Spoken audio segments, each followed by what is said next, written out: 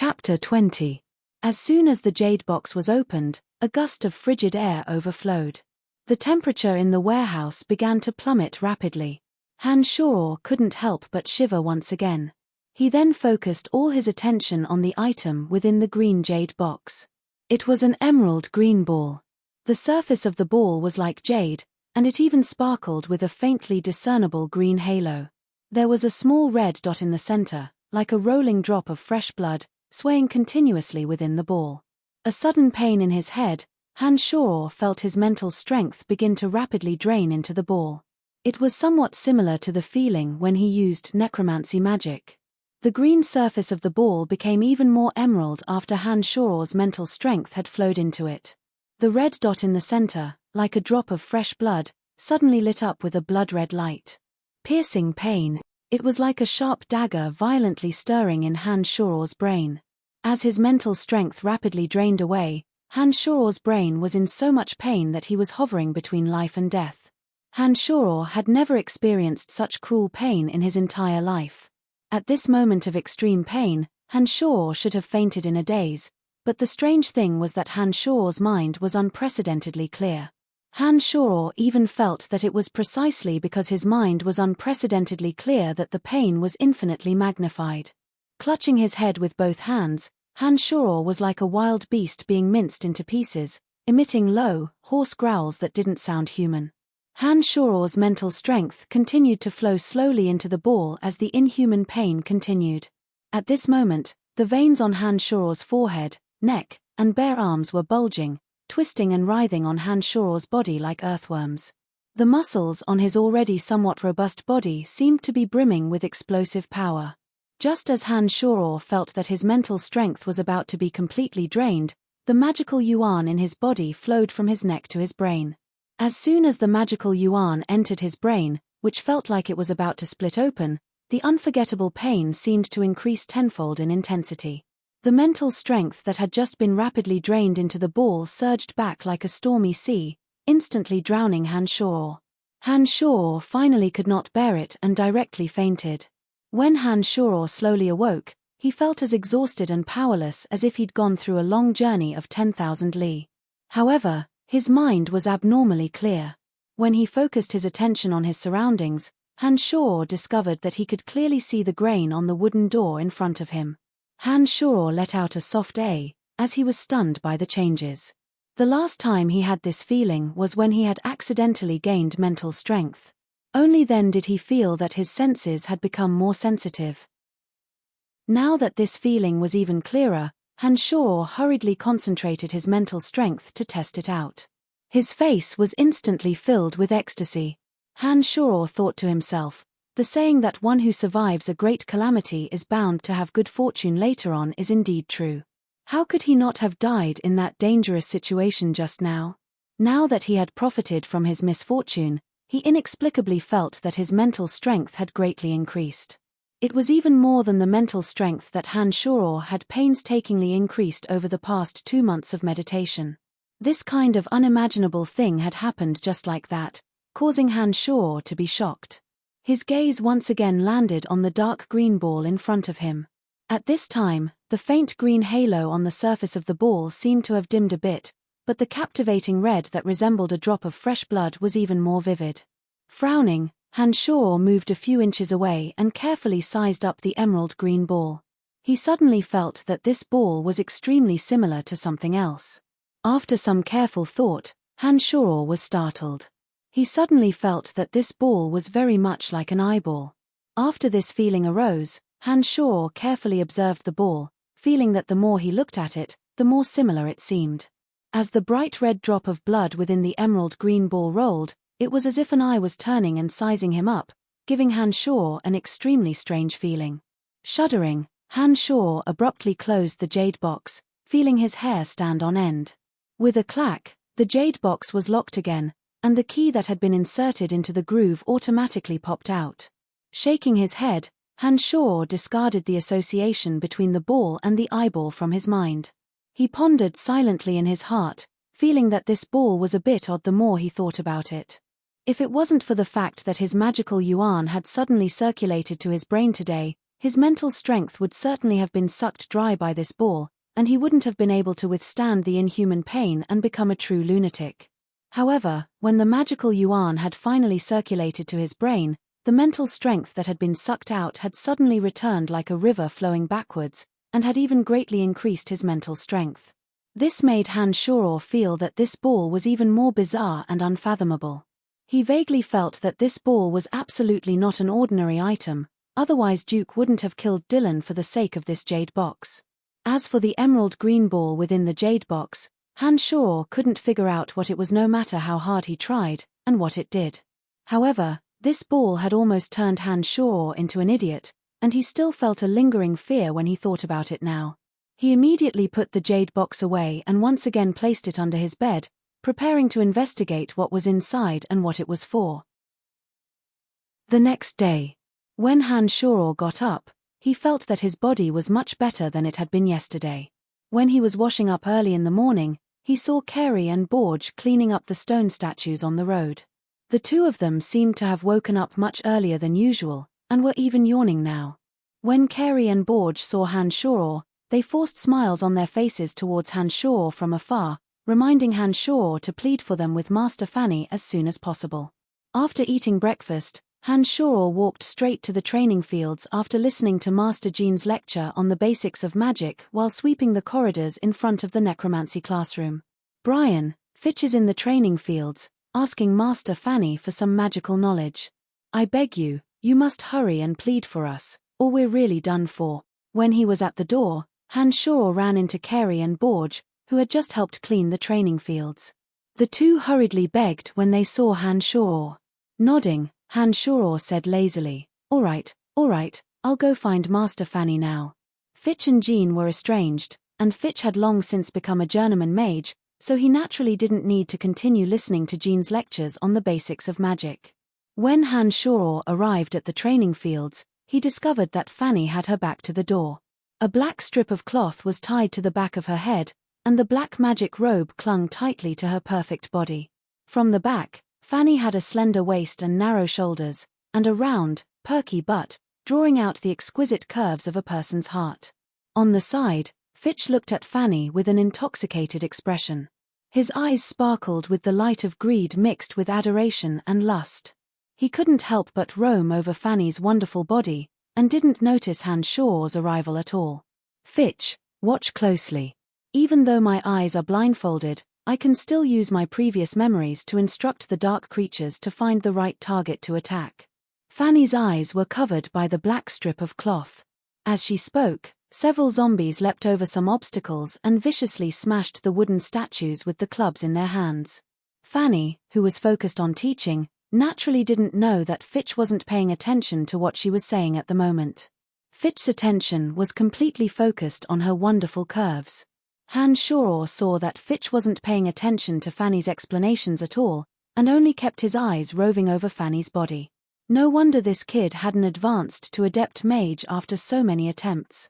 It looked like Fitch must be using Fanny's magical knowledge as an excuse to spend some time alone with Fanny. Fanny was blindfolded now, and must be teaching Fitch how to use his heart to instruct the dark creatures to attack. Han Shuo saw many obstacles around him as he walked, and couldn't help but carefully avoid them as he inched closer to Fitch and Fanny. When he was about to reach Fanny and Fitch, who'd been staring at Fanny like an idiot, finally came to his senses. When he turned his head slightly and saw that it was Han Shuo, a trace of undisguised disgust appeared in Fitch's eyes. Fitch then waved the magic staff in his hand and chanted a couple of incantations in a low voice. Some of the obstacles on the ground seemed to suddenly come alive, and a few broken white bones abruptly shot towards Han Shuo's buttocks. Some ropes also suddenly tightened and coiled towards Han Shuo like snakes. Han Shuo's body was a bit weaker than usual today due to last night's events. His steps were a bit disorganized as he frantically dodged, and he was finally tripped by a rope that suddenly appeared and fell abruptly towards Fanny and Fitch. Fanny was currently focused on controlling the dark creatures to attack their targets with her mental strength as she continued to narrate to Fitch. Although she heard some sounds, she didn't pay them too much attention. Seeing that he was about to fall towards Fitch and Fanny, although Han Shuo was calm, His hand still flailed about in an attempt to grab onto something that could stabilize his body. But at this moment, a trace of a cold smile tugged at the corners of Fitch's mouth as he raised his magic staff slightly and swung it in the direction that Hanshoro was falling towards. It looked like he was obviously up to no good. His mind in a mess, Hanshoro forcefully twisted his body slightly to the left in the air, wanting to avoid Fitch's attack. When his body fell towards Fanny, the effects of Hanshoro's magical yuan cultivation were revealed. He abruptly tightened his waist and exerted force in his lower abdomen, and his body that was about to pounce towards Fanny actually magically stopped. However, Hanshoro's wildly flailing right hand didn't withdraw in time, and it actually landed on Fanny's perky buttocks. In that instant, the mellow, supple, and soft beauty of ecstasy was immediately transmitted to Hanshoro's mind through the wonderful contact between Hanshoro's right hand and Fanny's buttocks. For some strange reason, Hanshoro actually pinched it softly before he abruptly reacted and flew backwards. Hanshoro was extremely terrified when he understood his absurd actions just now. He thought to himself that Fanny would never let him go, so why had he pinched her buttocks just now? Even though it had felt wonderful. As he flew to dodge, he saw Fitch standing next to Fanny. His eyes were spitting fire, and his entire body was trembling as he looked at him, as if he'd committed the evil deed of killing his entire family. Fanny also cried out in shock and immediately tore off the black cloth covering her eyes. Fanny would never let him go this time. It's over, Hanshoro thought. Slap slap. 2 slaps. 2 red handprints suddenly appeared on Fitch's face as he glared at Hanshoro furiously. Fanny's face was filled with rage as she glared at Fitch with a murderous look on her face. Her towering breasts shook repeatedly as she angrily rebuked, "Damned Fitch, how dare you take advantage of the situation to violate me?" Chapter 21. I didn't, it was Brian who did it. Fitch's face was wry as he spoke to Fanny with extreme grievance. Slap slap.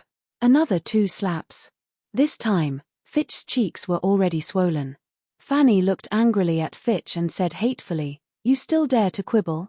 How could an honest person like Brian do such a despicable thing? It must be you." Hanshoro was speechless and snickered endlessly in his heart. He hurriedly squeezed out an extremely innocent and honest expression and stared blankly at Fitch and Fanny. He smiled dumbly and said, "What is it?" "Master Fanny, it really wasn't me." Fitch was even more wronged than Doi as he covered his cheeks and explained with a pained expression. "Stop quibbling and get the hell out of here, now." Fanny looked at Fitch with a face full of exasperation at his failure to live up to her expectations and said viciously. Fitch's face was swollen from the slaps and he knew that there was no point in explaining himself when he saw that Fanny was on the verge of exploding at any moment. He was deathly afraid that Fanny would act again if he pushed her too far.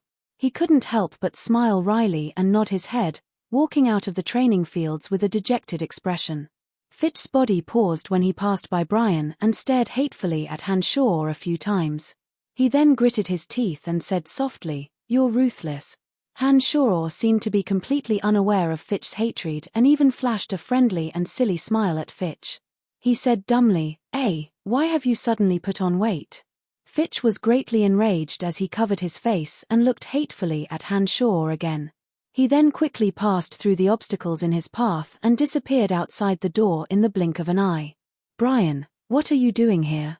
Master Fanny's anger slowly subsided as she asked Hanshoro after Fitch had left. "Cleaning up."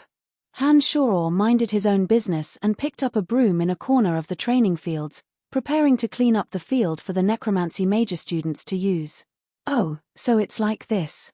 By the way, how's the injury on your back? When your injuries are healed, I'll have to take a closer look at what's going on with you. It's incredible that an agony of the soul spell could actually give you mental strength." When facing Hanshoro, Fanny appeared to be amiable. She spoke to Hanshoro peacefully while helping Hanshoro clear some obstacles on the ground without putting on any airs. "Good, much better. By the way, Teacher Fanny, can you not tell the school about what happened yesterday?" Hanshoro casually swept the broken bones and dust on the ground. He took the time to sniff his right hand that had just touched Fanny's buttocks. A faint fragrance seeped out from the fingers of his right hand, causing Hanshaw's heart to flutter. His eyes immediately looked strangely at Fanny's perky buttocks not too far away. When Fanny had bent over to clear the obstacles, her body was slightly arched, contrasting the curves of her buttocks even more captivating, as if it carried a kind of magical allure. Fanny was a bit surprised when she heard Hanshaw's words. She straightened her body and turned to look at Hanshaw, asking in surprise, "Why? Hey, Brian, you're too inattentive, you've stepped on the broom." Hanshaw had a guilty conscience when he hadn't anticipated that Fanny would suddenly turn around. He hurriedly removed his foot from the broom and said with a silly smile, "Carey and Borge are actually very good people. If you tell the school about this, they'll be expelled. Their families will have a hard time without their silver coins in the future." When these words were spoken, Fanny looked at Hanshaw with some surprise. Her dark eyebrows furrowed slightly, and she smiled after a while. "Brian, you're always so kind. They bullied you, but you're still pleading on their behalf. Forget it. Since you, the victim, have said so, I won't make things difficult for them. You're the key to my experiment, so remember to tell me if anyone bullies you in the future. Kind." Hanshaw was speechless, thinking to himself that he was indeed very kind now. Otherwise, he wouldn't have taken the opportunity to coerce Carey and Borge into doing things for him. If it wasn't for the fact that the two of them had left, he and Jack would have had to shoulder heavy responsibilities. Who would care about their lives? While Hanshaw's thoughts were running wild, Fanny looked suspiciously at Hanshaw and opened her mouth again. "Brian, I don't think you're that crazy. Otherwise, why would you say such things?" Starting with surprise, Hanshaw's heart immediately trembled. He hastily scratched his head and said with some embarrassment, Sometimes I suddenly feel dizzy and I don't know what I'm going to do after that." "I see. It looks like the agony of the soul did have some negative effects when it landed on you. Don't worry too much. I'll give you a careful examination when the injury on your back gets better. I'll be sure to cure your strange ailments. It's about time. I still need to take the students to do the next few experiments. I'll go back and prepare.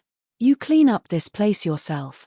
Fanny said a few words to Hanshaw and recited a necromancy incantation, sending the zombie warriors that had been summoned from the training fields back to the other dimension. She then left the training fields. Not long after Fanny left, Hanshaw also left to find Carey and Borge, ignoring the mess that was the training fields.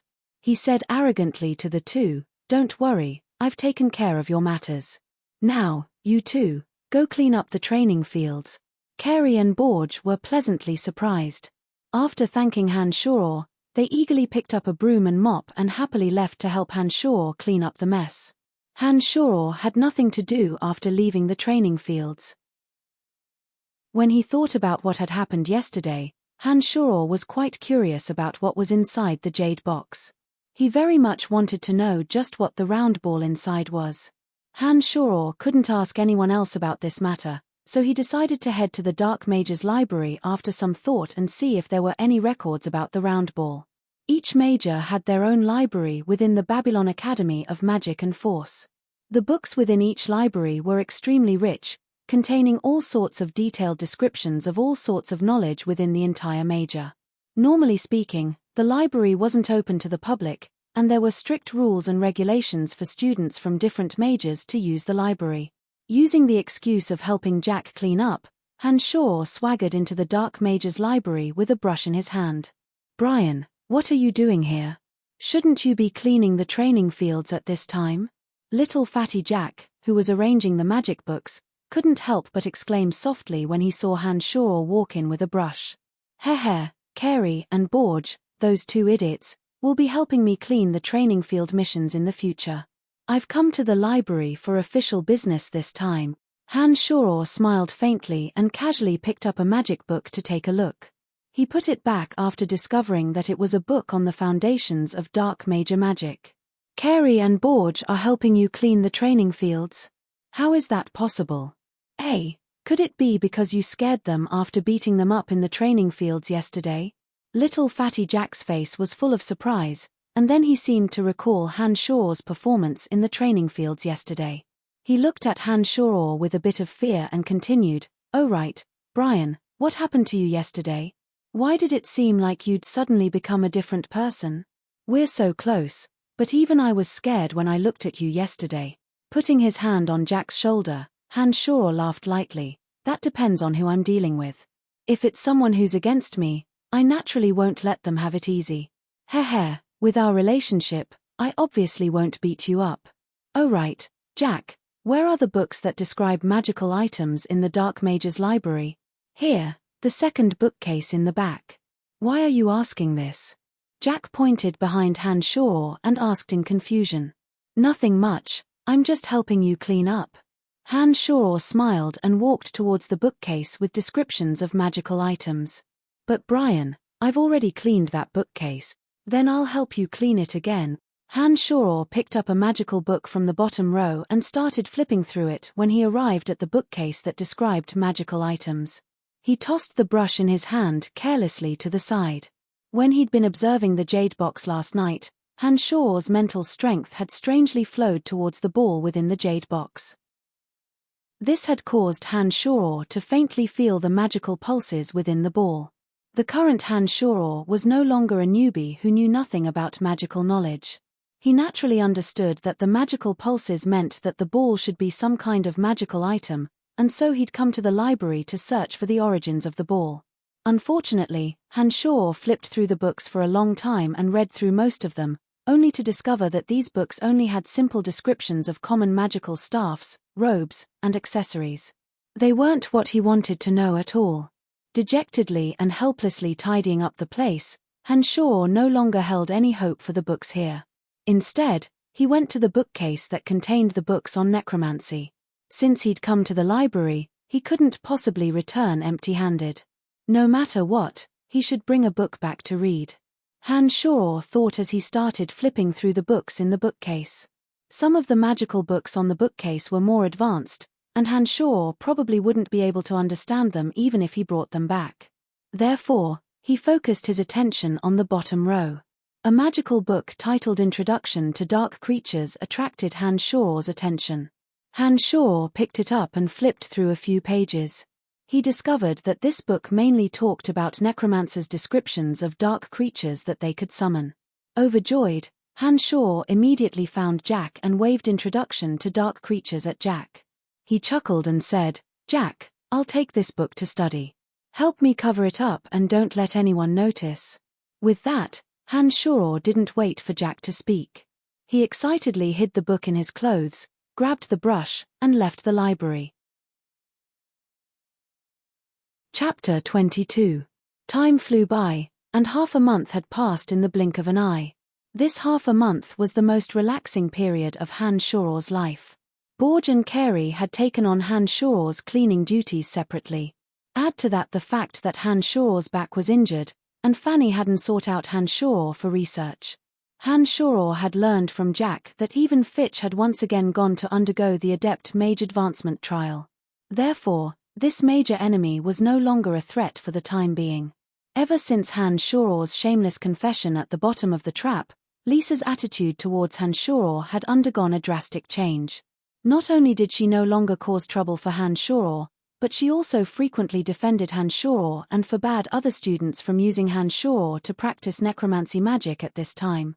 Since then, apart from eating, drinking, and taking a dump, Han Shoro had spent all his free time training his magical yuan and studying the two books, The Foundations of Necromancy and A Summary of Dark Creatures. Actually, because of his training in magical yuan, the injuries on Han Shoro's back had long since healed. There wasn't even a scar left behind. The current Han Shoro had grown another 2 centimeters taller, and was now 1.7 meters tall. Because of his training in magical yuan and sufficient nutrition from his meals, his originally frail body was slowly becoming stronger and stronger. The muscles on his chest, abdomen, and arms were even beginning to bulge. Without anyone noticing, Han Shoro's body and strength were slowly changing without anyone noticing. The training of the mystical glacial spellfire had also reached a critical juncture. When Han Shoro circulated his magical yuan, he could already follow the path of the mystical glacial spellfire and circulate the magical yuan into his palms. Every time Han Shoro circulated the mystical glacial spellfire and circulated the magical yuan to his 2 palms, He could feel that one of his palms was icy cold, and the other was scorching hot. Furthermore, the skin on his palms would turn a faint purplish red, making his palms look very strange. Regarding the strange jade box, Han Shoro did not act rashly during this period of time, afraid that the situation from last time would happen again. Before figuring out what the ball was and what it could do, Han Shoro didn't dare to take any more risks. After half a month of studying an overview of dark creatures, Han Shoro had a clearer understanding of some of the dark creatures summoned by the necromancy major. He understood some of the communication methods between the summoned creatures and the summoner. He also understood how to send the summoned dark creatures to another dimension. Except, although there was a magical incantation to send the summoned creatures of darkness to another dimension in the Compendium of Creatures of Darkness, and Han Shoro believed that he was completely capable of doing this with his current mental strength, he hadn't dared put it into practice. This was because Han Shoro didn't know if he would be able to summon the little skull again after sending him to another dimension. This little skull with 7 bone spurs had been meticulously refined by Han Shoro through refining demonic treasures. Not only was it stronger than the average skeleton in all aspects, it also had a terrifying immunity to light magic. During this period of time, Han Shoro and the little skull had interacted day and night, and the little skull had helped Han Shoro a lot. Han Shoro already had feelings for him, and was worried that if he were to send the little skull to another dimension, he might not be able to summon the little skull the next time, and then he would lose him forever. It was precisely because of this concern that Han Shoro had the confidence to send the little skull back to the other dimension, but he didn't do so. He would rather let the little skull stay under the bed, even at the risk of being discovered by others, and insisted on keeping the little skull there. The little skull in front of him was lying lazily in the wooden barrel. Its bones were as dark as ink, and shone with a misty light. For the past half a month, Han Shoro had often infused magical yuan into the small wooden barrel, using the magical yin concentration matrix to slowly refine it. The little skull had become more and more agile and strong after being refined by Han Shoro. The little skull's bone dagger was even sharper than the average sword. Han Shoro had once experimented with a bone fragment, and found that the bone fragment was instantly severed with a single slash of the bone dagger. While the little skull was constantly changing, Han Shoro had also benefited greatly from the training of the solid level of demonic yuan. Han Shoro's body had undergone a mysterious transformation. However, up until now, Han Shoro still couldn't break through this level of demonic yuan. Han Shoro carefully recalled the memories of Crazy Olay, Chu Kanglan, and his understanding of some of the subsequent events. He came to a conclusion: if he wanted to quickly advance to the solid level, breaking and building was the most effective and fastest method. Every time Han Shoro was beaten up, or his skin and flesh were damaged, his body would recover quickly through the training of demonic yuan.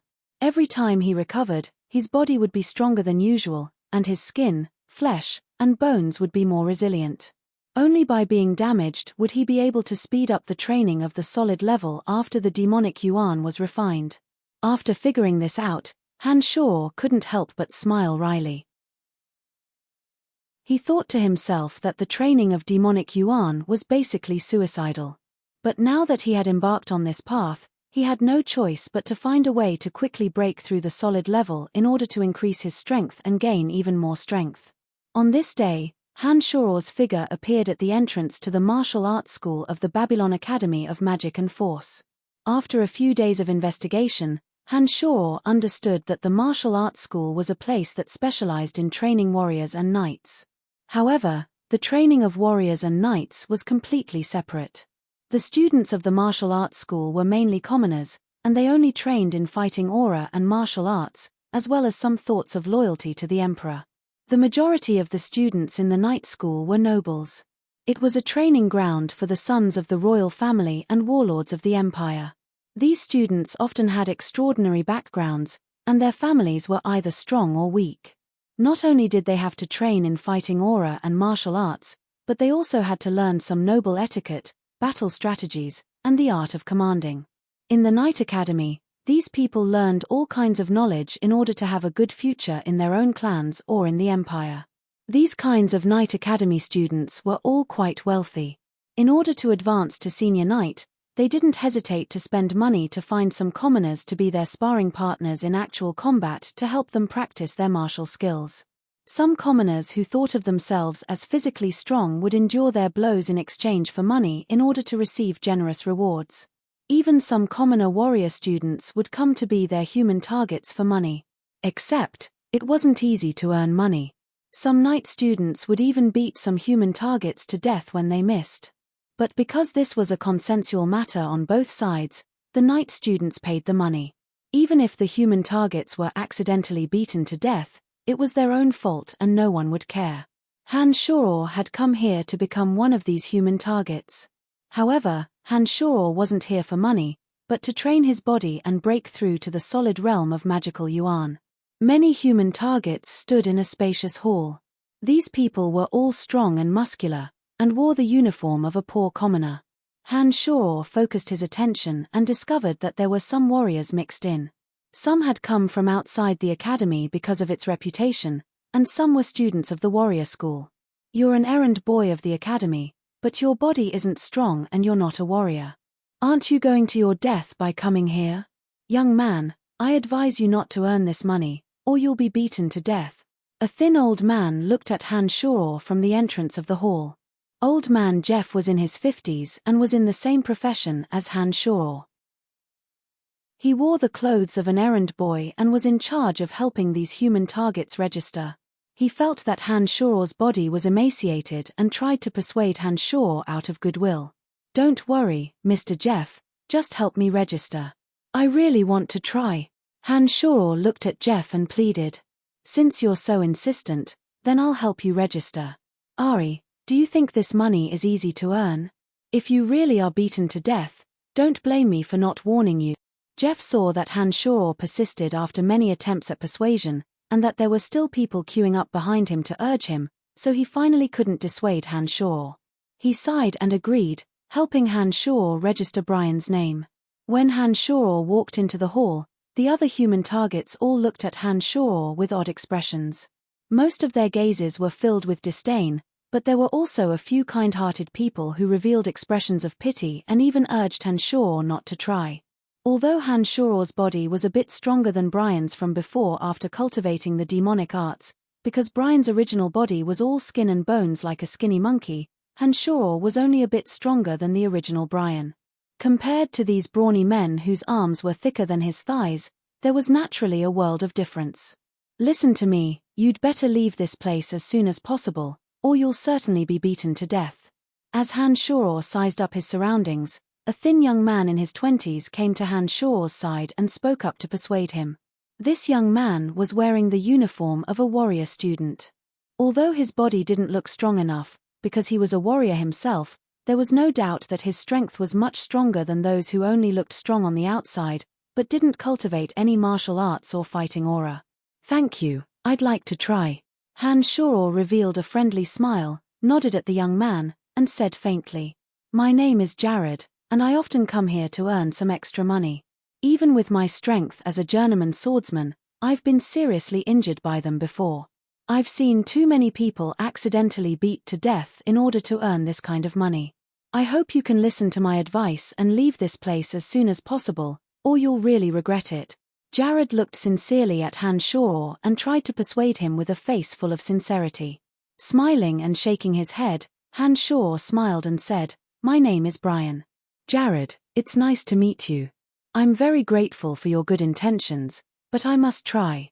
Seeing that Han Shoror was so insistent, Jared couldn't help but sigh.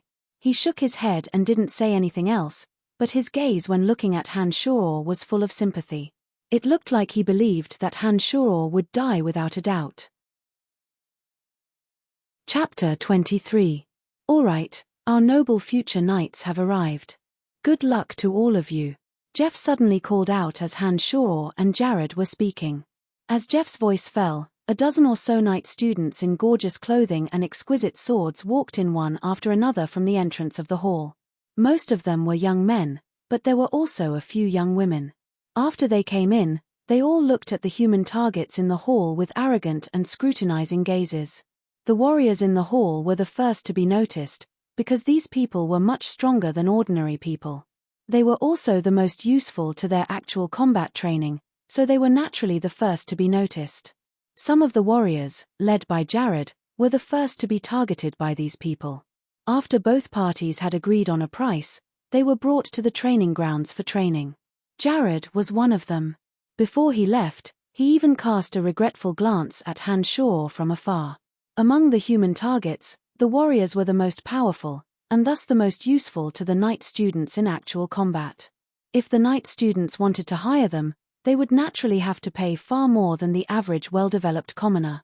After the human targets in the hall were hired, the rest were commoners. The commoners with well-developed limbs and well-built bodies were the first to be chosen. These people all bulged out their huge muscles and posed as if they were very strong and muscular. They wore ingratiating smiles on their faces as they looked at the future knights, hoping that they would be chosen to receive generous rewards.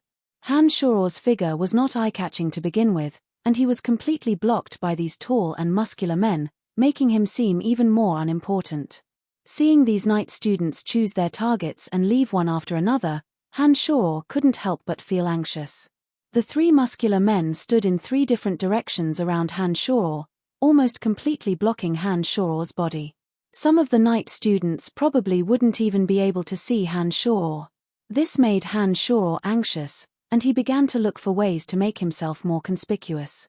"Hey, big guy, let me pass," Han Shoror said with a friendly smile as he patted a 2-meter mountain of meat in front of him. The strong man's skin was bronze in color. From the back, he looked like a tiger with a bear's waist. He was about 2 meters tall and had strong muscles. He looked like a bodybuilder that Han Shoror had seen before. When he heard Han Shoror's words, he turned around and glared fiercely at Han Shoror. The muscles on his right biceps suddenly bulged and tightened, forming a small mountain of flesh. Only then did he let out a proud, cold laugh and turned his head away without saying a word. "Damn it, so what if you're big?" Han Shoror sneered in his heart as well. He reached out with his left hand and placed it on the back of his waist. Suddenly, he pushed out with his left hand. Thud, thud, thud. The muscular man's body staggered as Han Shoror's force surged into his lower back. He stumbled forward 3 steps. Because there were too many of these mountains of flesh in the hall, it was already quite crowded. This person's sudden collision caused the people next to him to suffer the same fate. They were also pushed aside involuntarily, and the area in front of Han Shoror suddenly became chaotic. "Damn it, Daniel, are you trying to break the rules?" The other mountains of flesh that had been knocked over by the man named Daniel immediately yelled angrily at Daniel after stabilizing themselves. "It's not me, it's the kid in the back causing trouble," the muscular man Daniel explained innocently to the muscular men next to him. He glared fiercely at Han Shoror and said coldly, "Kid, do you want to die prematurely?" Han Shoror had already taken the opportunity to walk out at this moment. He stood at the edge of the hall and occupied a rather good position. Han Shoror chuckled coldly when he heard Daniel's words. He also extended his right hand and made the same bodybuilding pose that Daniel had just done. He bulged his biceps and adopted an "I'm very strong" pose. His eyebrow arched as he nodded and looked provocatively at Daniel. Suddenly, a few more knight students came in one after the other. These people had been planning on choosing meat targets in the back, but when they saw that there seemed to be a good show to watch, they couldn't help but temporarily stop their hiring and look over with interest. Han Shoror had seen these new knight students come in, which was why he'd arrogantly adopted a provocative pose. With Han Shoror's body, it looked like it would be a bit difficult to be chosen from these people. If he wanted to stand out, just relying on his own body and blowing his own trumpet wouldn't be of much use. The fastest way was to use his tyrannical strength to defeat a mountain of flesh here. Only then would he be able to win the knight students' favor. Except, although Han Shoror had adopted a provocative and arrogant pose, in the eyes of others, they only felt that Han Shoror was an idiot. When a mountain of flesh like Daniel adopted this pose, it naturally appeared to be quite intimidating. However, a skinny and small Han Shoror who was only 1.7 meters tall could only be said to be so arrogant in the midst of so many mountains of flesh. It could only be said that he was courting death. "Ha, kid, since you're courting death, then I'll fulfill your wish. Daniel didn't immediately fly into a rage when faced with Han Shore's provocation. Instead, he was amused and laughed heartily. His arm that was thicker than Han Shore's thigh suddenly swung and grabbed at Han Shore's head. In this great hall, in order to stand out and gain the attention of the rich and imposing knight students, fights between human targets would occur from time to time. It wasn't the slightest bit out of the ordinary. When Daniel saw that Han Shore's reckless provocation was exactly what he wanted, he thought that he could use this kid to prove his ferocity in front of the knight students. Since such a good thing had been delivered to his doorstep, he naturally wasn't angry, but rather delighted. Except, the majority of fierce people with well-developed limbs were usually simple-minded. With the condition of Han Shore's body, to be able to push him away from the mountain of flesh and cause him to stumble repeatedly, he had never even considered how much strength was required. The errand boy in charge of registering names, Jeff, revealed a pained expression when he saw Daniel reach out to grab at Han Shore. He couldn't help but shout out, "Daniel, he's an errand boy of our students. You can't injure him badly." "I will," Daniel replied with a smile. His right hand didn't stop, already reaching out to grab Han Shore's body. Some of the kind-hearted human targets at the side, including some of the more benevolent knight students, all revealed expressions that they couldn't bear to watch. In particular, a few young female knight students even cried out involuntarily. Just as Daniel's fan-like hand was about to land on Han Shore's head, Han Shore's body suddenly shifted, instantly changing the position he was standing in. Daniel's large hand instantly missed. At this moment, Han Shore chuckled oddly, as if mocking Daniel's helplessness. Then, he extended his left arm again and flexed his left biceps in the exact same posture. He pointed at the small bulge on his left biceps with his right hand and nodded at Daniel. Although he didn't say anything, his meaning was completely expressed. "Do you see? I'm very strong. Ah, this kid is very arrogant. Provocation, absolute provocation. Ha, what an interesting kid." A series of exclamations of surprise came from the mouths of the human targets and the knight students respectively. When these people saw that Han Shore hadn't been caught and was even more arrogant, their interest was immediately piqued.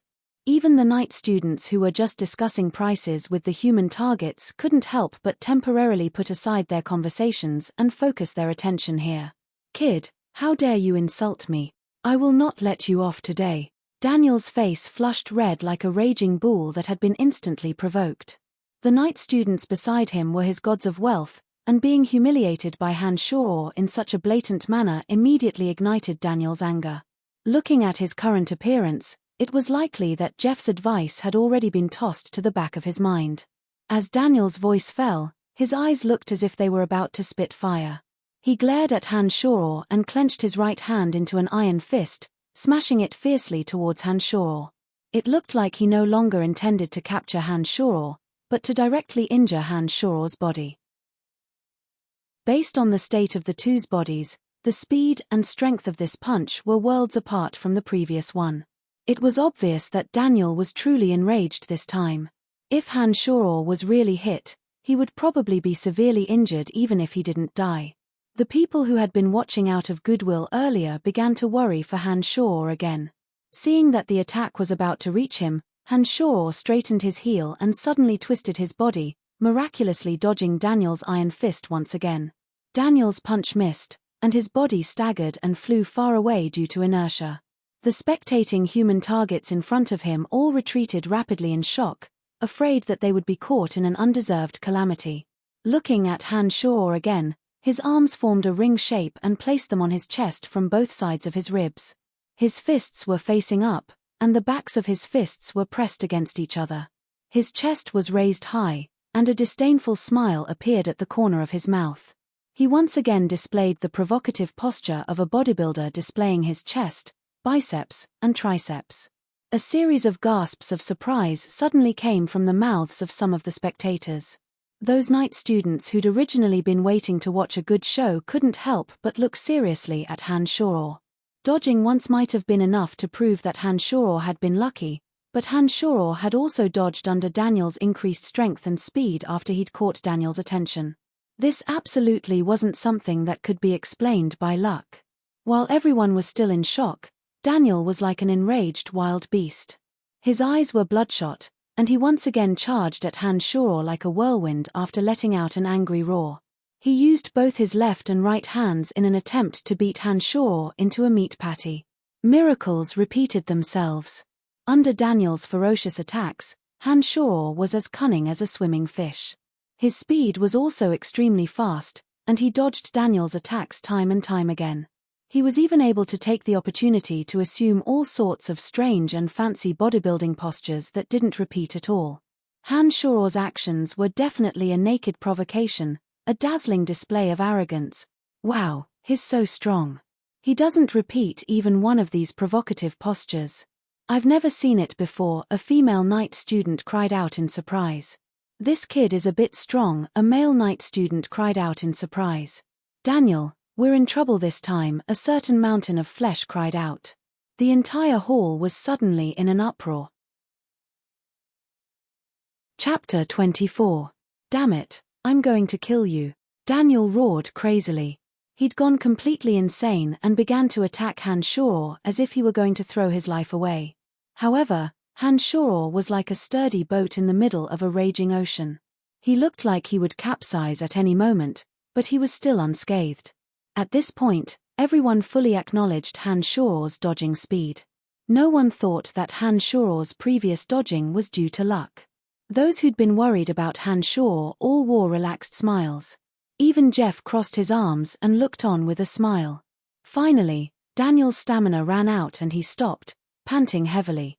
He glared angrily at Han Shuro and roared, "Brat, take a punch from me if you have the guts. What's the use of just dodging?" Daniel had only been complaining out of anger. Even he himself didn't think that Han Shuro would take a punch from him. However, Han Shuro unexpectedly stopped his various bodybuilding poses and nodded calmly at him. He smiled and said, "No problem." Everyone began to size up Han Shuro again after these words were spoken. Many revealed puzzled expressions. Han Shuro had a small and skinny build, so his speed and agility made sense. However, no one thought that a small and skinny Han Shuro who hadn't trained in fighting aura could compete with Daniel in strength, who was obviously a big muscle man. Even Daniel himself was stunned by Han Shuro's reply. He immediately reacted and laughed wildly. Good, you're courting death, don't blame me." Daniel had always been proud of his strong body and fierce strength, and relied on this to earn this reward. Although Daniel was discouraged that his speed and agility weren't as good as Han Shuro's, he could reluctantly accept it. The opportunity to display his great strength was right in front of him. Whether or not he could wash away the humiliation he'd just suffered depended on this blow. Daniel naturally wasn't willing to let it go. Gathering his strength, Daniel punched out with his right fist.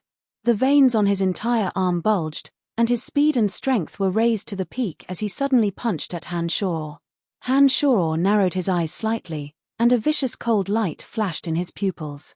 He was like a venomous snake waiting for its prey at the entrance of a cave, giving off a cold and sinister feeling. Just as Daniel's fist was about to land on Han Shuro's face, Han Shuro condensed his magical yuan into a tight fist in his right hand and abruptly punched out, colliding with Daniel's iron fist. Pa! After a crisp sound, Daniel suddenly let out a blood-curdling scream like a pig being slaughtered.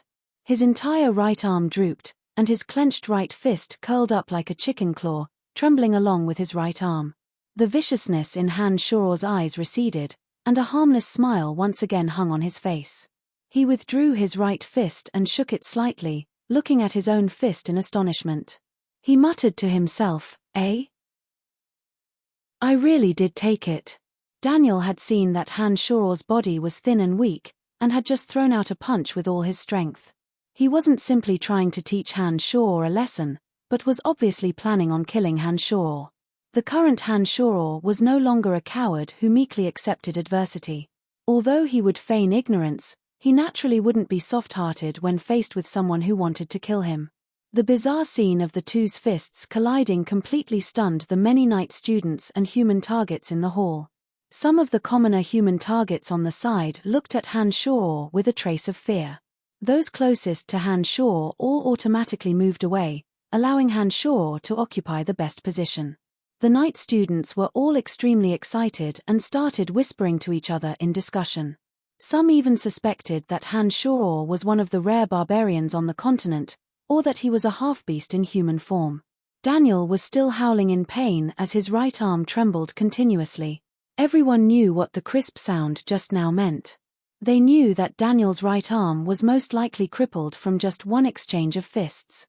The old errand boy Jeff looked regretfully at Daniel and comforted him softly. "Daniel, I'm very sorry that this has happened, but I'm afraid that your body is no longer suitable to remain here." When Daniel heard Jeff's words, he couldn't help but glare at Han Shao with resentment and then walked past Han Shao, walking out of the hall. There were too many people who had been injured in the fights here, so there were already a few rules.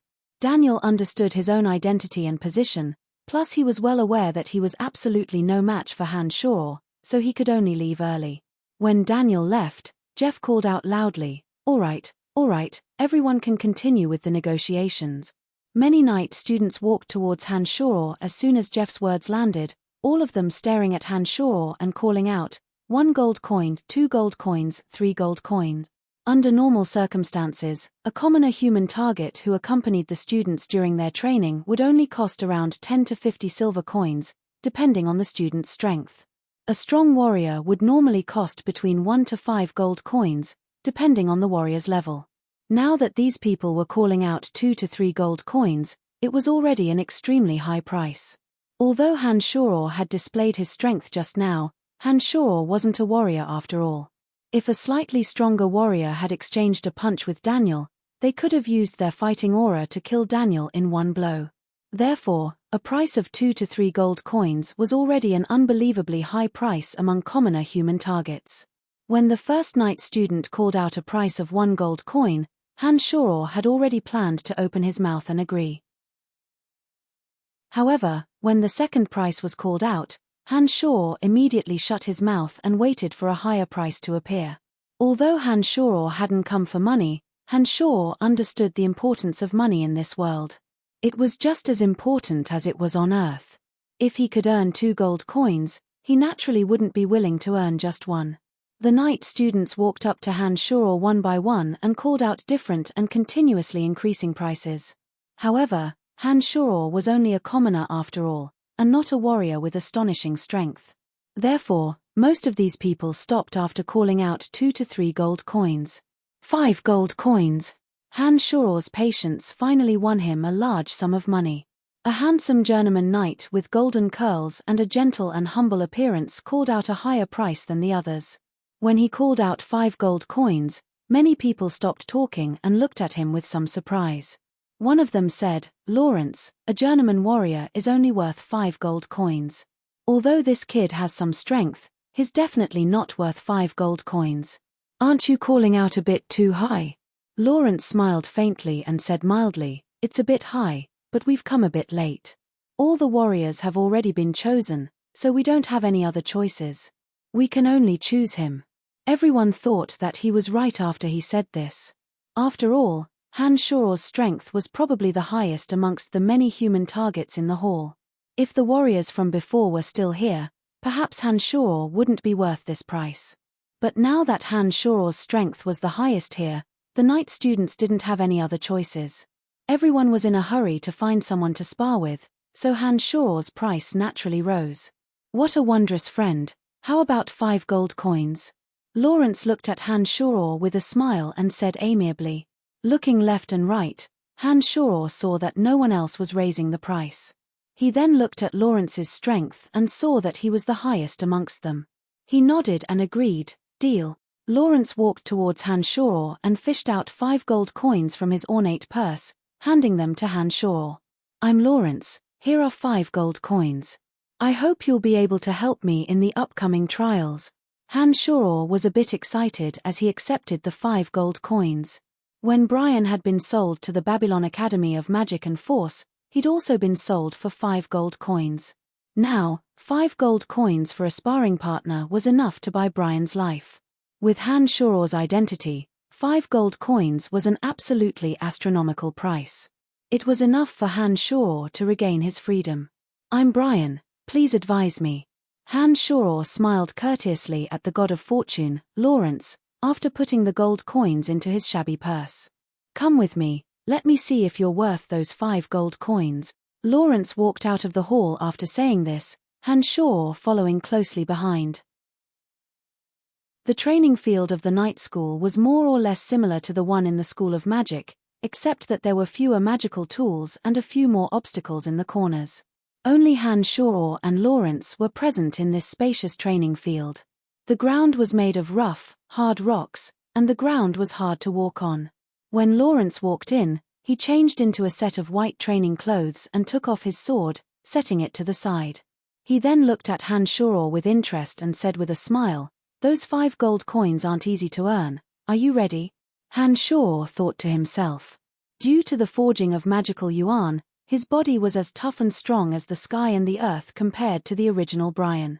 Add to that the odd magical yuan, which seemed to have some miraculous resistance to fighting aura, and he wasn't afraid that Lawrence would use fighting aura to completely damage his body. He didn't make any preparations either, so he nodded directly at Lawrence. "Take note, you're a sparring partner. You can only dodge and block, but not attack." Lawrence seemed to have noticed that Han Shoror was a newbie, so he gave some instructions before making his move. He only slowly walked towards Han Shoror after seeing that Han Shoror understood. Just as Lawrence was about to reach Han Shoror's side, he suddenly sped up like lightning. His empty left hand was like an unsheathed sword as he stabbed towards Han Shoror's chest with the 5 fingers of his palm closed together. Because knights trained in fighting aura, their strength and speed were completely incomparable to that of ordinary strong commoners. Lawrence's thrust was more than 10 times faster and more powerful than Daniel's. Han Shoror's vision blurred as he saw Lawrence's arm reach his chest. He was startled and immediately circulated his magical yuan, twisting his body abruptly and dodging to the side. With a ripping sound, the clothes in front of Han Shoror's chest were torn open by Lawrence. Han Shoror felt a chill in front of his chest and then saw his clothes flutter. He couldn't help but rejoice that he'd dodged in time. It was a pity that before he'd even finished rejoicing, a strong force suddenly surged into his lower abdomen. Han Shoror's body involuntarily stumbled backwards, finally landing on his butt on a hard rock. He felt as if his stomach and intestines were tangled together, and the pain was extreme. He abruptly lifted his head and discovered that Lawrence's foot was still suspended in midair. Lawrence was looking at him with a face full of ridicule. "Brian, I've already held back this time and didn't take the opportunity to attack. I won't be so merciful next time." Lawrence had condensed fighting aura in that kick just now. However, although Lawrence had used fighting aura on his physical strength and attack, he'd only withdrawn it and hadn't released it. He'd only used fighting aura to increase his physical strength and attack power, and hadn't used fighting aura to directly enter Han Shoror's body to destroy Han Shoror's body. It was precisely because of this that Han Shoror's magical yuan hadn't undergone any changes. His body had forcefully endured the violent impact this time, and his gradually strengthening body had also been immediately damaged. Nodding, Han Shoror's brow furrowed tightly as he endured the pain in his lower abdomen. He stood up from the ground and looked coldly at Lawrence. "I'll be careful from now on." Again. Chapter 25. Lawrence looked at Han Shoror with a bit of surprise, then smiled and said, "Very good." His body suddenly moved again, appearing in front of Han Shoror in the blink of an eye. His leg once again kicked out fiercely like lightning, his target still being Han Shoror's lower abdomen. At this moment, Han Shoror's lower abdomen had been violently kicked, and his body was already in extreme pain. He knew very well that the speed and strength of journeyman knight Lawrence's attacks weren't something that he, who hadn't even passed the solid level of magical yuan, would be able to completely defend against. However, for some reason, Han Shoror didn't feel the slightest bit of fear.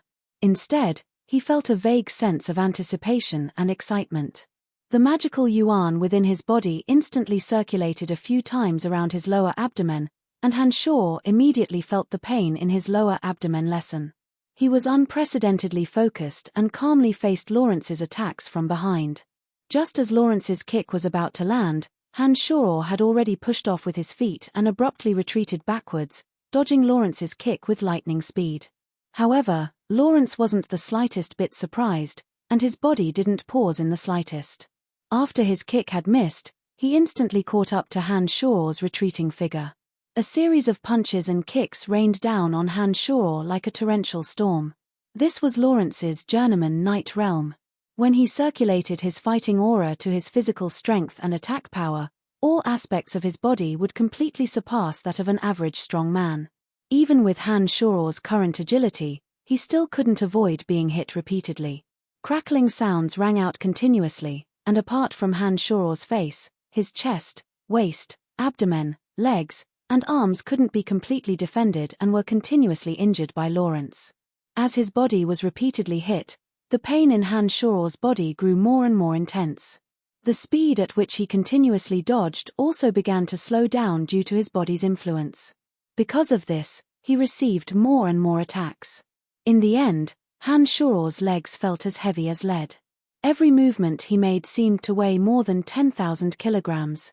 If it wasn't for the fact that Han Shor had continuously tempered his body with demonic yuan during this period of time, Brian's originally frail body wouldn't have been able to withstand a minute of Lawrence's storm-like attacks. He would have been beaten to death. The last time they faced Claude and Eric, both of them had used Qi to directly enter Han Shor's body. The violent fighting aura was immediately enveloped by demonic yuan the moment it entered his body. This was why Han Shor's physical body didn't suffer too much damage. Han Shor hadn't suffered too many injuries after having his fighting aura enter his body twice. This caused Han Shor to faintly look down on these warriors and knights. But after being beaten up so badly by Lawrence, Han Shor finally understood that his previous thinking was completely wrong. The reason why he hadn't been injured before was entirely due to the miraculous effects of the demonic yuan. If it wasn't for the demonic yuan within his body, his internal organs would have been completely destroyed when the fighting aura entered his body. No wonder he hadn't died on the spot when Claude's fighting aura had entered his body. Why were so many people astonished? Why was Eric so confident that he would undoubtedly die when his fighting aura entered his body and didn't even bother to examine himself? Lawrence had now changed the way he used his fighting aura. He didn't directly use the fighting aura to destroy his internal organs, but instead increased the power and speed of his attacks. This way, the miraculous effects of the demonic yuan couldn't be utilized and he could only passively endure it with his physical body. Bam! The same kick once again landed on Han Shor's lower abdomen. Han Shor stumbled backwards and finally fell to the ground again, unable to withstand the force. Han Shor now had 2 broken ribs and countless other injuries. Apart from the skin on his face that was fine, his entire body had suffered unprecedented damage. Han Shor's body trembled and he constantly tried to stand up, but every time he stood up, he would sway and fall again. Now, every time Han Shor's body twisted, it would bring him intense pain. But at this moment, Han Shor was actually ecstatic. He could clearly feel that the speed at which the magical yuan circulated was much faster than usual. It continuously flowed to all the painful parts of his body, causing those painful wounds and broken bones to have a strange burning sensation. Han Shor understood that his previous judgment had been correct. Breaking through to the solid realm was indeed the quickest method. The magical yuan was circulating abnormally now and was continuously repairing his damaged physical body, forging and polishing his muscles, bones, skin, and flesh over and over again, making his physical body more and more resilient in the future. Although his body was in unbearable pain, Han Shor was extremely satisfied in his heart. He grit his teeth as he screamed and grinned. He finally forced himself to stand up and looked directly at Lawrence, saying, "I think our deal can continue for a long time." Lawrence stopped and stood in front of Han Shor, frowning as he watched Han Shor's body sway and finally stand up after falling over and over again. As the attacker, Lawrence naturally understood the power of his attack just now. Even an ordinary novice warrior wouldn't be as tenacious as Han Shor when faced with such a violent attack, even with the protection of fighting aura. What surprised Lawrence the most was that Han Shor could still laugh and scream in agony even after enduring such a fierce attack. Lawrence could also feel from Han Shor's laughter that Han Shor was truly filled with joy. This made Lawrence feel incredulous. When Han Shoror said that he wanted a long-term deal, Lawrence first started and then smiled faintly. Brian, you're very interesting. But if you want a long-term deal, it'll depend on your body and if you can take it. To be honest, I didn't use my full strength today, nor did I use my sword. I have plenty of gold coins. If you still want to earn money like this, you can come find me anytime next time. We'll keep the same price in the future, 5 gold coins each time. How about it? Nodding, Han Shoror said, no problem, I'll be back soon. Very good, Brian, you're a very interesting person. I hope you'll recover soon. My attacks will be even fiercer next time, so you better be prepared. Lawrence changed his clothes as he spoke, put on his sword, and left the training field. Han Shoror didn't immediately get up and leave after Lawrence left, but rather sat down cross-legged and began to use magical yuan over and over again to forge and repair his heavily injured body according to the training methods of magical yuan. After a while, Han Shoror felt that the strength that he'd lost was slowly returning as the magical yuan flowed through his body. His 2 legs that had originally weighed over 10,000 pounds also regained some strength. Although his body was still in pain, it was a bit better than before when he'd been completely powerless and in excruciating pain. Han Shoror grimaced as he moved his body, feeling the pain in his body. He grinned and laughed heartily as he endured the pain in his body. He slowly got up and wobbled his way out of the training field. Hey, it's Brian, are you alright? Han Shoror had just walked out of the training field when he heard someone exclaim next to him. Turning around, Han Shoror discovered that it was the young warrior Jared who'd kindly advised him in the hall earlier. Jared's tight-fitting robes were a bit dusty and there were some traces of sweat on his forehead and clothes, but he didn't seem to have suffered much damage. It's nothing. Han Shoror nodded at Jared with a faint smile and responded faintly. As a warrior with plenty of battle experience, Jared could tell with a glance that Han Shoror's condition wasn't as unharmed as he'd said. He'd had plenty of experience as a human target and naturally understood that although nothing could be seen from the outside, it didn't mean that the body wasn't injured. Han Shoror's current condition, whether it was his gait or his facial expressions, all indicated that his body was in terrible shape. Jared quickly approached Han Shoror and reached out to support Han Shoror. He frowned. You're still saying it's nothing? Your body must be in terrible shape right now. How about this, I'll send you back. It's a good thing you made it out alive. I thought you'd be beaten to death. Jared had good intentions, but Han Shoror was now an errand slave of the necromancy major, and a crazy one at that. If he went back with Jared, it would definitely attract some unnecessary trouble. In addition, Han Shoror didn't want to owe anyone favors. Although his body was in terrible shape right now, as long as he endured it, it wouldn't be a problem for him to walk slowly. Therefore, Han Shoror pulled away Jared's supporting hand and said with a smile, "Thank you, Jared.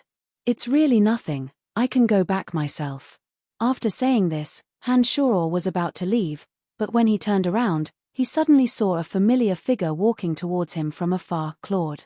Claude had a human target behind him and was also walking towards the night student's training field. It looked like he was also planning on training himself as a human shield. When he'd come to the Night Academy, Han Shoror had already made preparations to meet Claude. Last time in the Light Magic Academy, Han Shoror's little skull had almost been smashed to pieces by Claude's attacks. Even Han Shoror's fighting aura had entered his body. If it weren't for the magical yuan wrapping around his fighting aura, Han Shoror's life would have been lost at Claude's hands. Claude didn't take this matter to heart, and didn't know that the owner of the little skull was Han Shoror. However, Han Shoror had already secretly noted down this debt and planned on paying it back in the future. Although he'd long since made preparations to meet Claude, his body was in terrible shape right now. Han Shoror wasn't willing to meet Claude at this time. Otherwise, if he guessed wrongly and Claude took revenge because he was unhappy with him last time, only death would await him in his current physical condition. When he saw Claude slowly walk over with a sunny smile on his face and turn his head to discuss something with the night students next to him, Han Shoror couldn't help but rapidly think of a way to avoid Claude. Chapter 26. When Claude came closer and closer, Han Shoror grinned and gave a low cry. He bent his body and lowered his head to grab at his ankle, as if to examine the injury. Jared frowned involuntarily when he saw Hanshaw's movements and leaned towards Hanshaw. He supported Hanshaw with one hand and said, "How is it?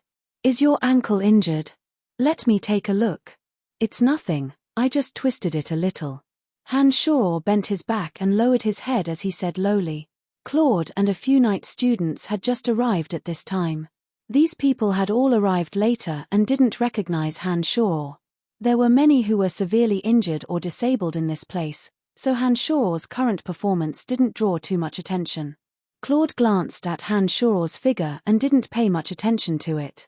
He chatted and laughed with the people next to him and passed by Hanshaw to leave. Hanshaw's ankle had indeed been twisted earlier and was now a bit swollen. Jared lowered his head to take a look and exclaimed softly, "It's swollen so badly. Let me take you back." Seeing that Claude's footsteps were getting further and further away, Hanshaw straightened his body again and twisted on his toes. He smiled at Jared. "I suddenly feel much better. Thank you, Jared, there's really no need." Hanshaw's walking speed increased after he'd spoken these words. He didn't even make a sound as he quickly disappeared around the corner. Jared shook his head with a face full of confusion when he saw that Hanshaw seemed to be fine. He said with surprise, "What a strange person." Hanshaw returned to the necromancy major of the School of Magic when the sky was about to darken, dragging a body riddled with wounds. Most of Hanshaw's necromancy errand boy tasks were taken over by Carey and Borge now, so Hanshaw didn't have to worry about them. After returning and receiving his dinner, Hanshaw immediately returned to the warehouse. After locking the door tightly, he immediately began to use demonic arts to continuously forge and repair his body. There wasn't a single part of his body that didn't hurt. His skin, flesh, tendons, and bones were all severely injured. The demonic yuan circulated through his entire body in accordance with the demonic arts training method. Every time the demonic yuan circulated through his entire body, Hanshaw would feel his strength gradually recovering amidst the burning pain. During this process, the magical yuan circulated unceasingly, seemingly strengthening bit by bit, bringing Hanshaw a new pleasant surprise. He thought to himself, "It seems that the process of body forging is also a gradual process of increasing demonic yuan. In the future, I'll have to continuously endure this kind of damage in order to temper my body." In the latter half of the night, the pain in Hanshaw's body had improved a lot. At this time, Hanshaw continued to practice the mystical glacial spellfire, circulating the demonic yuan to the palms of his hands over and over again according to the circulation method of the mystical glacial spellfire. Time flew by quickly, and Hanshaw's entire being sunk into a strange state that he was completely unaware of. There were no distracting thoughts in his mind, only the persistence and tenacity of training. He had long since forgotten the pain from the injuries on his body, and just continued to circulate the demonic yuan according to the circulation method of the mystical glacial spellfire. In the past, Hanshaw had always restrained himself when he practiced demonic arts, and would wake up after a certain time. He had never been so engrossed in it before. The Hanshaw of today seemed to be lost in it, forgetting the passage of time, forgetting his own existence, and forgetting all worldly distracting thoughts. Bam! The small door to the warehouse was abruptly slammed open, and Hanshaw abruptly woke up.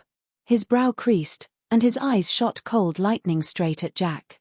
Jack trembled in fright when Hanshaw's gaze landed on him, and only exclaimed softly when he saw the cold lightning in Hanshaw's eyes recede. "Brian, so you really were in the warehouse. I thought something had happened to you."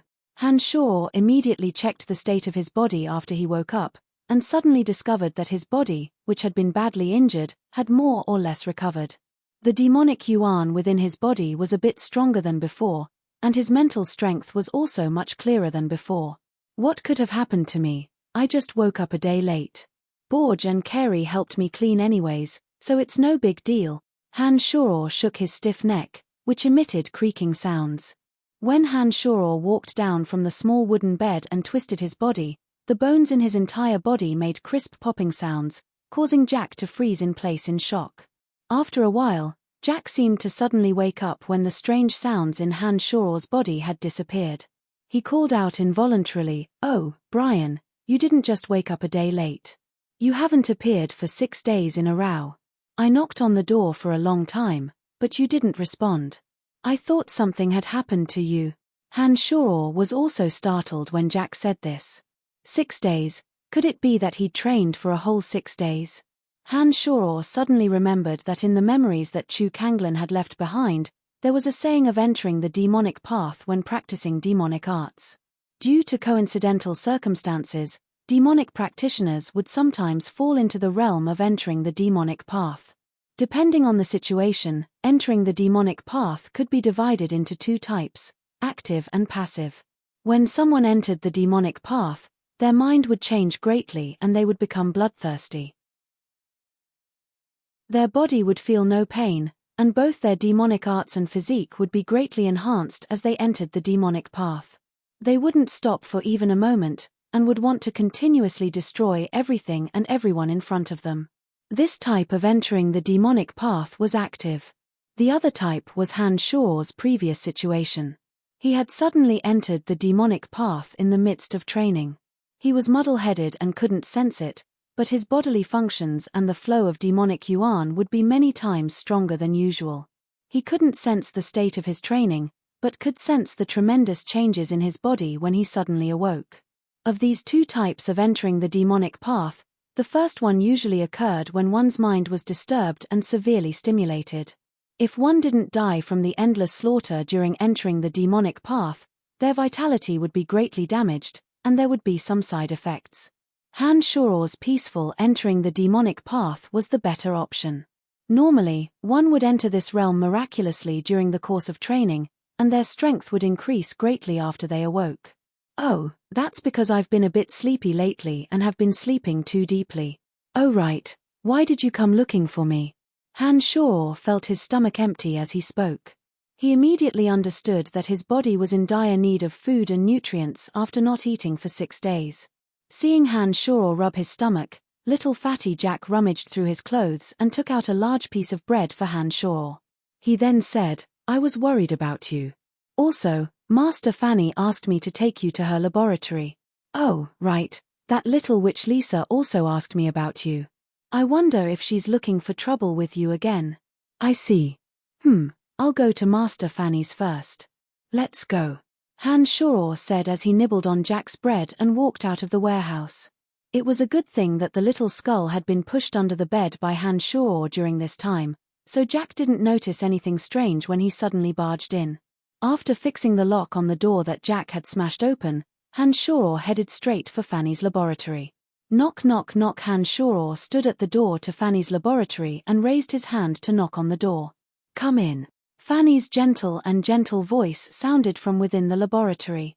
Han Shoror pushed the door open and walked in after hearing it. There were a few magic scrolls spread out on a round table in the middle of the laboratory. The magic scrolls were engraved with mysterious and exquisite magical characters and diagrams. Even a rookie like Han Shoror, who had just entered the Hall of Magic, could feel the strong magical pulses from the magic scrolls from afar. At this moment, Fanny was bent over and chanting an incantation. Her slender fingers were dipped in the brown magic potion beside her as she sketched out exquisite lines on the magic scrolls. These exquisite lines seemed disorderly, but they also gave off a very harmonious and wonderful feeling. After a while, Fanny had sketched out a scroll and infused magical elements into the magic scroll after chanting an incantation. A desolate, lonely, and gloomy presence immediately emanated from within the scroll. A dark brown light flashed on the scroll and it automatically rolled up. Putting away the completed magic scroll, Fanny lifted her head to take a look and couldn't help but grin lightly. Oh, it's Brian. How are the injuries on your back? Many thanks to Master Fanny's concern. The injuries on my back have all healed. Han Shoror nodded and responded. Han Shoror understood that he couldn't keep pretending to be crazy. Although being crazy would bring him some convenience, there would be problems sooner or later if he continued. Since that was the case, he might as well slowly change himself and let everyone unknowingly accept a new version of himself. Even if he changed then, they wouldn't find it abrupt, but would instead think that he had suddenly come to a realization after going crazy. Brian, who had possessed the body, had suffered a great deal in the necromancy major.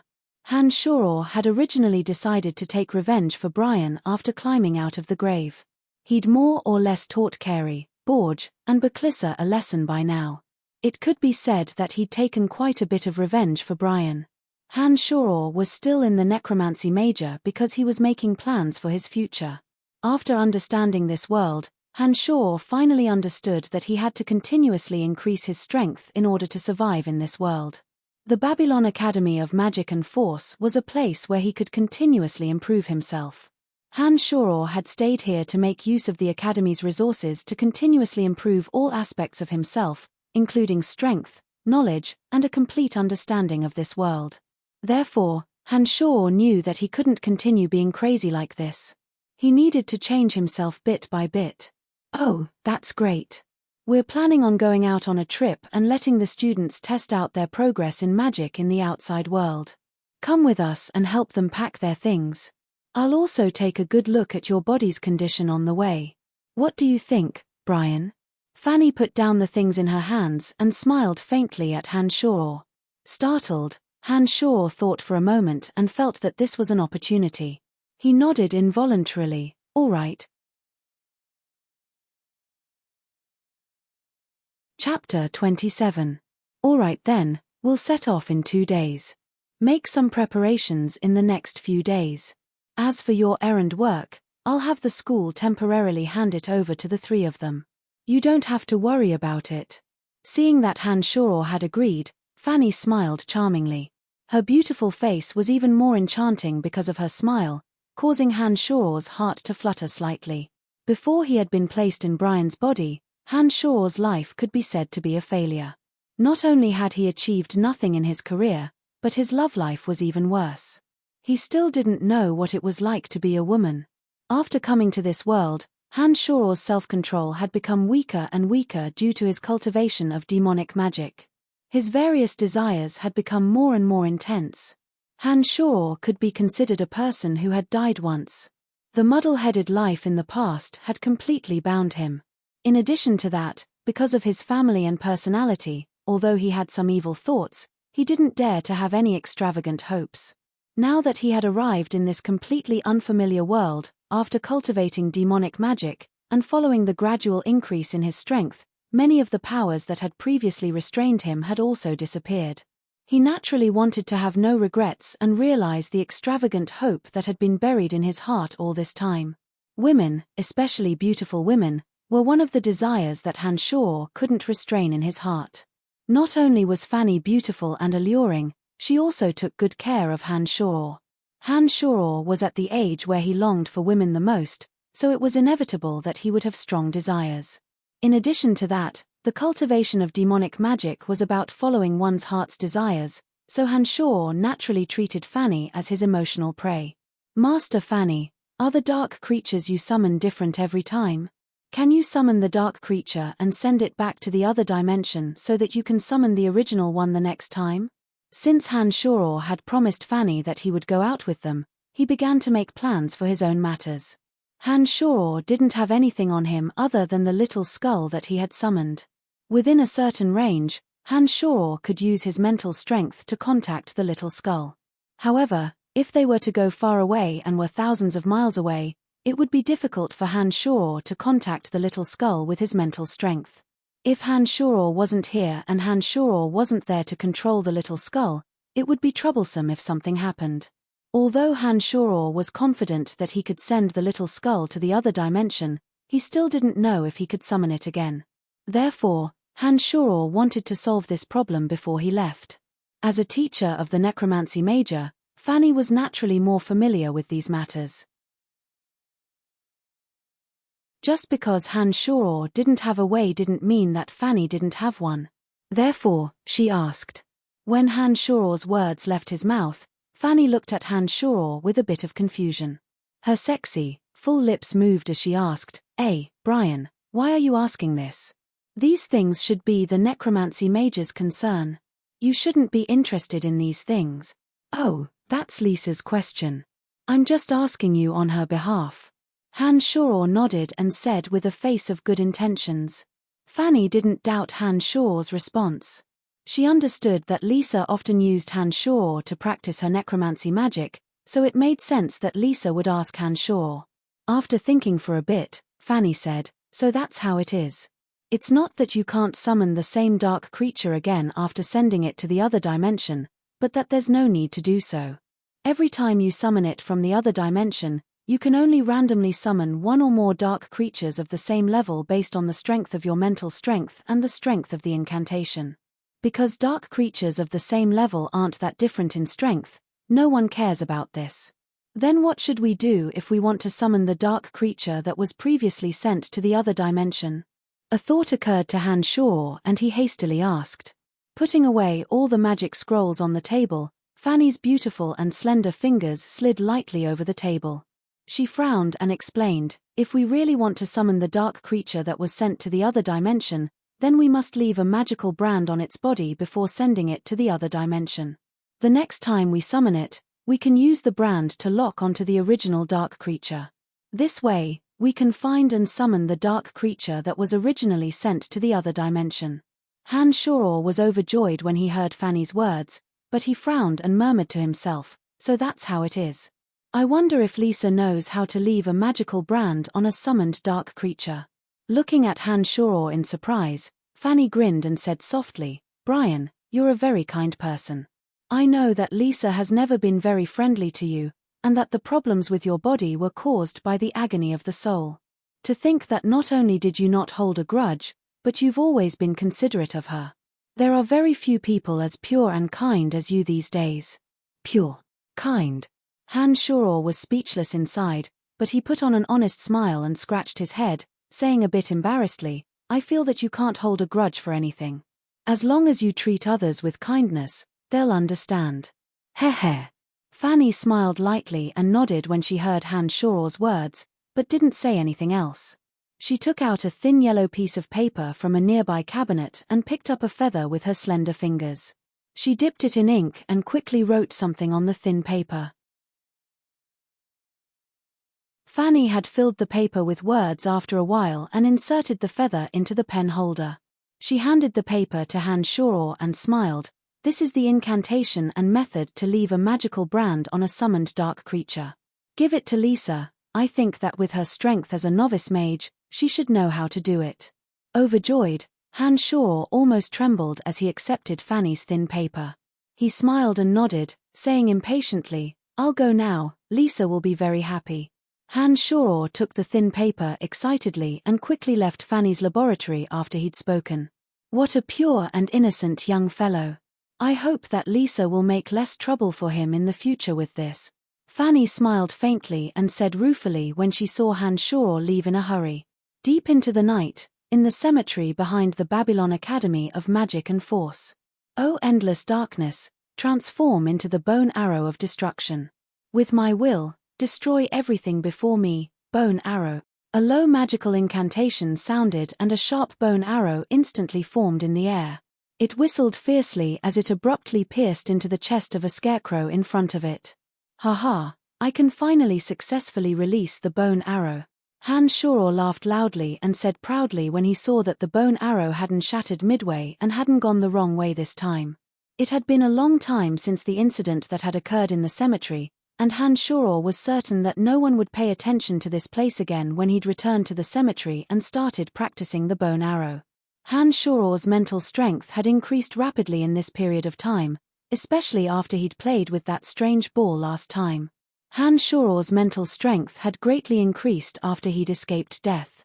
After continuous practice and understanding of magical knowledge, Han Shor could finally completely grasp this low-level necromancy spell, bone arrow, without the slightest error. The little skull stood ramrod straight in the distance, its empty eye sockets continuously patrolling the surroundings as it moved its head. The bone dagger in his hand was gripped within the 5 bones of his right hand, sparkling with a cold, eerie light under the moonlight. Tomorrow, he would temporarily leave the Babylon Academy of Magic and Force with Brahma and the others and head to the outside world. The fact that Han Shor had used Lisa's name to ask Fanny for advice wasn't exposed. This was a small matter after all, and Fanny wasn't someone who would ask about everything. She'd naturally forget about it after a day or two. Han Shoror had consulted the foundations of necromancy and an overview of dark creatures over the past few days. He'd carefully studied and pondered over the contents of Fanny's thin paper, and was now confident that he could leave a magical brand on the little skull's body. Before he left the next day, Han Shoror finally decided to make his move. He began to plant his own magical brand on the little skull according to his own understanding. His mental strength stirred, and the patrolling little skull swiftly dashed towards Han Shoror with the bone dagger in its hand. The 7 bone spurs on the little skull's back flapped slightly as the little skull ran, as if giving it some assistance. This caused the little skull's figure to seem to be skimming through the air as it ran, giving Han Shoror quite a fright. He thought to himself that his efforts in refining the little skull hadn't gone to waste. This little skull's strength was obviously increasing bit by bit, just like him. When the little skull came to a stop in front of Han Shoror held his breath and focused his mental strength like never before. He curled his fingers and raised them slightly towards the sky, starting to chant the incantation in a low voice according to Fanny's notes. My loyal servant, in the capacity of a summoned host, I leave my eternal brand on you, the seal of darkness. As soon as the incantation ended, Han Shoror suddenly felt his mental strength rapidly drain away. A dark, fist-sized ball of air quickly formed between his curled hands. The amount of mental strength required for the seal of darkness was beyond Han Shoror's expectations. It was only at this moment that Han Shoror remembered something he'd neglected. Lisa was a novice mage, and he was just a magic apprentice. The amount of mental strength Fanny's method required was probably based on Lisa's mental strength. She'd never thought that the target of the spell would be a magic apprentice like Han Shoror. With his mental strength drained in an instant, Han Shoror felt a sharp pain in his mind, as if something had been extracted as well. He couldn't help but be shocked. Just at this moment, the ball of air between Han Shoror's hands suddenly floated out and entered the little skull's body through its empty eye sockets. At the same time, Han Shoror felt his entire body collapse as he fell to the ground on his butt, panting heavily. Suddenly, the hazy memories from Chu Kanglan seemed to have been torn apart, and a portion of the incantation and memory suddenly became extremely clear. It was the memory of controlling demonic treasures and the method of magic control. The sudden clarity of the memory made Han Shoror understand that in this baffling situation, he'd learned a bit more of the hazy memories of Chu Kanglan in his mind. A strange whooshing sound abruptly interrupted Han Shoror's thoughts. Han Shoror couldn't help but raise his head to search for the source of the sound. When he turned his head to look, Han Shoror was dumbfounded. All he saw was that the little skull's body was dancing wildly, as a sharp bone dagger glinted coldly under the moonlight. It circled around the little skull's body, and as the little skull's fingers moved, the bone dagger changed directions bizarrely, riddling the grass dolls that Han Shoror had made with holes. Han Shoror recovered from his shock, and his face was filled with uncontrollable ecstasy. He shouted to the sky, F***ck me, this is F***king amazing. Chapter 28. A streak of white light flashed past as Han Shoror and a group of necromancy students appeared out of thin air within a circular magic matrix filled with magical symbols. Han Shoror had experimented 3 times last night and discovered that he could really send the little skull to the other dimension and then recall it. He happily returned to his room and put away the money pouch hidden under his bed, making preparations for his training outside. Han Shoror's face was full of astonishment as his eyes spun continuously, carefully examining the magic matrix that he was in. The entire matrix was circular in shape, and there was an enormous hexagram on the rock beneath his feet. Exquisite magical patterns were carved on the magical pillars at the edges, and faint magical pulses emanated from the entire matrix. Han Shoror had been at the Babylon Academy of Magic and Force a moment ago, and had stood in a similar transportation matrix. Han Shoror felt a strong magical pulse fill his surroundings when the matrix was activated, and then he appeared here after a flash of white light. Han Shoror understood from the student's words that this was a magical transportation matrix. This kind of magical transportation matrix was very valuable, and it was quite complicated to set up. Even a skilled mage would need a large amount of magical materials to set up a magical transportation matrix. Stop looking, the magical transportation matrix is indeed wondrous, but there's no need to make such a big fuss out of nothing. Lisa couldn't help but speak up when she saw Han Shaw looking around foolishly. This magic was truly magical. Although Han Shaw had heard of magical transportation matrices before, this was his first time experiencing one and naturally felt that it was a bit incredible. Han Shaw finally gave up after carefully examining the surroundings of the matrix.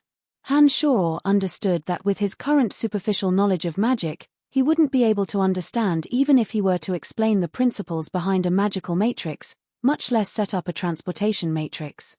Not to mention that the amount of magical materials needed to set up a transportation matrix was enormous.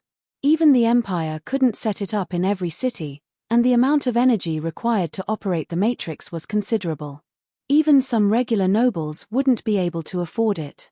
If it wasn't for the fact that the Babylon Academy of Magic and Force possessed a magical transportation matrix, Han Shaw would likely never be able to use a magical transportation matrix even once in his lifetime. This was the city of Zajoski at the border of the Lancelot Empire. Zajoski was the largest city in the southwest of the empire. West of Zajoski was the Kurlan Valley. West of the Kurlan Valley was where the orcs lived. To the south of Zajoski was the Dark Forest. All sorts of powerful magical creatures lived within the vast dark forest, including elves who worshipped nature. Zajoski had never been peaceful.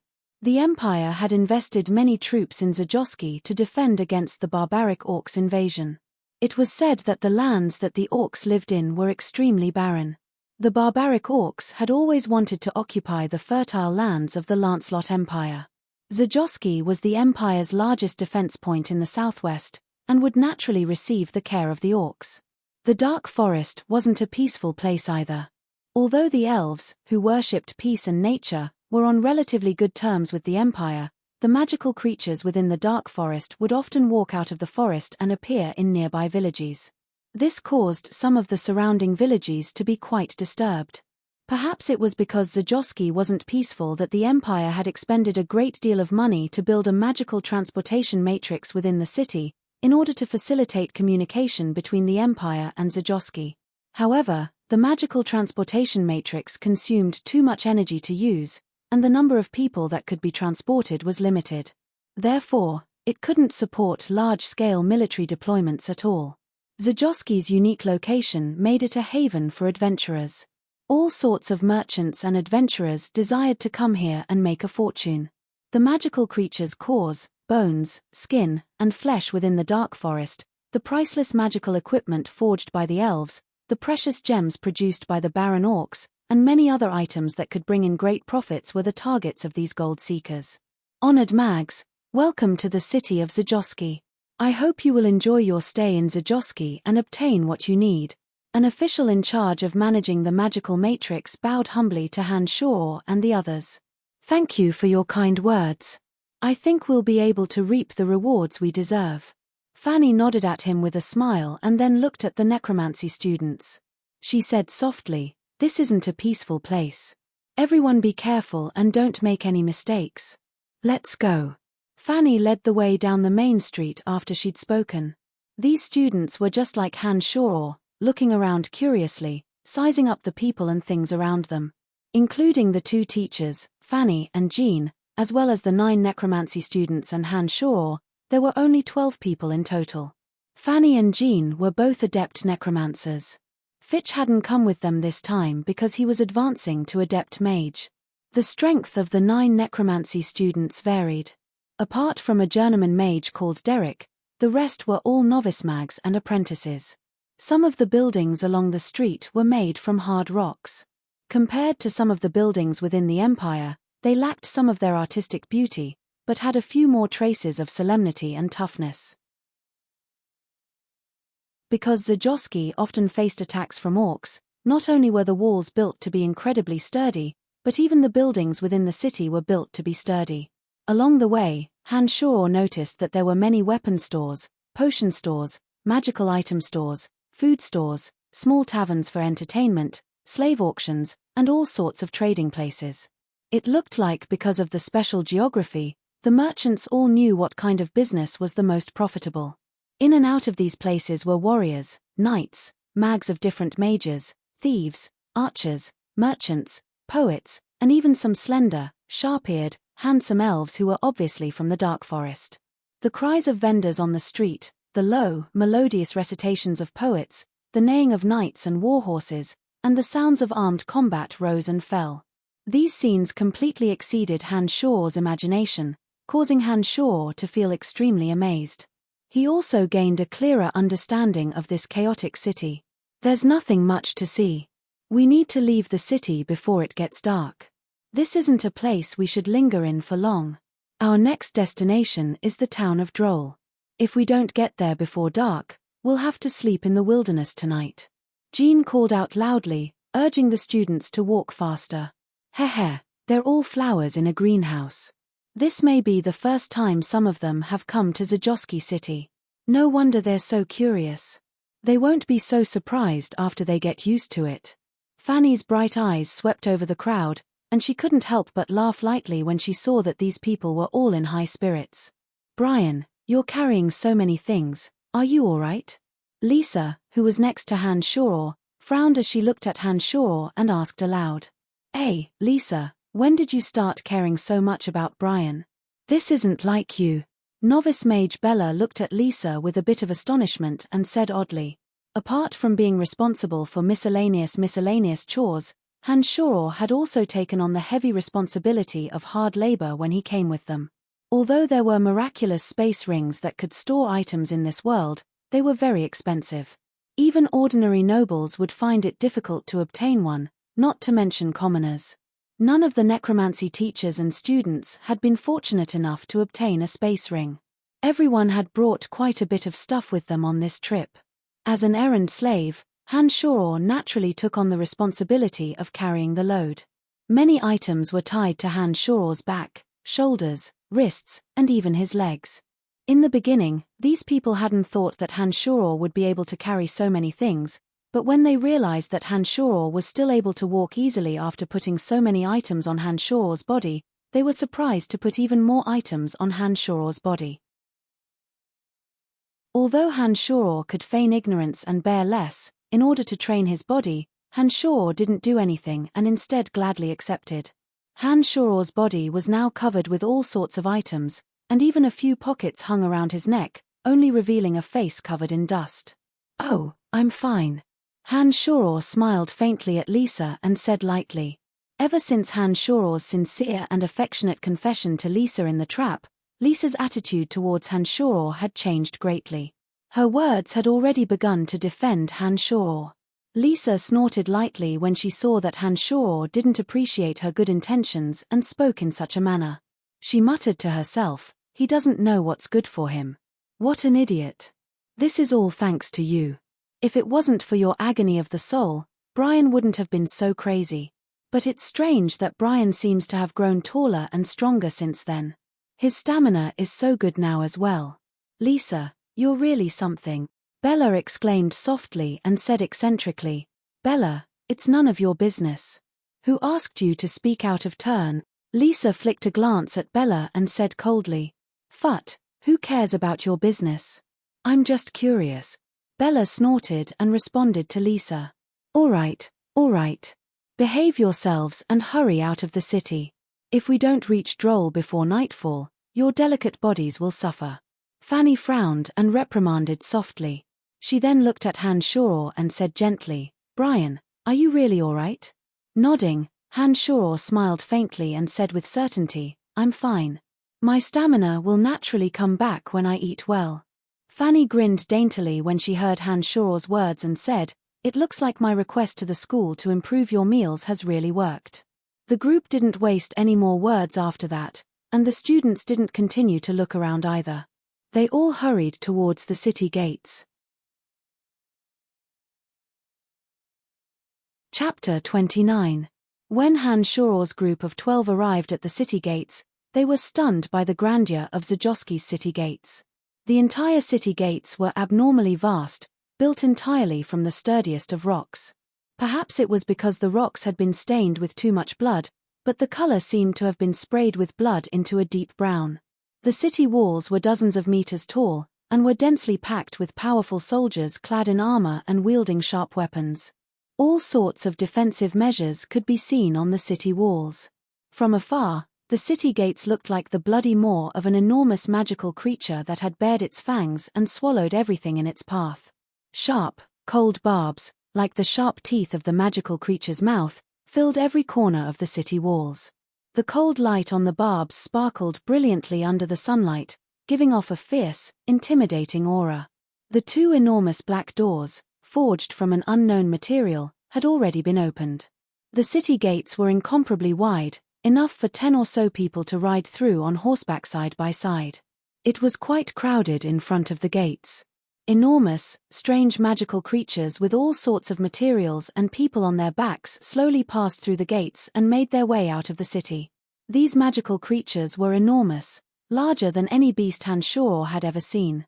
They were 5 meters tall and more than 10 meters long. Their skin was a deep brown and their heads were a bit similar to an elephant's. There were many wrinkles on their faces, and 2 long, curved, pure white teeth protruded from their cheeks. Just the teeth alone were a meter long. This is an earth dragon, a rather docile magical creature. Earth dragons are easily tamed and are slow, but they can carry heavy objects. They are the Empire's primary means of transportation. Merchants use earth dragons to transport heavy objects and conduct trade in various places. Fanny couldn't help but smile as she explained when she saw many students looking at the earth dragons in amazement. "Master Fanny, look after them. I'll go register with the officers and borrow a few war horses. Otherwise, we won't be able to make it to Droll before nightfall on foot." Jean's eyes glittered as he looked at Fanny and he spoke with a smile. His gaze rested on Fanny's beautiful face and didn't move away for even a moment. Everyone in the necromancy major knew of Jean's feelings for Fanny, and Fanny herself was even more aware of it. However, she had never expressed anything about it. Jean wasn't in a hurry either. He seemed to have the idea of using sincerity to move Fanny. He often found opportunities to express his love, and long periods of intense gazing was one of them. Hanshor couldn't help but curse inwardly when he saw Jean's undisguised gaze. In Hanshor's heart, Fanny had long since become his personal property.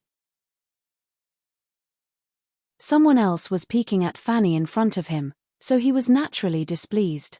However, he was just an odd-job worker now, and his strength wasn't strong enough to display.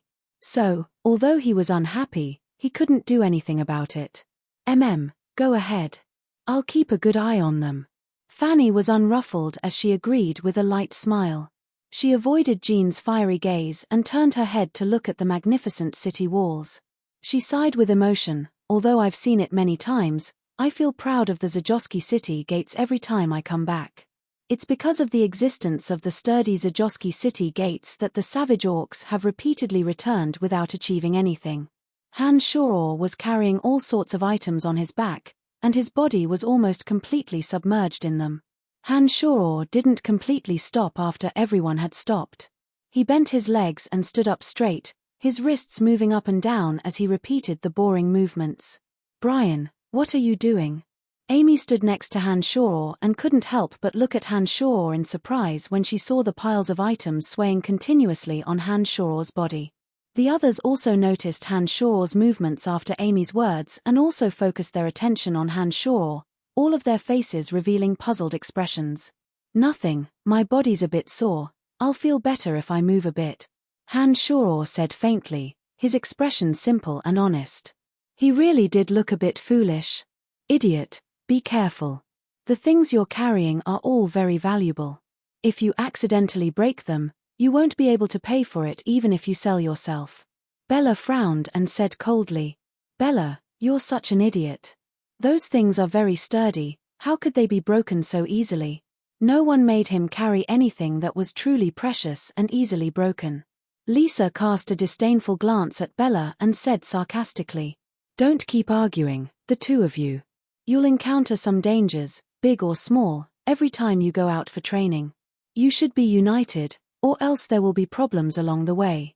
Fanny couldn't help but frown when she saw that Lisa and Bella had started arguing again. Hanshor completely ignored Bella's cold words and continued to repeat the boring movements. These movements weren't left behind from Chu Kanglan's magical yuan, but were muscle training methods that Han Shuo had seen in the past. In order to continuously improve himself and surpass the solid realm, Han Shuo was making the most of his time to train his body. Jean returned empty-handed with an ugly expression after a while. He said angrily when he arrived next to Fanny, "Damn it, they're asking us for money." Fanny frowned when she heard these words and said in surprise, "Our Babylon Academy of Magic and Force is the cradle of the Empire's knights, warriors, and mags. We nurture so many talents for the Empire every year. Even many of the officers and mags stationed in Zajoski are from our Babylon Academy of Magic and Force. The Academy has an agreement with Zajoski. How would they dare not lend us their war horses?" When I said that I was from the Babylon Academy of Magic and Force, that officer planned on lending us war horses. When I took out my proof and saw that we were from the Necromancy Major, he actually began to mock and ridicule us. He started demanding 50 gold coins from me, saying that he wouldn't lend us the war horses if we didn't pay up. He also said that our Necromancy Major hasn't produced any talents for the Empire and that we shouldn't enjoy free treatment. Jean was seething with anger as he spoke. When the students heard his words, they all felt the same hatred for the enemy.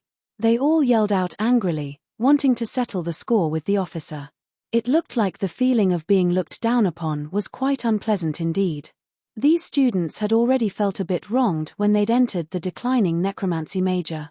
It was naturally difficult to suppress the anger in their hearts now that they were being ignored. "Forget it, take out 50 gold coins from our funds and give it to him. These officers have lived here for a long time. Add to that the fact that our Necromancy Major has indeed declined and our status in the Academy is low, it's inevitable that they'll look down on us. I'll report this matter to the Dean when I return to the Academy. Let's not argue with them for now." Fanny shook her head and spoke a few words of advice with a face full of dejection before speaking to Jean.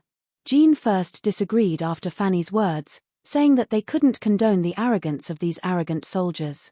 But after Fanny tactfully spoke a few words of advice, he finally shook his head and sighed lowly.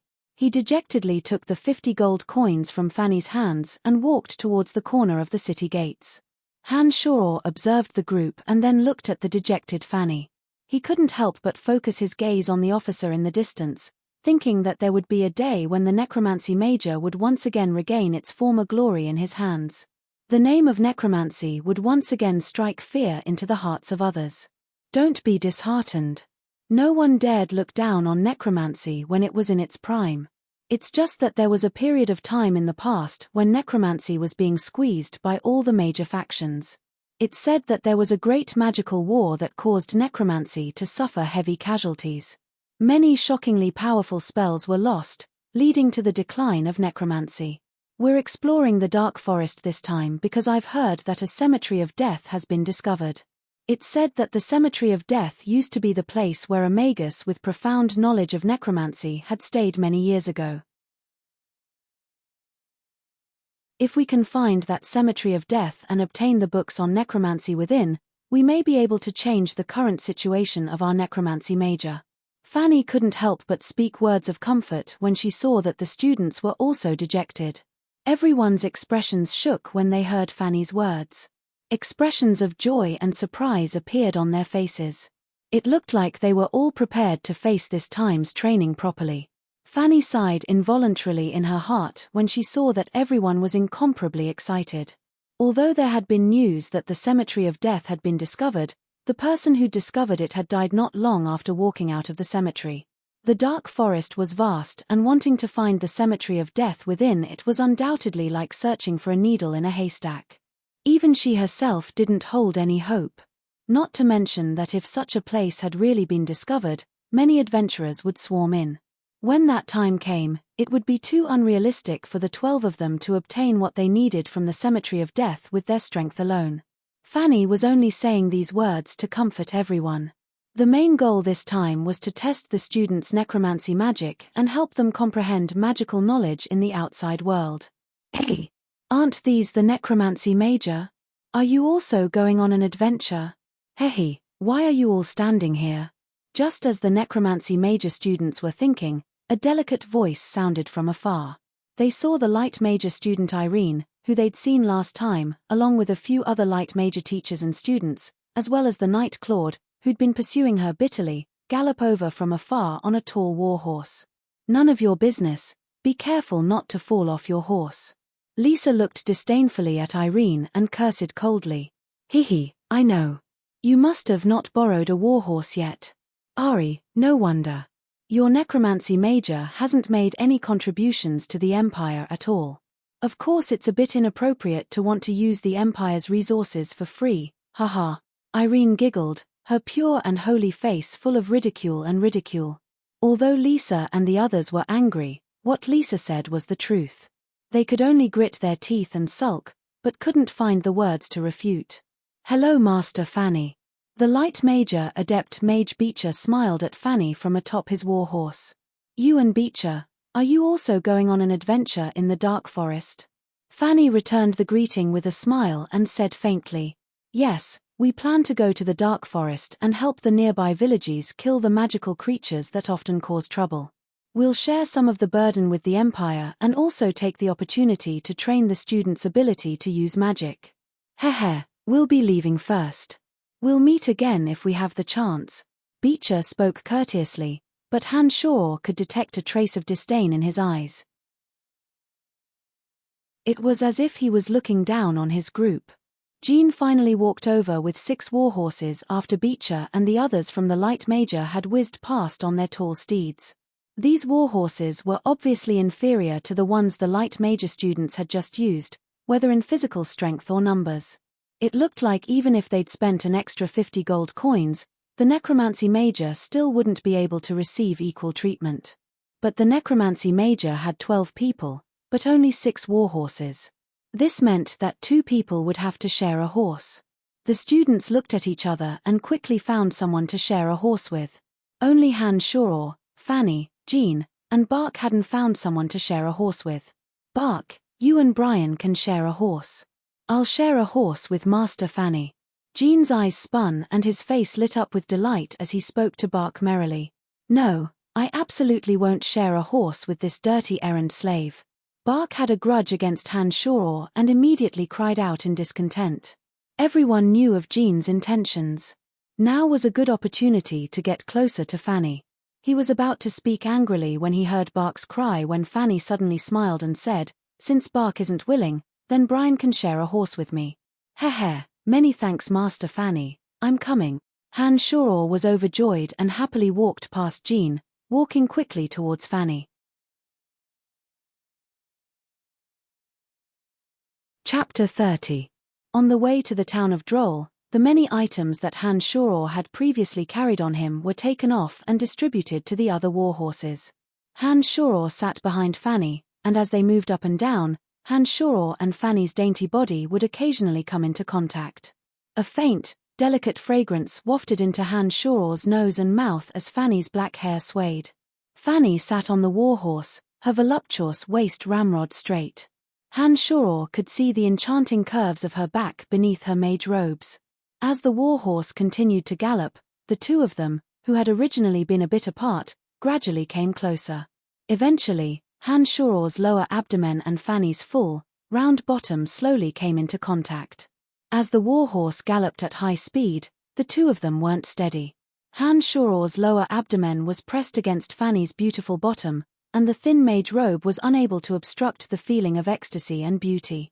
As his lower abdomen and Fanny's full bottom came into contact, Han Shaw couldn't help but develop a strong masculine characteristic. When Han Shaw's lower body straightened, Han Shaw didn't know whether to laugh or cry. However, the sensations of his body weren't something that he could control at all. His erect lower body continuously moved against Fanny's beautiful bottom as the warhorse moved up and down. Wave after wave of intense stimulation came from the point where Han Shaw and Fanny's full bottom came into contact, causing Han Shaw's heart to stir so much that he almost cried out. Han Shaw gazed at Fanny from behind and discovered that at some point, Fanny's pure white neck had already been dyed red, making her look even more tender and alluring. The beautiful Fanny had always been the object of Han Shaw's fantasies. Han Shaw's body was at the age when it was the most difficult for a man to control his impulses. Add to that the fact that Han Shuro was a virgin who didn't know what a woman felt like. The intensity of this stimulation was undoubtedly as violent as lightning striking the earth and fire. It became difficult to control in an instant. It was difficult to control his lustful thoughts once they started, and Han Shuro's lustful hands trembled as he slowly reached out to touch Fanny's soft waist. His two hands grabbed onto Fanny's waist, making their lower bodies even more closely connected. Two waves of bone-piercing pain instantly came from the back of Han Shuro's hands. When he raised his head in shock, Han Shuro immediately saw Fanny's ashamed and angry face. After turning his head, Fanny's dainty face was bright red as she glared hatefully at Han Shuro. She growled lowly, "Damn it, control yourself, Brian, or I'll throw you off the horse." But immediately after, Fanny saw that something was wrong with Han Shuro. Han Shuro's face was flushed red, his body convulsing, and he panted heavily. This state lasted for 5 seconds before Han Shuro's entire body suddenly froze and stopped moving. His body returned to normal, and only his mouth was still panting intermittently. Fanny could clearly feel that there was something wet and slippery in the cleft of her buttocks. I'm sorry, Master Fanny, I didn't do it on purpose." Seeing that Fanny looked like she was about to go berserk, Han Shuro immediately reacted after venting and mumbled guiltily. However, in his heart, Han Shuro continuously savored the ecstasy of venting and wasn't as scared or guilty as he appeared on the surface. Fanny was exasperated. She now understood that at Han Shuro's age and that it was indeed inappropriate for the two of them to have physical contact. Han Shuro's actions were all instinctive and probably not his original intention. However, Han Shuro's actions had actually violated her. Although the two of them hadn't really done anything, as a woman, Fanny was naturally quite aggrieved and angry to have Han Shuro venting on her back like this. As an adept mage, if Fanny were to make a move out of humiliation, Han Shuro might really not be able to handle it. Add to that the fact that Han Shuro still had a good impression of Fanny, and he was truly afraid that Fanny would throw caution to the wind and make a move. Seeing her like this, he really didn't know what to do, and his heart was a bit unsettled for a moment. Just as Han Shuro was letting his imagination run wild, he suddenly felt the inner skin of his thighs pinched fiercely. He immediately let out a low scream and heard Fanny's voice in his ear at the same time. "Damned Brian, I'll deal with you later." "Master Fanny, what's going on?" "Brian, what are you screaming about?" Lisa, who was in front, couldn't help but turn her head to ask when she heard Han Shuro's scream. "No, nothing, he didn't sit properly just now and made a fuss out of fright." Before Brian could speak, Fanny had already rushed to explain. After a moment of silence, the group continued on their way. Half an hour later, Han Shuro discovered to his surprise that his lower body was once again erect. When Fanny felt the same, she immediately dropped a distance and reined in the horse, angrily demanding that Han Shuro steer the horse. "Master Fanny, I really didn't do it on purpose, and I don't know how to ride a horse." Under Fanny's angry urging, Han Shuro helplessly rode on the horse and said with an aggrieved expression, "Shut up and listen to me. I'll teach you how to steer the horse." The two had now switched positions, with Han Shuro in front and Fanny in the back. Because of what had happened earlier, Fanny, who had always been gentle and graceful towards Han Shuro, no longer had a good temper towards Han Shuro and said hatefully. In the beginning, under Fanny's directions, Han Shuro couldn't grasp the essentials. The horse continuously pranced, but it didn't know which direction to go and ran wildly in all directions. During this process, the horse constantly neighed and twisted.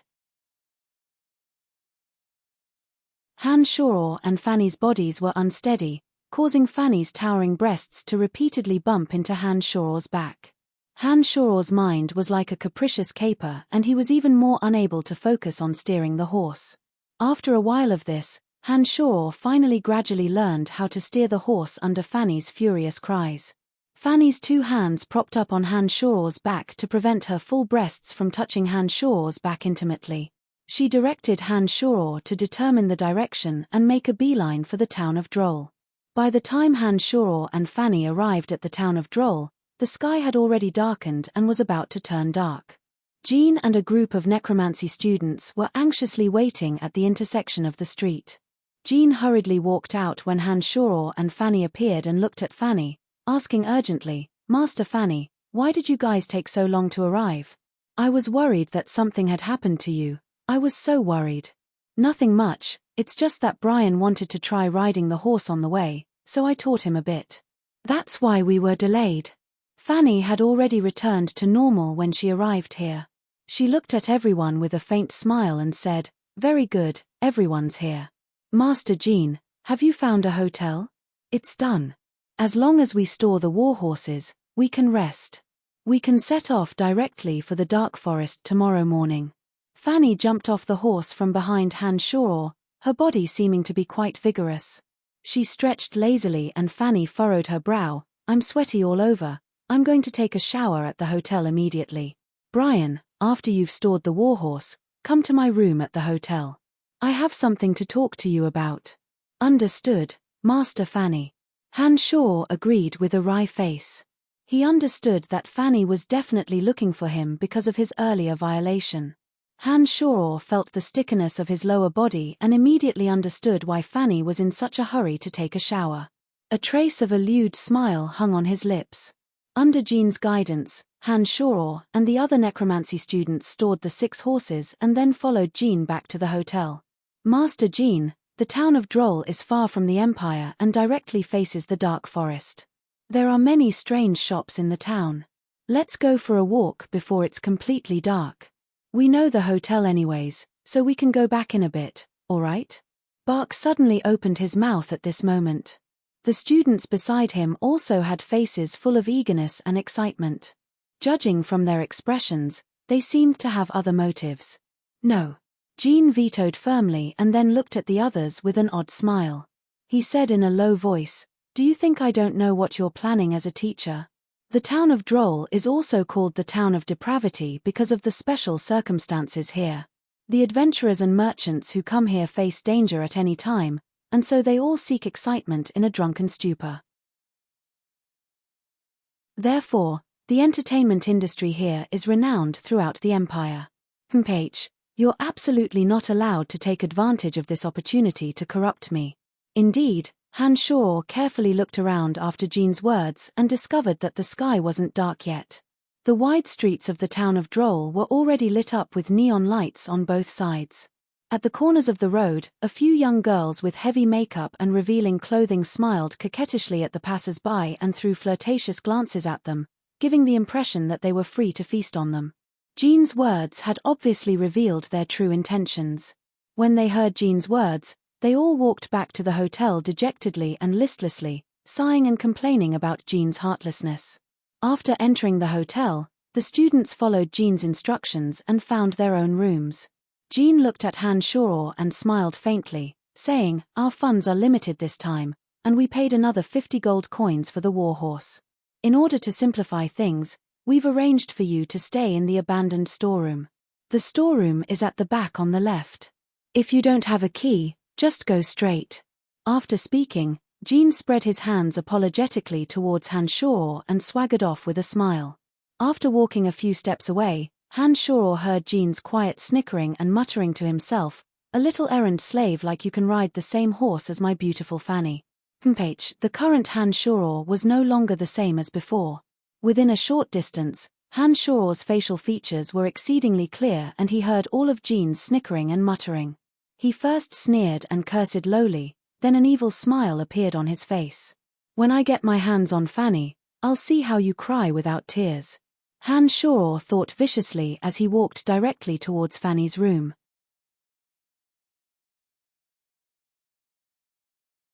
Chapter 31. Dong dong dong.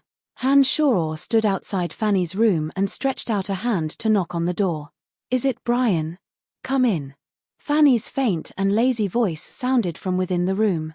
When Han Shoror pushed open the door and entered, he saw that Fanny's light purple hair was wet and stuck to her pale neck. There were still some sparkling water droplets hanging from her charming face. Fanny had obviously just taken a bath as her body was wrapped in a soft white robe, revealing a small patch of milky white skin on her chest.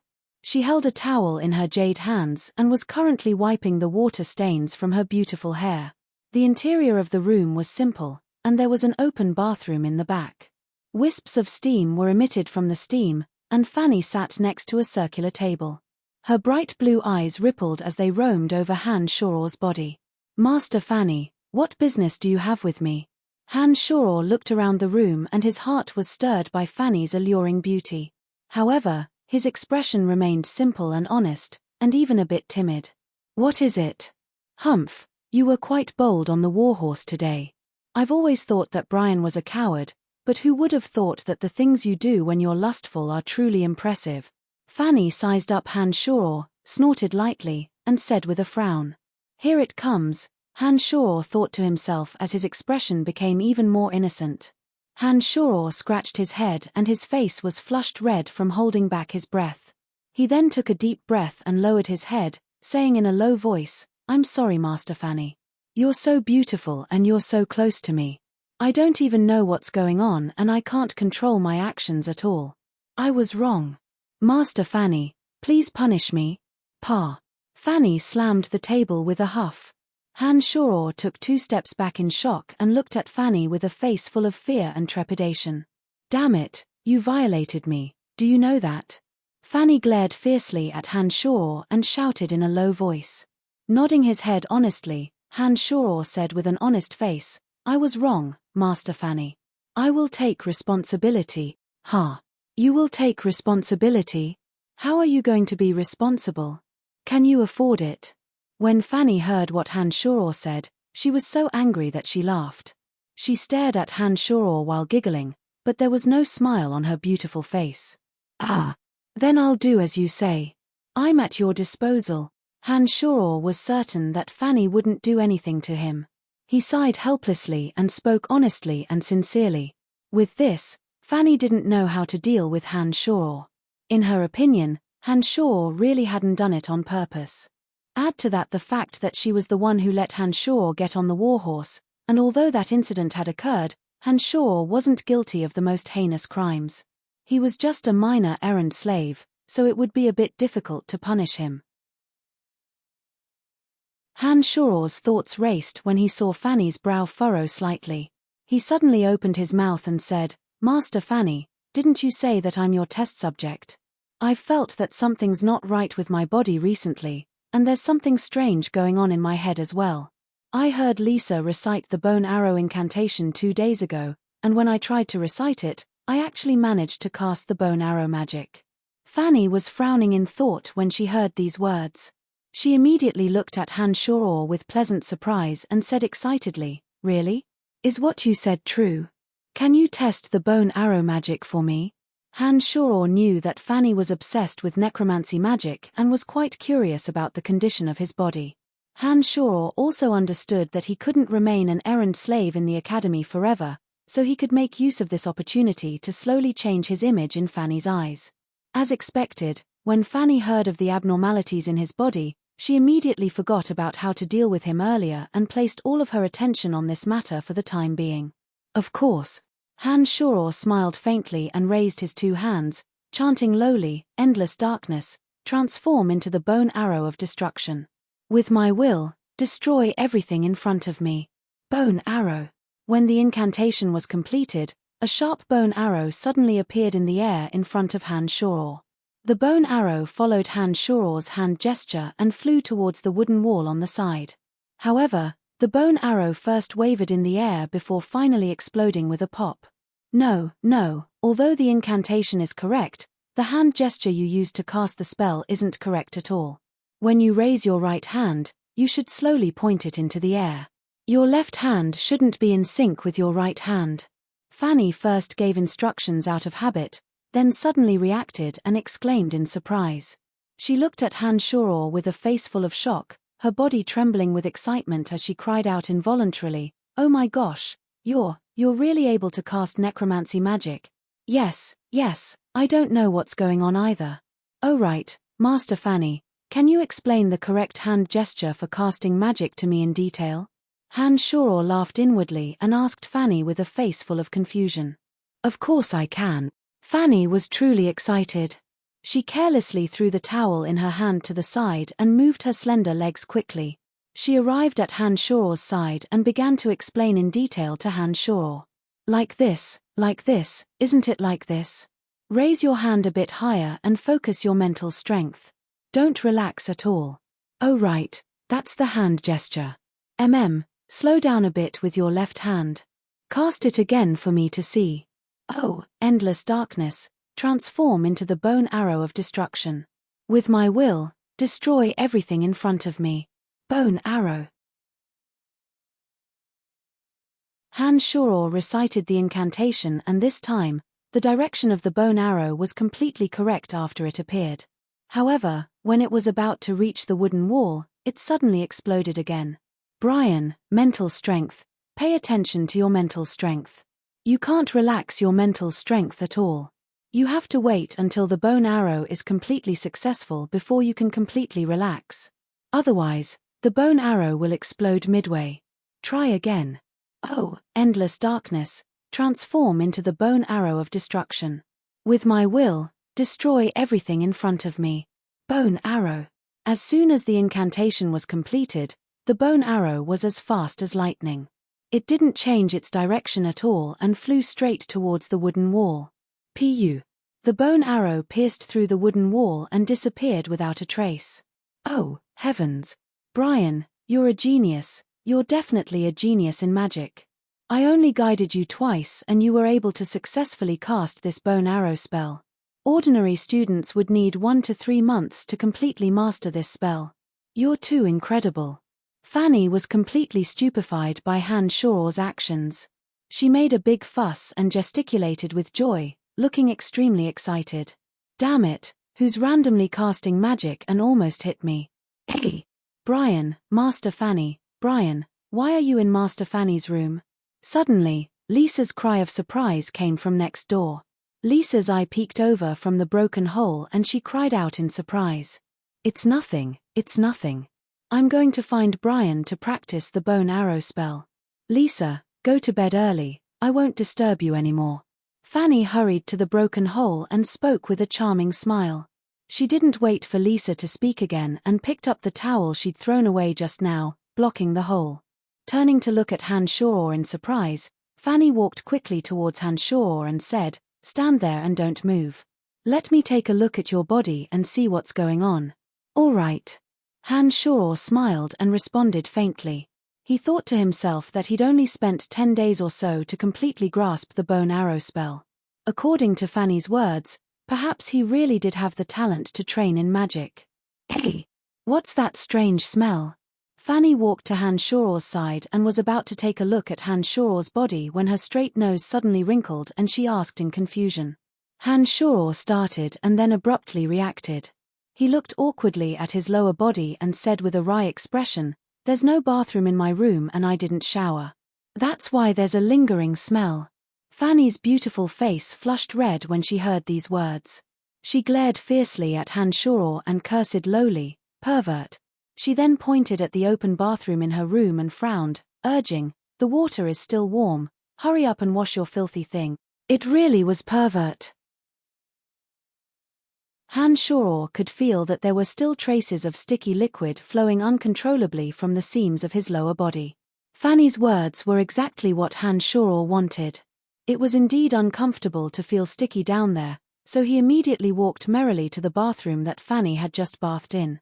There was a simple and crude ring-shaped pool in the bathroom, and steam rose from the warm water in the pool. There were a few pieces of Fanny's sexy lingerie on the shelf to the side. Han Shuo only took a glance at the few silk pieces that were as thin as a cicada's wing and felt a ball of fire suddenly rise from his lower body. Just as Han Shuo's fiery gaze was staring blankly at the sexy lingerie Fanny had changed out of, Fanny suddenly rushed in from outside and put away the lingerie with a face full of embarrassment. When she turned around and saw the fiery look in Han Shuo's eyes, she couldn't help but spit softly and curse lowly, "Damn it." She viciously pinched Han Shuo's back before leaving in a flurry of footsteps. He took off his clothes and lay in the ring-shaped pool, smelling the delicate fragrance that Fanny had left in the bathroom and feeling the water that Fanny had used. Han Shuo felt that this moment was indescribably wonderful and he simply didn't want to leave. Han Shuo took a long time to take this bath. It wasn't until Fanny urged him several times that he casually washed his underwear and walked out of the bathroom clutching his underwear. "It's getting late, I won't check your body anymore. Hurry up and leave." After Han Shoror walked out, Fanny acted as if nothing had happened and pretended to be calm as she spoke faintly. Nodding his head, Han Shoror had a silly smile on his face as he happily walked out the door. Just as Han Shoror was about to leave, Fanny suddenly called out softly, "Brian." Turning his head to look at Fanny in confusion, Han Shoror scratched his head and asked naively, "What's wrong?" "Nothing, it's just that you don't look like a crazy person." Fanny sized up Han Shoror and said strangely, "Sometimes I have a headache, I don't know why, but when I'm not stimulated, everything is normal." Han Shoror's heart skipped a beat. After answering, he quickly left Fanny's room with a guilty conscience.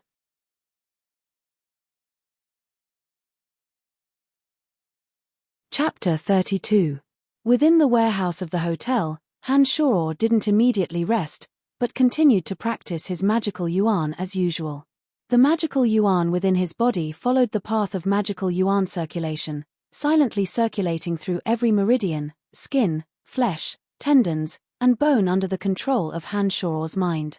Han Shoror could clearly feel that after such a long period of practice, both his physical strength and sensory abilities had greatly improved. Han Shoror persistently attacked the last bottleneck according to the mantra of the mystical glacial spellfire. The magical yuan flowed to the palms of his hands, repeatedly attempting to clear the bones, tendons, and meridians of his 5 fingers. Pain continuously radiated from the bones, tendons, and meridians of his 5 fingers. Han Shoror's hands spasmed and trembled as 2 faint lights, one red and one purple, radiated from the back of his hands and the center of his palms, like 2 weak lanterns. The pain grew more and more intense as Han Shoror clenched his teeth and held on. He knew that this was a sign that the mystical glacial spellfire had reached a critical stage. Whether or not he could clear all the tendons and meridians in his hands and successfully master the mystical glacial spellfire would depend on whether or not his willpower could hold on. The process of the magical yuan attacking the bones in his 5 fingers persisted for a long time. Han Shoror sat cross-legged, sweat pouring from his body like rain, the veins on his forehead pulsing. His originally peaceful expression now looked a bit sinister, giving off an incomparably evil feeling. After an unknown amount of time, just as Han Shoror felt that he was about to faint from the pain, he could no longer suppress the unforgettable pain in his hands. He couldn't help but let out a low roar and flung his hands out unconsciously. Pa pa pa, 10 crisp sounds rang out from his 10 fingers in succession. Han Shoror felt a bit exhausted from head to toe, but the magical yuan flowing to his fingers was finally unimpeded. 10 purplish-red flames danced on the fingertips of his 10 hands in an instant. 10 purplish-red flames shone with breathtaking beauty in the dark storeroom. They were like beautiful flowers that had suddenly bloomed, giving people a mysterious and unfathomable feeling. His palms, along with his 5 fingers, were dyed purplish-red. The bone patterns on his palms were abnormally clear, and even his skin and flesh shone with a crystalline luster. It was extremely strange. Overjoyed, Han Shoror couldn't help but let out a low growl. He looked left and right before slowly withdrawing the magical yuan that had flowed into his palms to his abdomen. Without the continuous influx of magical yuan, Han Shoror's hands gradually returned to normal. The 10 blooming flames also disappeared without a trace. Success. This was the result of successfully cultivating the mystical glacial spellfire. Although he was still unable to fully deploy the greatest power of the mystical glacial spellfire due to his weak magical yuan, based on his current accomplishments, Han Shoror was no longer an ordinary person without the ability to protect himself. The red flames of the mystical glacial spellfire burned everything, while the purple flames were bone-chillingly cold. If an ordinary person were to be touched by it, their internal organs would be burnt to a crisp or frozen into ice. There would be no hope of survival. When the magical yuan was strong enough, an even more ferocious and enormous purplish-red flame could be condensed in the palm of his hand and unleash a terrifying power.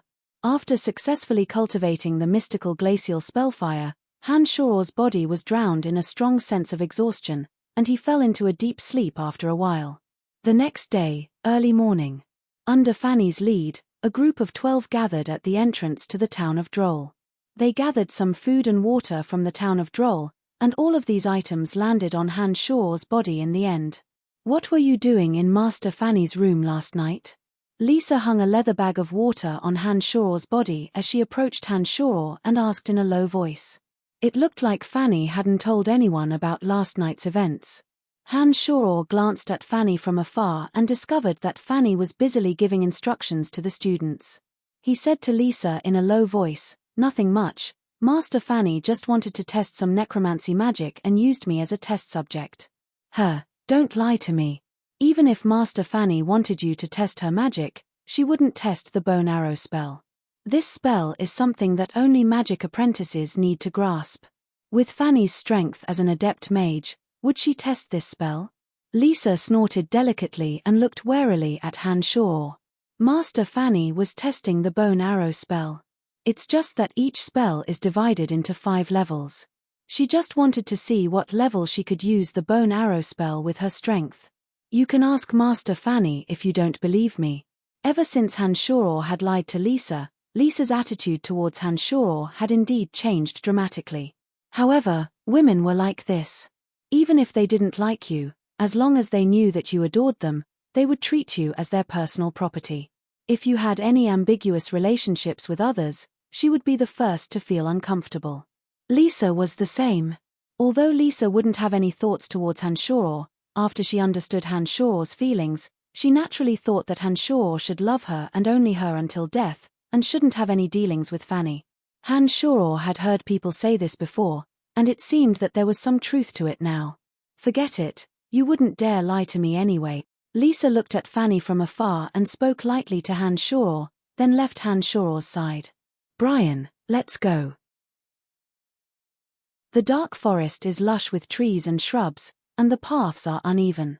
We can't ride horses anymore, we can only enter on foot. You're carrying too many resources on you. You can't fall behind because there are many fierce magical creatures in the dark forest. It'd be terrible if you fall behind and are killed by them. Fanny looked at Han Shaw from afar and called out loudly. After yesterday's events, Fanny's attitude towards Han Shaw had changed imperceptibly. Now, Fanny seemed to favor Han Shaw even more, but her original gentle attitude towards Han Shaw no longer existed. She was a bit irritated and rude. I'm coming. Han Shaw had taken great advantage of Fanny yesterday, and she'd even seen his disgraceful behavior in her bathroom. It was only natural that Fanny would no longer be amiable. As long as Fanny slowly changed her attitude now, it would be a kind of progress. The town of Droll was abnormally busy during the day. All sorts of stores had opened early in the morning, and merchants and adventurers with sloppy eyes and disheveled clothing walked out from the nearby streets and alleys. These people had all started preparing for work after a night of debauchery. The merchants and adventurers gathered in groups of 3 to 5, carrying their belongings and setting out from the entrance of the town of Droll into the dark forest. They either went to the dark forest to capture magical creatures, or traded for resources with some of the rarer races in the dark forest. Under Fanny's incessant urging, Han Shaw's group of 12 packed up their belongings and followed Fanny and Jean's footsteps into the dark forest. The dark forest was vast and boundless. Not only were there all sorts of savage magical creatures within, but there were also some rare races. Elves, dwarfs, goblins, and barbarians were the main races within the dark forest. However, even these races usually lived in the outer layers of the dark forest. The true inner layer of the dark forest was filled with all sorts of mysteries and dangers. Some of the largest and most terrifyingly powerful magical beasts lived in the inner layer of the dark forest. That was the most mysterious and attractive place in the dark forest. Although it was rumored that there were enormous treasures and precious items there, very few people dared to enter. Those who could enter and come out alive were even rarer. Follow me, we'll head south. Fanny called out loudly when they'd entered the dark forest and started leading the group in a different direction, heading directly south of the dark forest. The paths within the dark forest were indeed rugged. All sorts of hard rocks could be seen everywhere, and some towering trees more than 10 meters tall with lush foliage could be seen everywhere. Some weak and docile magical creatures on the way smartly hid when they saw strangers. In the beginning, there were many merchants and adventurers heading south as well, but as time progressed, they all identified their own directions and left. They'd all disappeared after a while, and no one knew where they'd gone. Suddenly, a few hurried footsteps fell into Han Shoror's ears. Han Shoror started and listened carefully. He couldn't help but say, "There's a sound approaching, it doesn't seem to be the footsteps of humans." "Brian, you're an errand slave. How can you hear danger?" "What a joke." Bark was the first to laugh loudly and mock Han Shoror. Ever since Han Shoror had started practicing magical yuan, his senses had become much clearer than before, and he had ample confidence in his ears. The sounds of rapid approach and the soft footsteps weren't something that a two-legged human could make, and it sounded like there was more than one of them. Han Shoror had understood the dangers of the dark forest from Fanny and the others, so he'd spoken up to warn them. However, Han Shoror didn't continue to argue when he realized that his words hadn't attracted the attention of the others. The group continued walking south slowly, but Fanny was the first to frown after 2 minutes. She exclaimed in surprise and said, "There are magical creatures approaching. Everyone put down your things and prepare for battle. We're only at the outermost perimeter of the dark forest and shouldn't be particularly strong magical creatures, so don't worry too much." The students all started when Fanny's words left her mouth. They looked askance at Han Shoror and hurriedly put down the things on their backs, forming a ring of defense.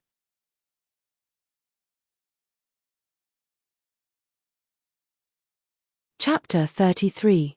Suddenly, 5 cat-like magical beasts with 3 heads, spikes on their tails, and pupils that shone with yellow light rushed out from the surroundings. "Don't worry too much, these are just barbtail cats. Everyone hurry up and attack. Let me test the effects of your necromancy magic." Fanny breathed a sigh of relief when she saw the magical creatures appear and called out daintily. As soon as Fanny's words fell, bone arrows rapidly took shape in the air as the students chanted their spells. Following the students' instructions, the bone arrows whooshed towards the 5 barb-tailed cats. Although the 5 barb-tailed cats were very fast, 3 of them were still hit by the bone arrows. Blood instantly blossomed on their brown skin, and their speed was immediately affected. But 2 of the first to rush over actually dodged the students' bone arrows and charged straight towards them. The students released the bone arrows in their panic, but they either deviated too far or exploded midway. They repeatedly made mistakes in their haste. The 2 barbtail cats were one on the left and one on the right. Fanny suddenly made her move when the one on the left was about to reach the defensive perimeter.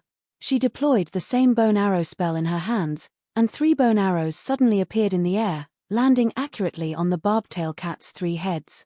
3 shrill, strange cries emitted from the barbtail cat's 3 heads.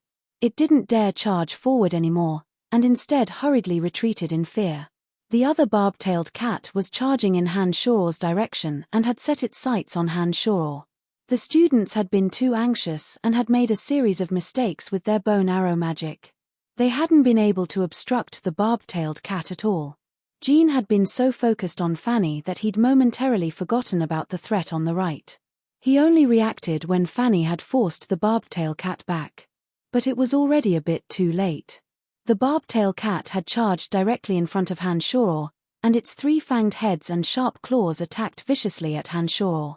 "Watch out, Brian!" Fanny and Lisa cried out at the same time. Han Shoror's expression was calm when he saw that the barb-tail cat was already within reach.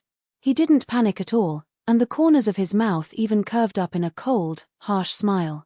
When the cat's claws and teeth were already in front of him, Han Shoror suddenly made a move with lightning speed. He waved his left hand, and the hard wooden sticks that he'd used as the tent's support blocked the barbtail cat's claws. Immediately after, Han Shoror's empty right hand suddenly stabbed out. From afar, everyone saw that a bright red line seemed to streak through the air. Then, they saw Han Shoror's right hand land on the barb-tailed cat's lower abdomen, pausing for a moment before suddenly withdrawing it. At the same time, the 2 bone arrows that Jean had used to rescue finally landed on the barb-tail cat's body, belatedly. 3 strange, Mournful cries suddenly came from the barb-tailed cat's 3 heads. Then, with a thud, the barb-tailed cat fell powerlessly to the ground, never to move again. As the barb-tailed cat collapsed powerlessly, the 4 injured barb-tailed cats beside it seemed to be frightened. They screamed and hurriedly fled, disappearing without a trace in the blink of an eye. Master Jean's bone arrows are so powerful, they killed the barbtail cat in one go.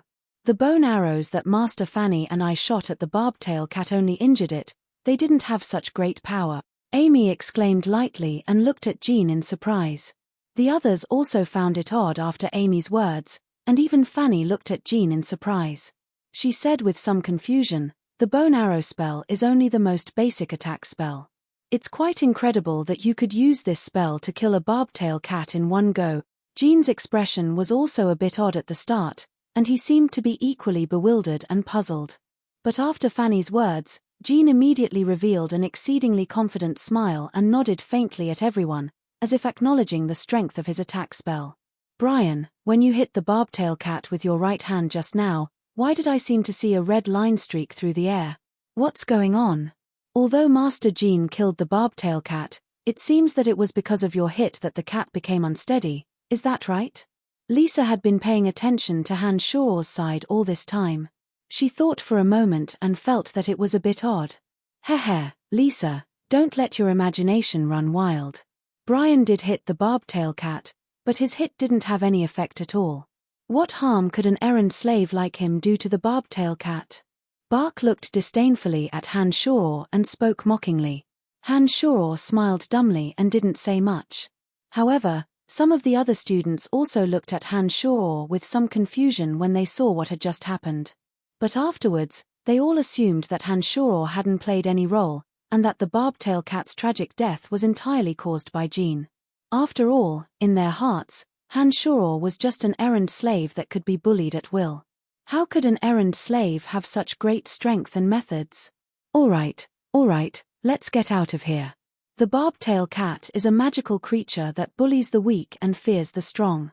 However, these magical creatures live in groups, and if they find help, it will bring some trouble. This kind of low-level magical creature has no magical core and its flesh isn't worth much. Let's ignore it and leave this place as soon as possible. Fanny didn't seem to pay much attention to Jean after a moment of surprise. She called out to the others to pick up the things they had put down and hurried on their way.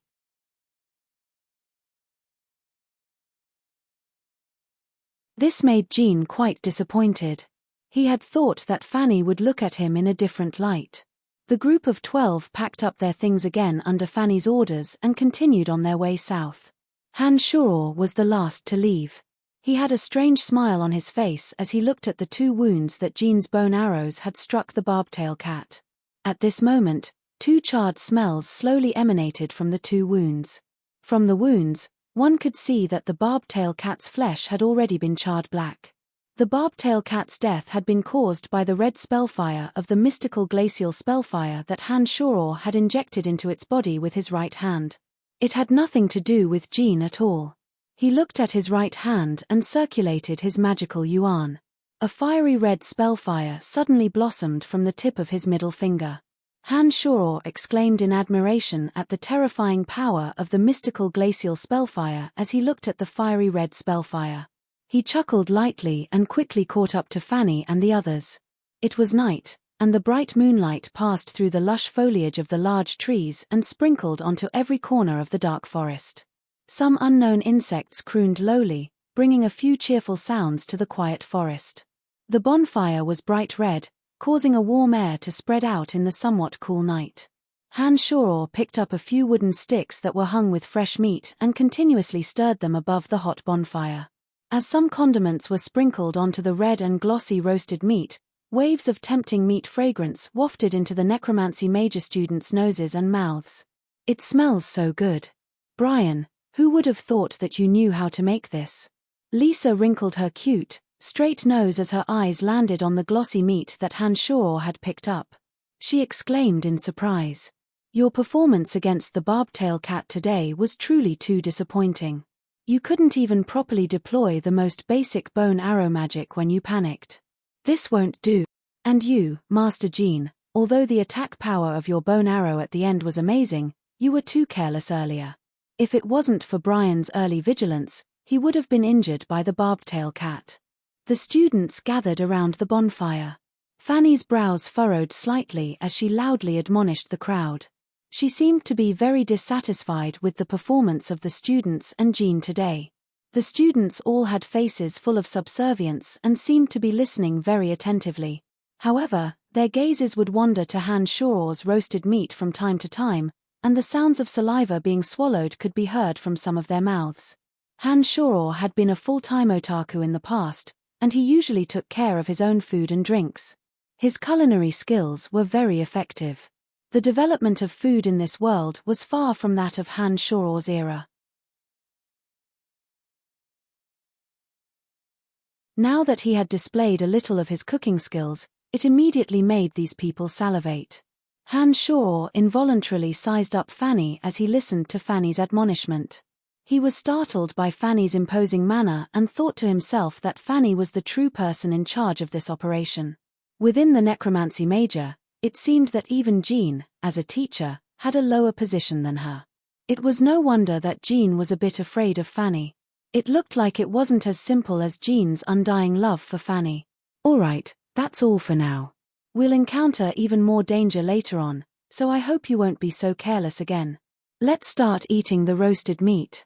Fanny lectured everyone for a while, and she herself couldn't stand the aroma of Han Shoror's roasted meat any longer. She'd walked the entire day today, and had only eaten simple bread and water before. Now that there was suddenly such a delicacy, her stomach was the first to react. "Master Fanny, this is yours. Lisa, this is yours. Bella, Buck, Jean, these are yours." Han Shoror had a strange smile on his face as he distributed the roasted meat to everyone. "Ooh, Brian, you're really something. This roasted meat is really delicious." Fanny even licked her red lips after eating a piece, and praised continuously. Her beauty that stirred one's imagination caused Han Shoror's heart to flutter. "Not bad, it's too delicious. Brian really does have some skill." Lisa was also full of smiles as she exclaimed in admiration. She'd already finished more than half of the large piece of roasted meat in the blink of an eye. "What rotten meat! It's so disgusting, it's not even cooked. Boo-hoo, it's really disgusting, there's no taste at all. Damned Brian, you're doing this on purpose, this meat is still raw." Buck, Jean, Bella, and a few others who held grudges against Han Shoror all cursed the disgusting taste after taking a few bites. Han Shoror had an innocent expression on his face as he smiled foolishly. Some might really not be cooked yet. I'm sorry, your luck is a bit bad."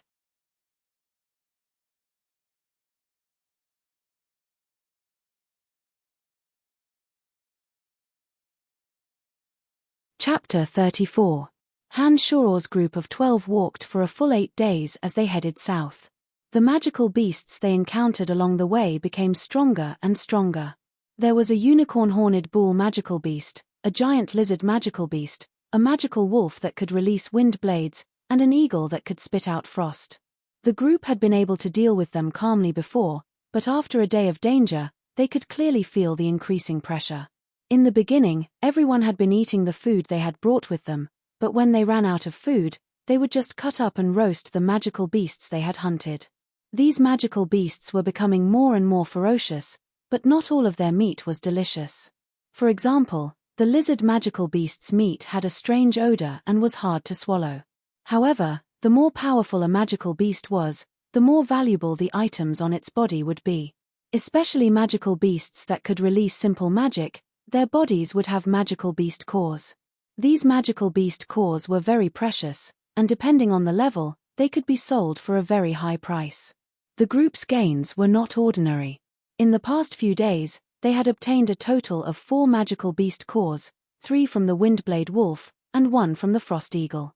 Magical beast cores were divided into 6 levels according to their level. Level 6 cores were the cheapest, and level 1 was the most valuable. It was very rare to see one. These magical beast cores could be made into some powerful magical weapons that could amplify the power of a mage's magic. There were also some that could increase a mage's mental strength, so they were very valuable. The Windblade Wolf core was a level 5 core, and the market price was about 20 gold coins. The Frost Eagle core was a level 4 core, and the market price was about 150 gold coins. Just based on the magical beast cores they had obtained, even after deducting the 50 gold coins needed to borrow the warhorses, they had already made a profit. Not to mention that apart from the cores, the flesh on these magical beasts was also valuable. The fur of the Windblade Wolf and the Unicorn Horned Bull's horn were all very valuable items. The value of all these items added together had far exceeded Fanny and Jean's expectations. After these few days of training, everyone has improved quite a bit. We are no longer so flustered when facing magical beasts. This is the most important thing in a real battle. Also, our luck isn't bad. This time, we've gained a lot from this training expedition. It's better than our previous harvests. When we return to the academy, we'll sell these things and distribute the gold coins to everyone. Fanny was in a good mood. Her dainty face carried a satisfied smile as she spoke to the students in a gentle voice. Along the way, Han Shoror had been coldly observing everything around him. Han Shoror had clearly seen how the inexperienced students had turned from panic to calmness in the face of the magical beast's training. Han Shoror's 5 senses had become clearer than everyone else's due to his cultivation of demonic arts. In the subsequent operation, Han Shoror's early warning also accounted for much of the credit. No one could figure out how Han Shoror had such sensitive 5 senses. Fanny had also carefully examined Han Shoror's body over the past few days, but had naturally come up empty-handed. Fanny was a bit dispirited and puzzled, but couldn't think of any good ideas. In the end, she could only say that when they returned to the academy, they would use some of the academy's magical equipment to give Han Shoror a detailed examination. The days of advance warning and the delicious cooking of roasted meat had caused Han Shoror's status to unwittingly rise a few notches in this training mission.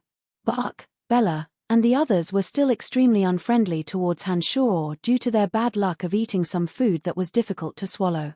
Some of the other students had already stopped bossing Han Shoror around. Some of the more picky students had even started trying to get along with Han Shoror in order to eat better food. Master Fanny, when can we get to the Cemetery of Death? Lisa immediately asked after hearing Fanny's words. Fanny's brow furrowed when she heard these words. She was silent for a moment and then sighed softly. I've only heard that the Cemetery of Death has been discovered in the southern depths of the Dark Forest, but I'm not too sure where it is exactly. Actually, the main purpose of coming to the Dark Forest this time is for you to be able to properly cast your necromancy magic without panic in the face of danger. According to your current results, you've all basically met the requirements. I don't know where the Cemetery of Death is at all, but you should all feel that the magical creatures we've encountered are becoming stronger and stronger. If it wasn't for Brian's early warning, I think some of us would have been injured long ago.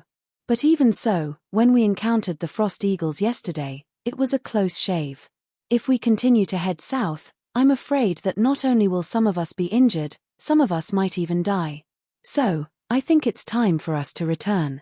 The students were all a bit dazed when they heard Fanny's words. Jean nodded and said, Indeed, we're only here to train. We can't be sure of the Cemetery of Death, nor do we know if it really exists. It's normal that we didn't encounter it. Everyone has personally experienced the situation yesterday. If we go further south, I think everyone's lives will be in danger. We've already reaped great rewards from this expedition. There's no need for us to continue taking risks. Since the 2 teachers had spoken thus, some of the more cowardly students thought of the dangers of the past 2 days and couldn't help but nod in agreement. They all said, All right, then let's return to the academy. The danger has been increasing lately. Bark, you're a coward. How can there be great rewards without danger? If it wasn't for the danger yesterday, how could we have obtained the Frost Eagle's core? We should continue heading south. Perhaps we'll be able to obtain even more valuable things. This way, when we return to the academy, the other mages won't dare look down on our necromancy major. Lisa glared disdainfully at Bark, who'd spoken up earlier, and raised her head to mock him. She then turned her head to look at Han Shoror, who was minding his own business as he roasted meat. She said, Brian, don't you agree? Han Shaw originally shouldn't be the center of attention, but because of Han Shaw's performance over the past few days, all the students actually looked at Han Shaw after hearing Lisa's words. Even Fanny and Jean did the same, as if Han Shaw's decision was very important. Han Shaw couldn't help but be speechless. After a moment of hesitation, he smiled honestly and said, "Taking risks is a must. Since everyone isn't injured yet, why don't we walk a bit more? Who knows, maybe there'll be even more rewards." Fanny looked oddly at Han Shaw and actually nodded after a moment of silence. She said delicately, "All right, since this is the case, then let's walk a bit more. We'll head back the way we came when someone is injured. Come, everyone can eat." Han Shaw laughed lightly and called out. Lisa, Fanny, and the others were the first to happily rush over and grab the two largest pieces of meat that Han Shaw had handed over without a care for their manners. Deep into the night, the cool moonlight shone upon the dark forest. Some students were already fast asleep in a few crude tents, while a few others held back their drowsiness and shouldered the heavy responsibility of keeping watch. Han Shaw left by himself amidst the silence and slowly distanced himself from the students' tents, moving stealthily in the shadows of the towering trees. Han Shaw's not-so-muscular body was as nimble and swift as a cheetah in the crevices of the trees' shade, weaving through the trees with extreme ease. Han Shaw was far away from Fanny and the others' tents in the blink of an eye, heading south. Han Shaw's body abruptly stopped and he raised his hands, chanting the incantation for summoning skeletons. "Fallen warriors of the dead, heed the Dark Herald's call and reveal your existence." As soon as the incantation was finished, a dark, thin, and small little skull suddenly appeared in the air, bone dagger in hand. The little skull's bones seemed to be even tighter and shinier now, completely blending in with the night like an elf in the dark. As Han Shaw moved quickly, the little skull's leg bones continuously bent and bounced, but no longer made soft creaking sounds. The 7 bone spurs on his back flapped, causing the little skull to seem as if he was gliding through the air, weaving through the dark forest side by side with Han Shaw. 2 windblade wolves suddenly appeared in front of the man and skeleton. These 2 windblade wolves were tearing at the corpse of a magical creature in the shape of a wild boar. One of the windblade wolves seemed to sense movement as its pointy ears suddenly perked up and its green eyes darted left and right. A bone dagger glinted with a faint, sharp, cold light as it suddenly appeared in the night. The bone dagger drew a wondrous arc in the air and abruptly stabbed towards the windblade wolf that had raised its head and was on guard. At the same time, an agile figure suddenly rushed out from the dark shadows of the trees and dashed towards the other windblade wolf at high speed. A faint purple light suddenly appeared in the dark night sky, appearing so beautiful and enchanting. 2 mournful howls sounded out from the mouths of the 2 windblade wolves. The 2 savage and bloodthirsty windblade wolves were both killed before they could even react. One of the wolves died instantly after its skull was pierced through by the bone dagger, while the other fell to the ground stiffly, emitting a cold air continuously from its body. Heh, another 2 level 5 magical cores. Han Shaw smiled and muttered to himself after he withdrew his hand. On the other side, Little Skull had already started using the bone dagger to cut off the valuable fur of the windblade wolves. Judging from his practiced movements, it was obvious that this wasn't his first time doing this.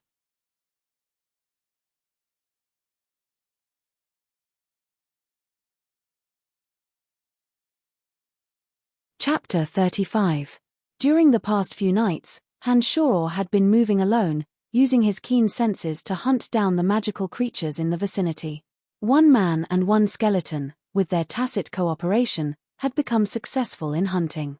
So far, they had harvested a total of 4 level 5 magical beast crystal cores, along with some valuable furs and horns. Not only did Han Shaw try to deploy magical yuan in the process of hunting the magical creatures, but he also repeatedly practiced the bone spur magic that he'd mastered. Every time, he was able to combine long-range and close-range attacks with wondrous results. Han Shaw had never encountered the panic and nervousness that the students displayed when facing a magical creature for the first time. He was just as calm from beginning to end, even numb and callous. Even Han Shoror himself didn't know why he didn't have these negative emotions in the process. He could even vaguely feel that there was excitement and anticipation in the depths of his heart during the process of hunting the magical creatures, as if he was enjoying the process immensely. I'm not a good person after all. Han Shoror thought self-deprecatingly as he accepted the magical creature cause and the windblade wolf fur from the little skull's hands. He patted the little skull's glossy black skull and smiled. Let's go, we can go back now. The little skull grasped the bone dagger in his hand, his empty eyes devoid of any emotion as he followed behind Han Shoror, quickly returning the way they'd come. Han Shoror chanted an incantation midway and sent the little skull back to the other dimension. Seeing that they were about to return to the tent, Han Shoror couldn't help but slow down his footsteps, moving unhurriedly through the shadows of the trees. It was now the latter half of the night, and the sentries outside the tent had been replaced by Fanny, Lisa, and Amy. Lisa and Amy's eyes were half closed and they looked drowsy. It was obvious that they were taking advantage of the opportunity to slack off and didn't shoulder their responsibilities at all. Fortunately, Fanny understood the importance of being a sentry. Her pair of bright eyes constantly patrolled the surroundings. When Han Shoror's light footsteps approached, Fanny immediately cast her vigilant gaze in the direction that Han Shoror had come from. With her magic staff in hand, Fanny furrowed her brow, her delicate face full of vigilance. She gradually approached the direction Han Shoror had come from and softly called out, "Who is it?" "Teacher Fanny, it's me," Han Shoror said softly to Fanny as he slowly walked out from the shade of the tree. "I knew it would be you. I went to look for you just now and found that there was no one in your tent. Where did you run off to in the middle of the night?" Fanny's eyes focused on Han Shoror as she asked, full of confusion. "It's nothing, I'm just looking for a secluded place to train my magic."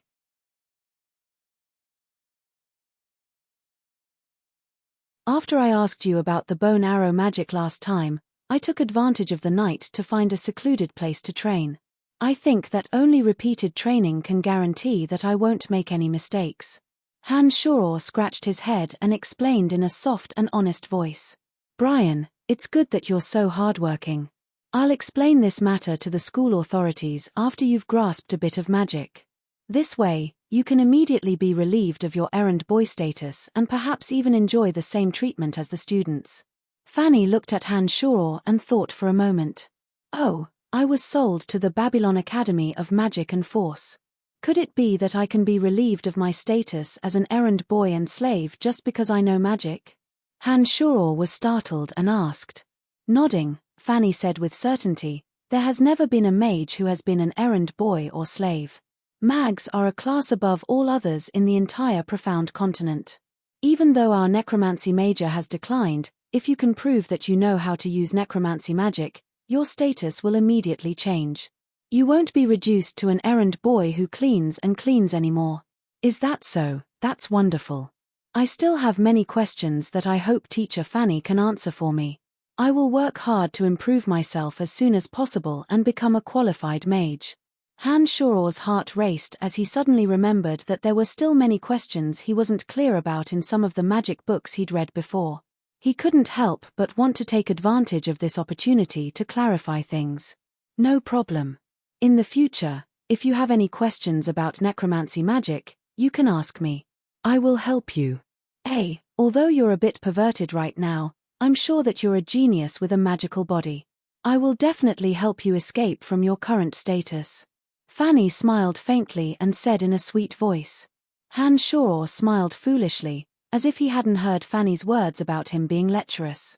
After thinking for a moment, he started asking Fanny for some magic knowledge. After a while, Fanny cried out in surprise and looked at Han Shoror in astonishment. She said with emotion, "Oh my gosh, Brian, you already know so much about magic. Where did you learn all of this? Your questions are on par with the average mage apprentices.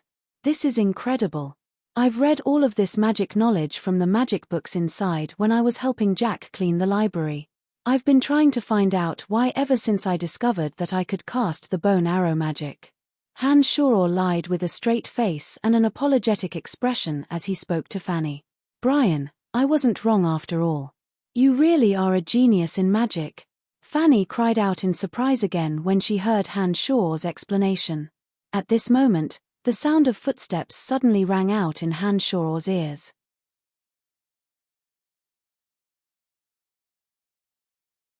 Han Shaw's face grew serious as he hastily said, "There's a sound approaching, but it doesn't sound like a magical creature this time. It sounds more like a human." Fanny's expression changed slightly when she heard Han Shaw's words. She reached out and grabbed Han Shaw's arm in a panic, walking quickly in the direction of the tent. She said as she walked, "There are all kinds of races in the dark forest. These races aren't all that friendly. Even some humans like us will sometimes want to kill for a high-level magical creature core. We should be on our guard." Fanny's slender hand grasped Han Shaw's wrist amidst the chaos. Fanny didn't have any other thoughts, but Han Shaw harbored ill intentions. When her hand grabbed his wrist, the smooth feeling of her 5 fingers on his wrist caused Han Shaw to become a bit infatuated. He suddenly recalled the ecstasy he'd felt on the warhorse a few days ago. "Everyone get up. Lisa and Amy, you too, wake everyone up and prepare for battle. Danger may be approaching." Lisa and Amy, who had been squinting their eyes, were both startled awake when Fanny's words sounded. The two also sensed the impending danger from Fanny's panicked voice, and they both started shouting and running to the tents to warn the others. For a time, Lisa and Amy's screams came from several tents. The sleeping students all rushed out of their tents with their clothes in a mess, their eyes half open and their clothes disheveled as they hastily prepared for battle. At this moment, Fanny unintentionally glanced at Han Shaw and discovered that Han Shaw was smiling merrily at her jade hand on Han Shaw's wrist. His expression seemed to be one of enjoyment. Angry, Fanny grabbed Han Shaw's jade hand and pinched it fiercely before letting go. She said angrily to Han Shaw in a low voice, "Damned Brian, I've discovered that you're almost as lustful as Fitch." Han Shaw yelped in pain and wore an awkward and silly smile on his face, but he was speechless inside. He wondered what Fanny would think if she knew that he was the one who'd touched her but last time. In the midst of the students' panic, a few heavy footsteps gradually approached from afar, falling into everyone's ears. Han Shaw also started to calm down after being pinched by Fanny. The lustful light in his eyes disappeared without a trace, replaced by a deep, distant coldness. He looked at everything around him with the cold eyes of a bystander. Heavy footsteps, accompanied by strange wheezing noises, approached the group. Jean's brow furrowed and he said in confusion, "Such heavy footsteps, it shouldn't be humans. But magical creatures with 2 feet are rare as well. What could it be?" Fanny furrowed her brow in deep thought and then her eyes lit up. She suddenly called out, "Everyone hurry up and summon the skeletal warriors to hold the front. We've probably run into the ogres in the dark forest." Everyone started when the words ogres came out of Fanny's mouth.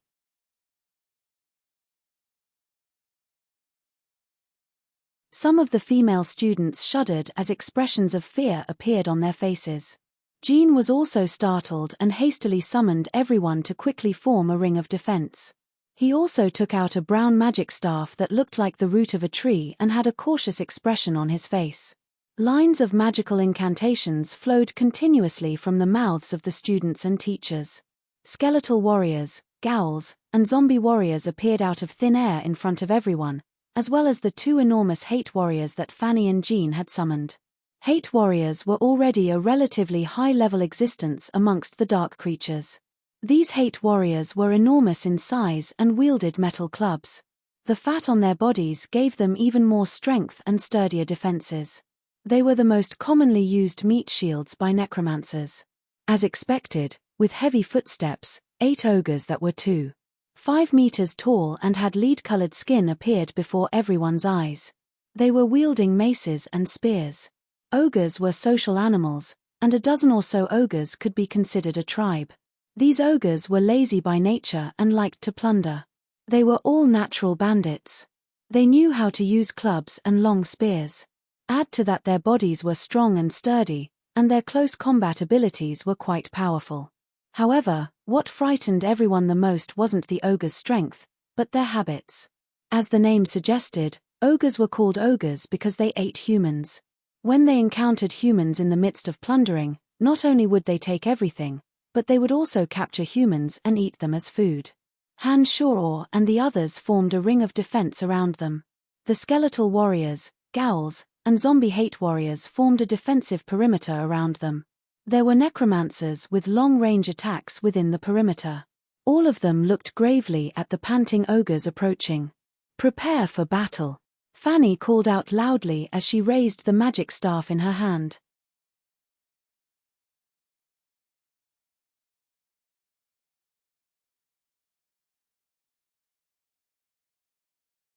Chapter 36. Huff, huff. The 8 ogres made strange noises as they moved. The strongest and tallest ogre pointed his club at them, and the ogres suddenly began to run quickly, charging in their direction. But before the ogres could draw near, the students and teachers started chanting spells. Bone arrows shot out of the air towards the ogres, and those who were stronger than magic apprentices chanted even more powerful bone spears. Bone spears and bone arrows were both necromancy spells, but required novice mags to be able to control them. They were a bit more powerful than bone arrows. Bone arrows and bone spears flew out of the air at the same time and shot towards the 8 ogres. The 8 ogres also knew how to dodge the bone arrows and bone spears as they ran. However, ogres weren't a race that excelled in speed, and they were all hit by the bone arrows and bone spears. However, the ogres' bodies were exceedingly tough, and the bone arrows only made them squeal in pain when they landed on their bodies. They affected their running speed, but couldn't penetrate their flesh. Only when the bone spears landed on their bodies did they leave bloody holes on their bodies, leaving behind some green blood. The 8 ogres were continuously injured as they ran, but none of them had completely lost their ability to attack. They actually quickly charged into the outer defensive perimeter and started attacking inside. Han Shoror was calm and unruffled in the middle of the defensive perimeter. His face was calm as he watched the ogres quickly approach and slowly gauged the fighting strength of the ogres. "Have the dark creatures attack." Fanny's face was solemn as she suddenly yelled out loudly when the ogres drew near. Everyone started directing the dark creatures on the outer perimeter to attack the ogres after Fanny's words had sounded. The summoned ghouls, skeleton warriors, zombie warriors, and hate warriors all stood firmly in place, immediately starting to attack when the ogres drew near. But the ogres were tall and strong, and their skin and flesh had exceedingly high defensive capabilities. Apart from the metal club attacks of the hate warriors, the attacks of the other dark creatures were of limited use. Especially the ghouls and skeleton warriors. Under the ferocious smashing of the ogre's wolf-tooth club, the skeletons would immediately fall apart, and the ghouls would die a horrible death. The zombie warrior's skin and flesh were sturdy enough to withstand a few hits from the wolf-tooth mace. However, after a few more hits, it would stagger and lose its ability to attack. These damned ogres are really troublesome. Xeon watched as the dark creatures on the outskirts fell one by one, but the ogres remained standing despite bleeding profusely from the magical attacks. He couldn't help but feel anxious. "We have to hold them off. Don't let them get close to us. Otherwise, we'll die if we face the ogres in close combat." Fanny shouted, looking a little worried. Bone spears appeared out of thin air as she chanted. They stared at one of the ogres, and one of them finally pierced through the ogre's eye socket, piercing through its skull. The ogre swayed a few times before falling lifelessly to the ground. After one of the ogres had been killed by Fanny, the remaining 7 ogres seemed to suddenly go berserk. 2 of the ogres wielding spears seemed to have been inspired as they suddenly threw their spears out with strange huffs. The spears drew an arc through the air and whistled sharply as they nailed into the bodies of the 2 hate warriors. The 2 hate warriors were the strongest meat shields in the outer perimeter. Although they didn't immediately lose their ability to move after their bodies were nailed to the ground, their movements became even more sluggish. They wouldn't be of much use after being held back by the 2 ogres. At this time, only 2 hate warriors and 6 zombie warriors were left in the outer defensive perimeter. The zombie warriors were inferior to the hate warriors in every aspect. Once the hate warriors were nailed to the ground by the spears, the pressure on the zombie warriors greatly increased. 2 zombie warriors had fallen in just a short while. "What do we do? What do we do? Will these damned ogres eat us? Heavens, Why are their skin and flesh so tough? The bone arrows are completely useless against them. We're done for, we're done for. We should have gone back yesterday, boo-hoo.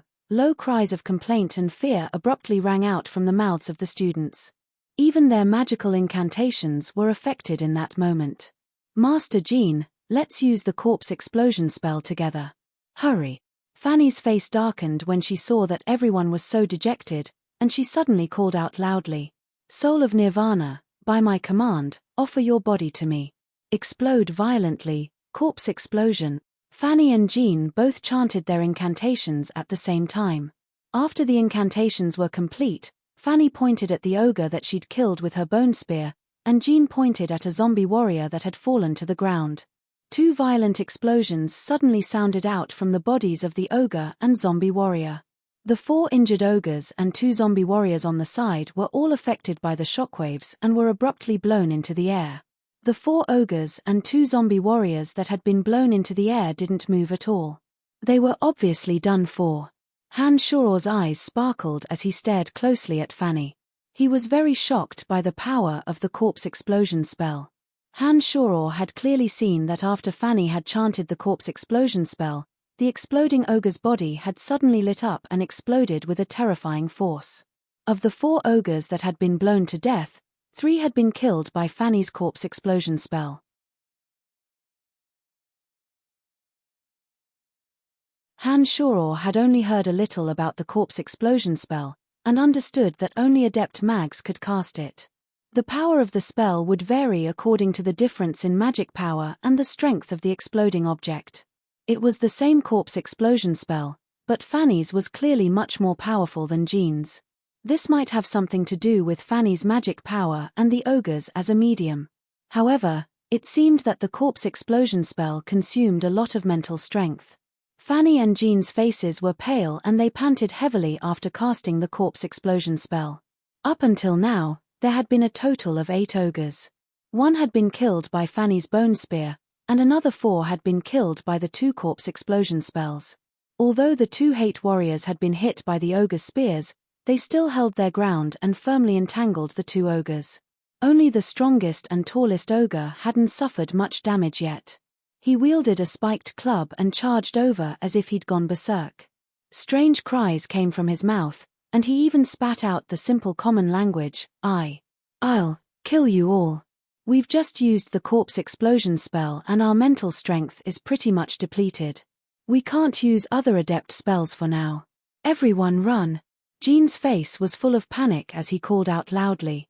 Fanny looked at the group and urged urgently, everyone leave quickly and don't get caught by the ogre. Everyone panicked even more after hearing Fanny and Jean's words. They didn't care about the supplies around them, and were all panic-stricken as they tried to distance themselves from the ogre who was running towards them with large strides and a spiked club in hand. However, although the ogre wasn't too fast, he was still a bit faster than them. Especially when the students were panicking, they tripped over the bones of the skeletal warriors as they ran. This made their speed even slower than the tall ogre. Fanny was concerned about the students and kept urging them to leave, dragging herself behind. The tall ogre had just seen that Fanny had cast the corpse explosion spell and killed 3 ogres. When he saw that Fanny had fallen behind, he didn't think much and caught up to Fanny, raising his spiked club high and smashing it down fiercely at Fanny. Watch out, Master Fanny. Watch out, Fanny, behind you. Lisa, Jean, and the others cried out involuntarily in fear when they saw the ogre's spiked club swinging towards Fanny in their panic. Fanny heard a few people's reminders and turned around to find that the spiked club was already smashing down on her. The sharp spikes of the spiked club sparkled with a cold light, and the whooshing sound indicated just how powerful the force behind the blow was. Her pretty face was deathly pale and her beautiful legs suddenly lost all strength. She watched helplessly as the spiked club grew larger and larger in front of her eyes. A wave of desolate helplessness suddenly rose up in Fanny's heart. Sparks flew in all directions with a clang. Fanny's beautiful eyes widened as she stared blankly in front of her. Unbeknownst to her, 2 wolf tooth maces had appeared in front of her. These 2 wolf tooth maces had collided with each other.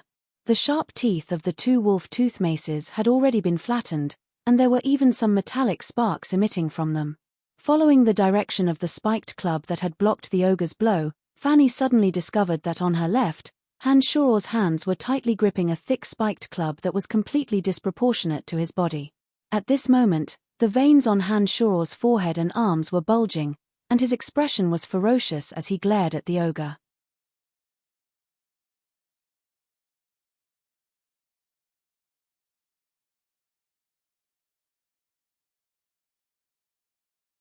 Chapter 37.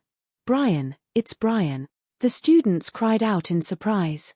Fanny was also a bit dumbfounded as she looked at Hansharaw as a stranger. She hadn't thought that Hansharaw would be able to swing such a thick spiked mace with his 1.70-meter frame and block one of the ogre's ferocious blows. As everyone stared dumbfounded, Hansharaw's eyes were fixed on the ogre's body. He freed up his right hand and pushed Fanny, saying in a low voice, "Hurry and go." A panicked shriek emitted from Fanny's mouth. Hansharaww suddenly felt his right hand press down on two soft and large cotton balls at the same time. When he pulled his hand back, Hansharaww already knew that he must have pressed down on the wrong place. The nearby students all gasped softly at this moment, including Jean's loud curses, accusing Hansharaww of having the audacity for lust. His heart fluttering, Hansharaww turned to look at Fanny and said awkwardly, "I'm sorry, Master Fanny, I pushed the wrong place. I really didn't mean to." Fanny was exasperated and was about to open her mouth to curse Hansharaww when she suddenly sensed the ogre's enormous spiked club smashing towards Hansharaw's head. She hurriedly warned, "Brian, watch out." The naive look on his face was still present as Hansharaww suddenly turned around and easily raised the spiked club that was thicker than his body with both hands. With a whistling sound, he once again smashed it towards the ogre's incoming spiked club. With a clang, sparks flew once again. Hansharaw's body didn't move at all, standing in place like a boulder. His thin and small body grasping the thick spiked club was reflected in everyone's eyes, causing all the students to suddenly look at Hansharaww with a strange look in their eyes. "Master Fanny, hurry and leave." Jean's loud exclamation suddenly sounded at this moment. Fanny had been looking at Hansharaww with a face full of shock when she finally reacted. Her bright eyes were still focused on Hansharaww as she walked backwards in the direction of Jean and the others. Hansharaww had just used strength to resist 2 blows from the ogre, and felt a strong desire to vent all the strength in his body. A faint desire to kill also rose in Hansharaw's heart, making Hansharaww want to smash the ogre into a meat patty. Hansharaww suddenly howled with laughter as soon as Fanny left. The simple and honest look on his face was nowhere to be found, and his expression was a bit sinister and frightening. He raised his thick mace with a dark face and actually charged towards the confused ogre. This strongest and strongest ogre couldn't seem to understand how Hansharaww could block 2 of his heavy blows with such a small body. He stood there dumbly, as if deep in thought. Heavens, Brian must have gone mad. He's charging at the ogre. Bella exclaimed softly, a look of disbelief on her face. Everyone nodded in agreement when these words were spoken. They all took it for granted that Hansharaww had gone mad.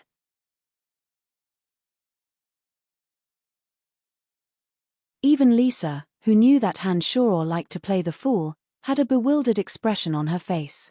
She was shocked by Hansharaw's madness in this moment. Brian suddenly became so strong after he went mad. This is incredible.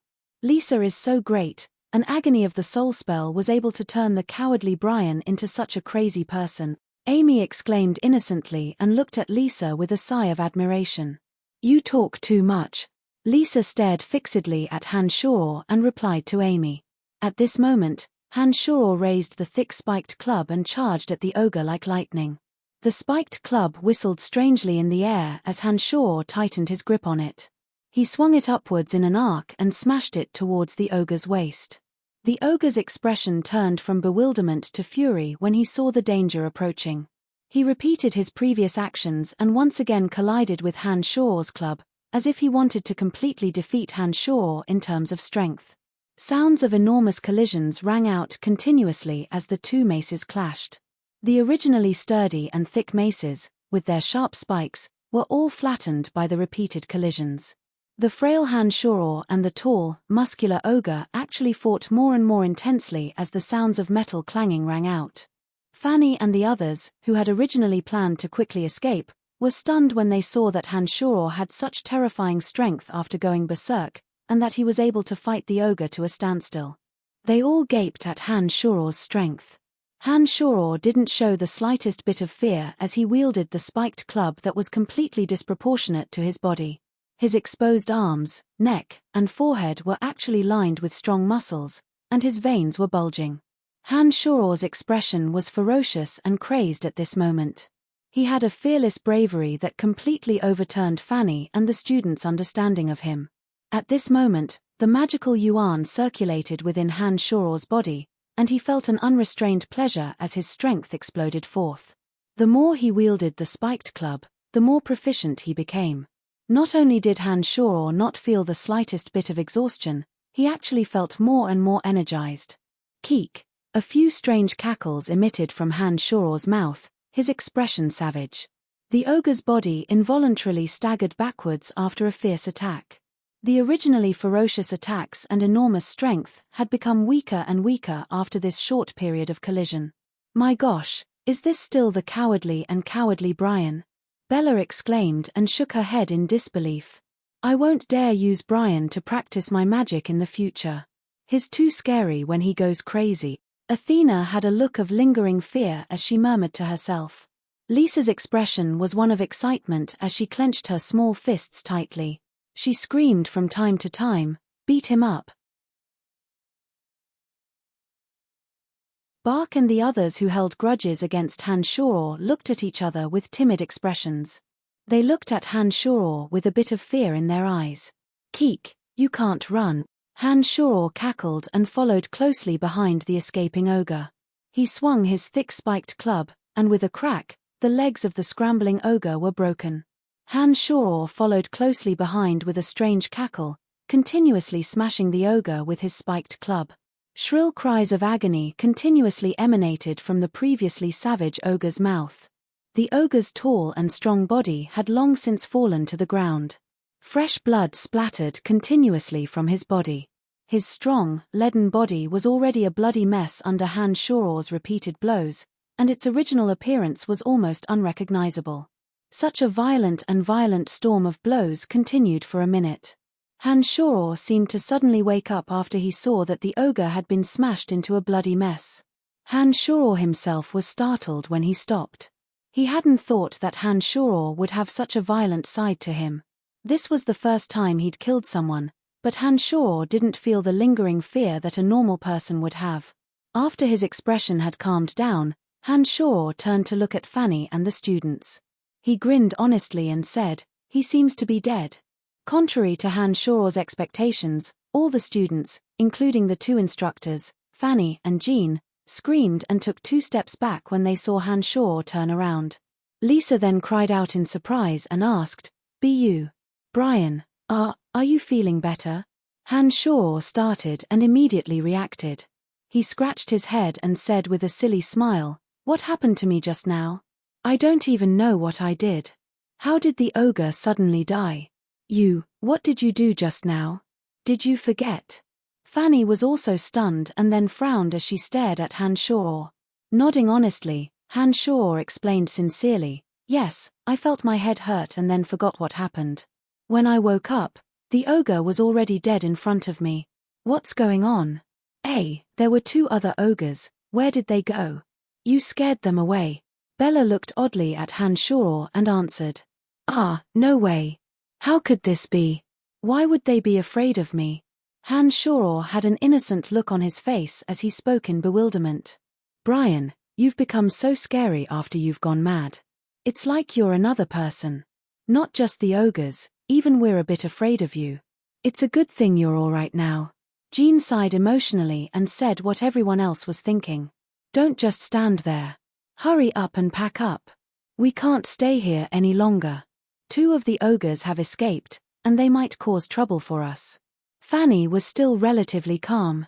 When she saw that the danger had been temporarily averted, she hurriedly instructed everyone to quickly prepare for the aftermath.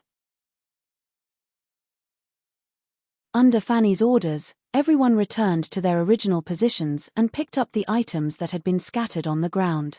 This was the first time that everyone had faced a life and death crisis. After facing death head-on, the students had all become more composed.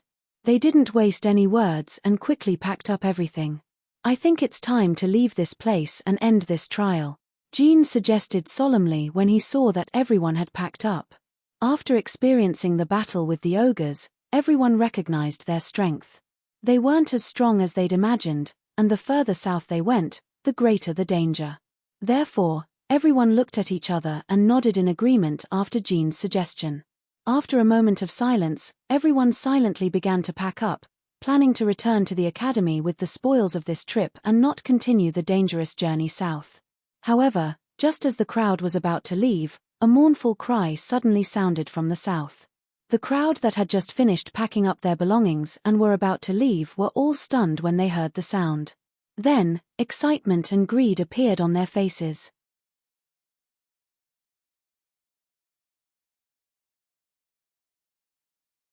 Chapter 38. It's the cry of a frost eagle. The frost eagle is a solitary magical creature. We've already killed one before, should we kill this one as well before leaving? Jean's face lit up with joy as he looked at everyone and asked. The frost eagle's magical core was of the 4th level and was worth much more than the windblade wolf. Although everyone had expended a great deal of effort to kill one, they already had the experience of dealing with the frost eagle. Now that Jean had said this, everyone started. Fanny then looked at Hanshaw and asked, "Brian, what do you think? There's a huge sum of money in front of us, I think we should take it." Hanshaw scratched his head and answered with a silly smile. "All right then, everyone get ready. We'll take the frost eagle's core and then return to the academy. If our necromancy major can obtain 2 level 4 magical cores this time, the other majors won't dare look down on us." Fanny nodded and instructed everyone to move out. When the group heard this, they seemed to remember the humiliation they'd suffered earlier and began to move angrily. They followed behind Hanshaw and Fanny, walking in the direction of the frost eagle's cry. Hanshaw walked in front like he was the leader. Everyone had a matter-of-fact expression on their faces and no one had any objections. Unknowingly, they'd already begun to change their opinion of Hanshaw. Now, no one dared to treat Hanshaw as a little errand boy that could be bullied at will. Their gazes towards Hanshaw had a faint hint of respect. The group hurried along the frost eagle's cry and arrived at the location of the frost eagle after a short while. However, they were stunned by the scene that greeted their eyes.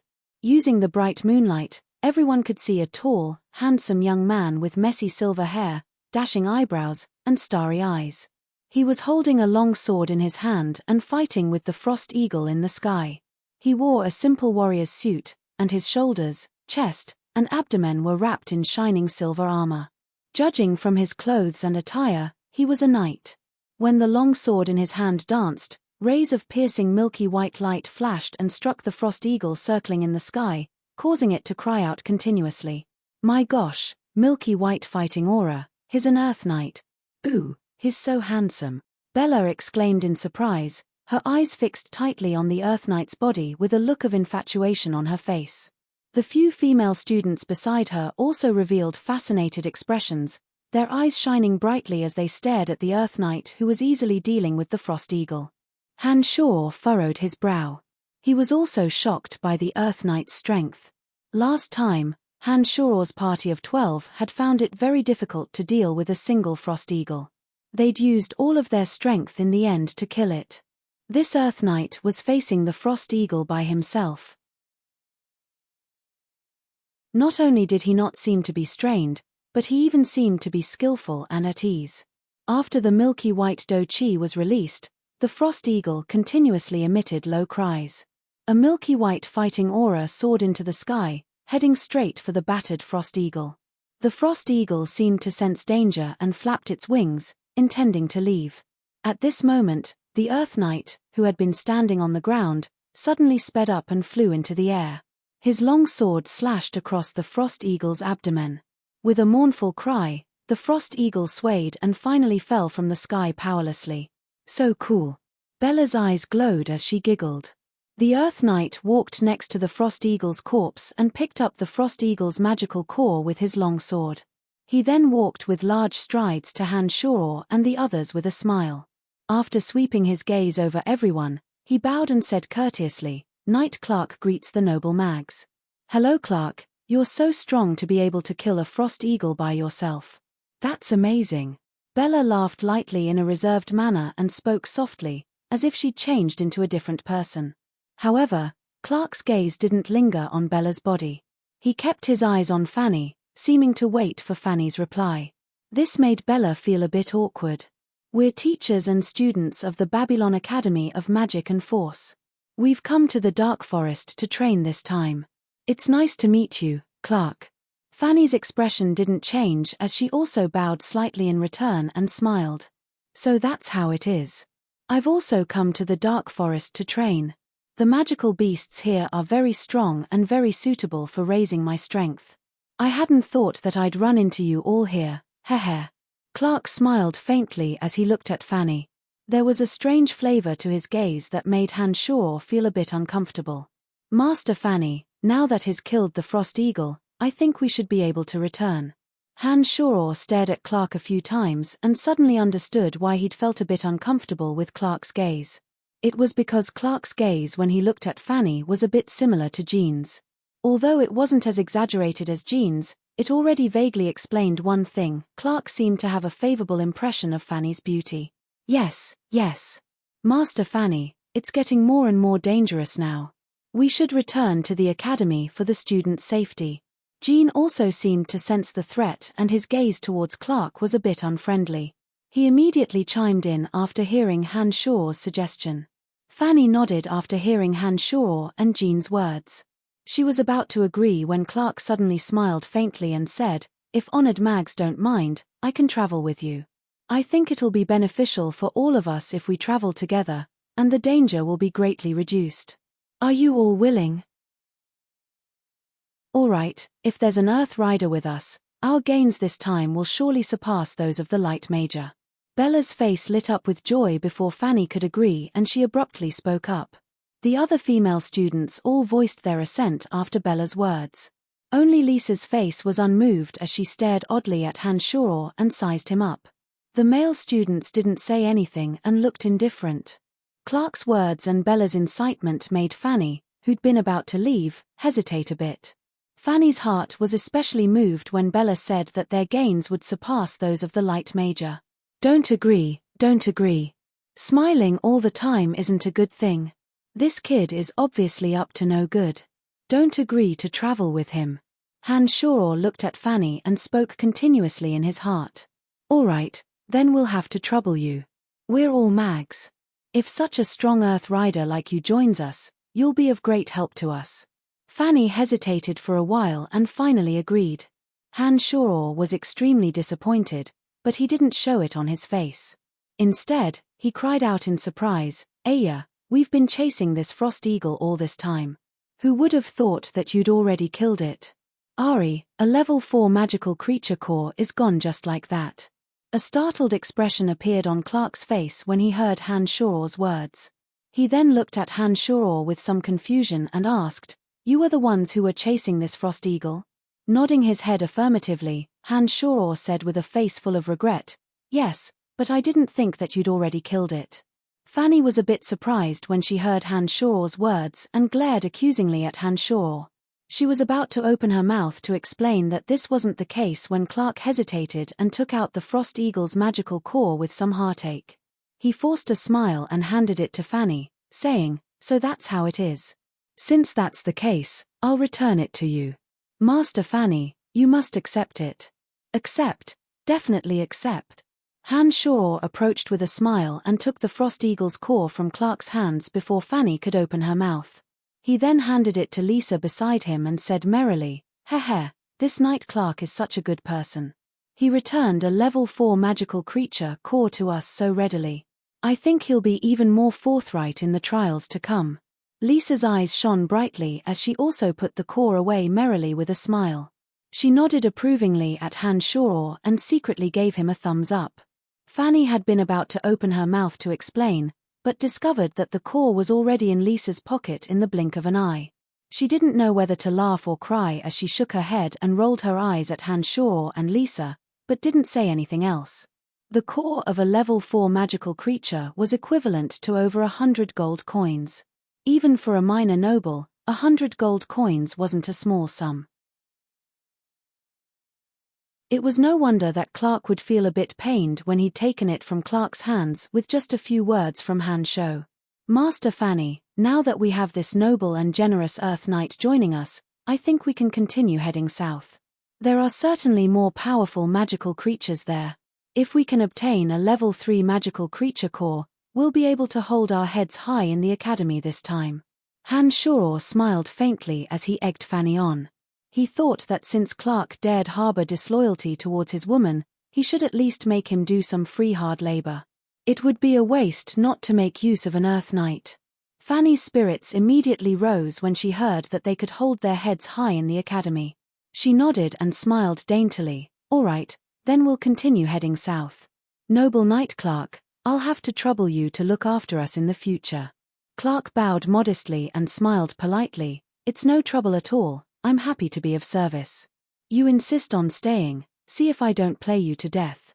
Hanshoro was extremely displeased when he saw Clark's appearance and quickly thought of a vicious plan.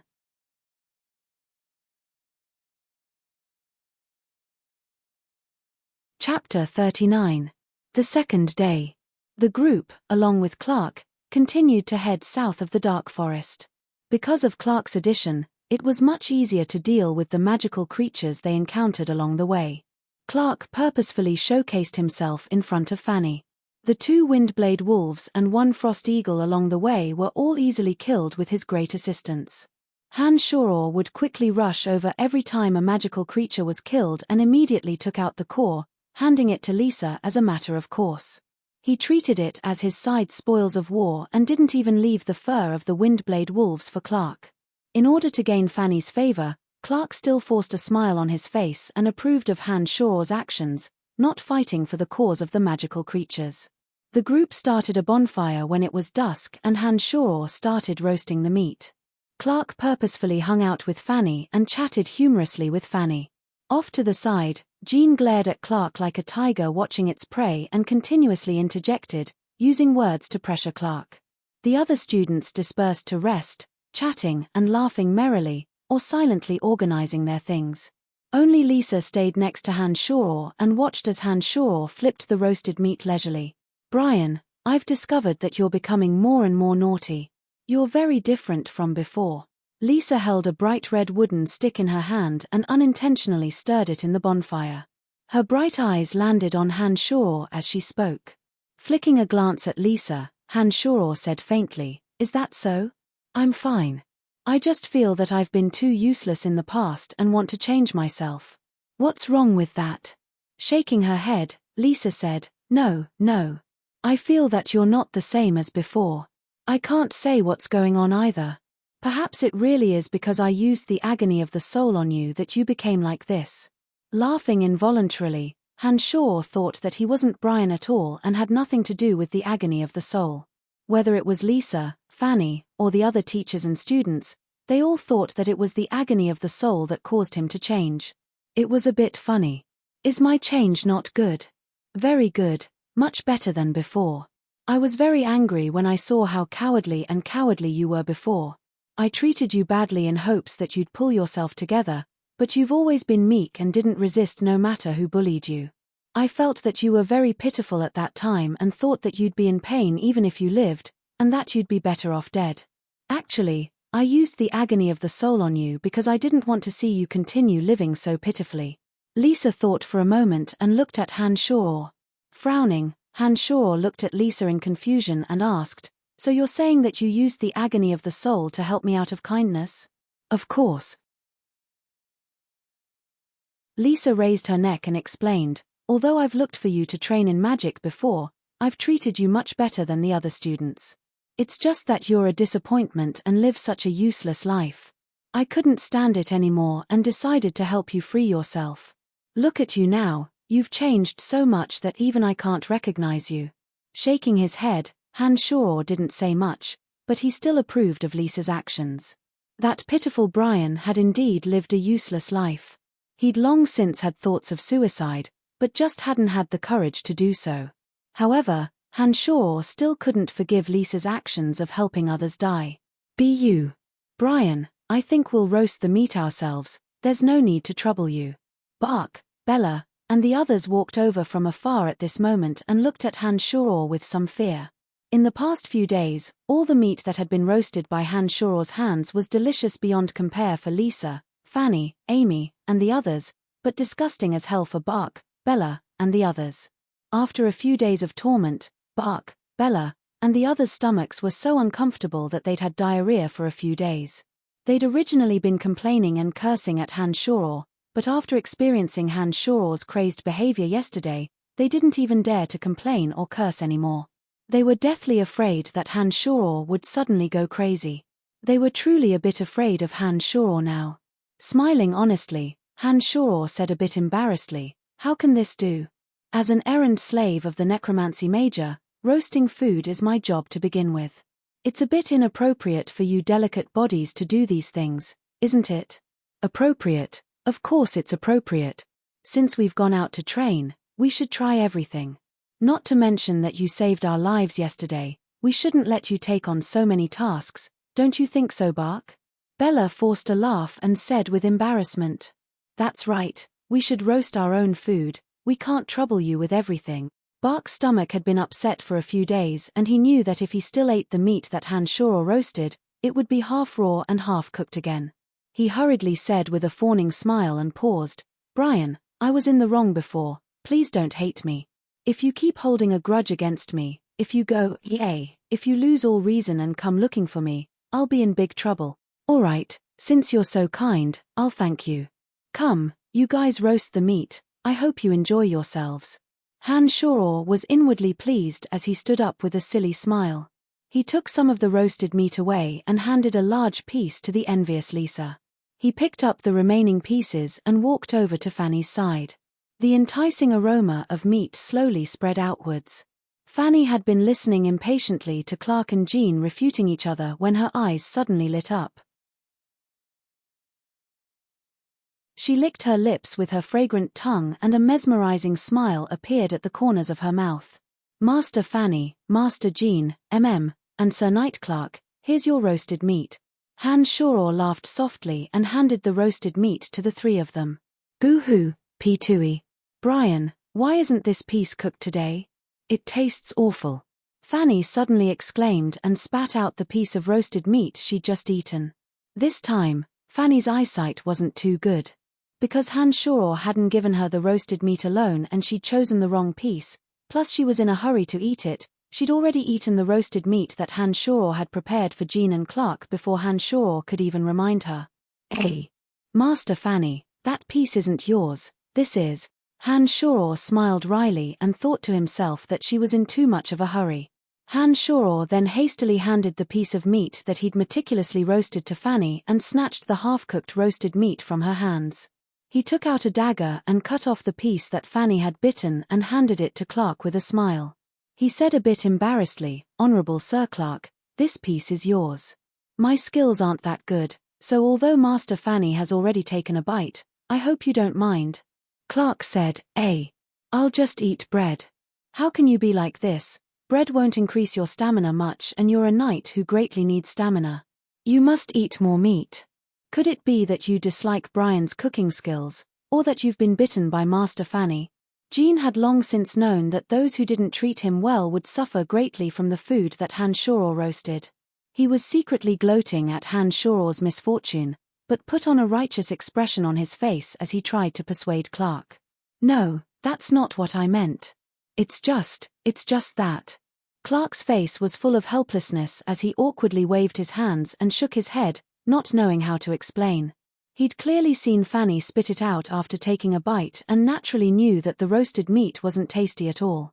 "As a noble knight, Sir Clark, I understand that you're definitely unwilling to eat something that's been bitten by someone else. Why don't you eat this piece, Master Jean?" Hanshaw had a look of understanding on his face as he first insinuated that Clark disliked Fanny and then pushed the blame onto Jean. Jean began to panic after Han Shuo's words and shook his head with an embarrassed smile. No, absolutely not. How can I take Sir Clark's food? Not to mention that this piece is mine, I'm going to eat first. Traces of sweat could be seen on Jean's forehead as he spoke in a fluster. He hastily took another piece of similarly half-cooked meat from Han Shuo's hands and ran towards where Bark and Bella were as if he was fleeing, obviously planning on roasting it again. Master Jean is such a humble person. It looks like you should take care of this roasted meat. Han Shuo smiled foolishly and planned on forcefully handing the roasted meat to Clark. Clark had a pitiful and wry smile on his face. He then seemed to suddenly remember something and hurriedly said, I forgot something, excuse me. Like Jean, Clark left the area as soon as he'd finished speaking and disappeared without a trace in the blink of an eye. Brian, you're getting worse and worse. No wonder Jean and Bark keep having diarrhea these days, it's all because of you, isn't it? Fanny glared at Han Shuo with a mix of anger and amusement. Master Fanny, you've only just realized.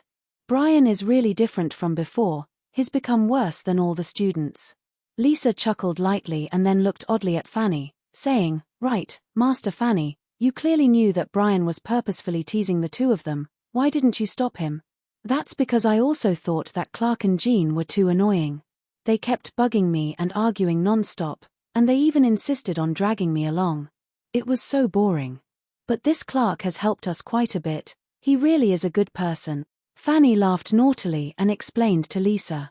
Han Shuo was secretly pleased when he heard Fanny's words, but he couldn't help but feel angry when Fanny said that Clark was a good person. So that's how it is. Heh, Master Fanny, I know there's a wide pool nearby. The water there is clear and clean.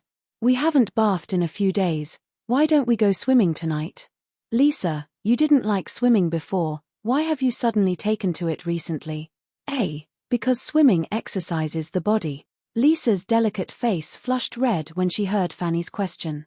She turned her head to glance at Han Shuo and answered hastily. Han Shuo had an odd expression on his face as he thought to himself that Lisa didn't seem to mind on the surface when he'd told her how to increase her breasts last time, but she'd already taken action in secret.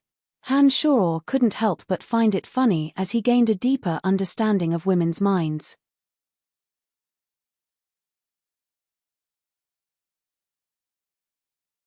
Chapter 40. It was night, and the moonlight was clear and cold as it scattered across the vast and boundless dark forest. The bright, silvery moonlight added a few traces of tranquility and comfort to the dark forest. Simple and crude tents were set up on the soft grass. After a day of hard work, the students were either talking in low voices or silently meditating.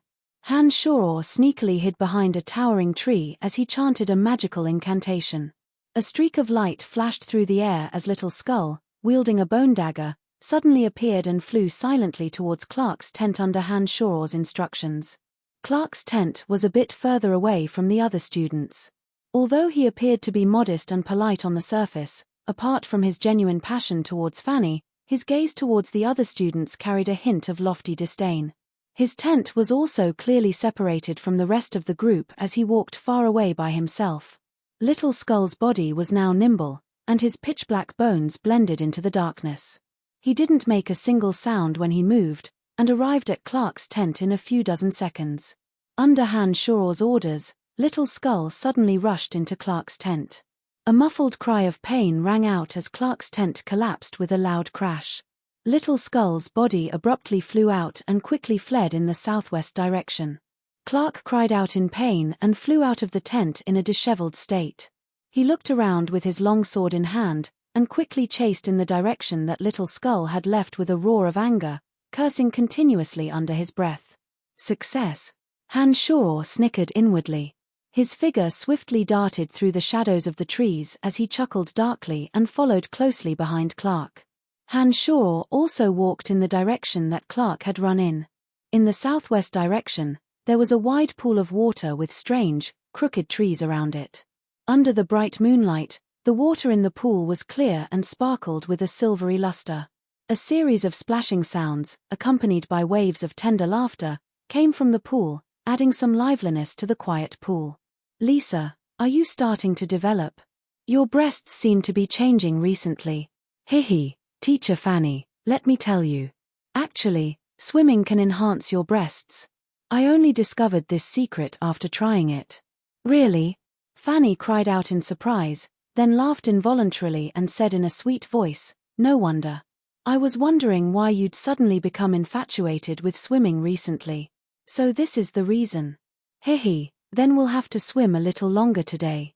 Teacher Fanny, your breasts are already so perky. Do you still care about this? Hihi, of course, there's no woman who wouldn't care about this. I see.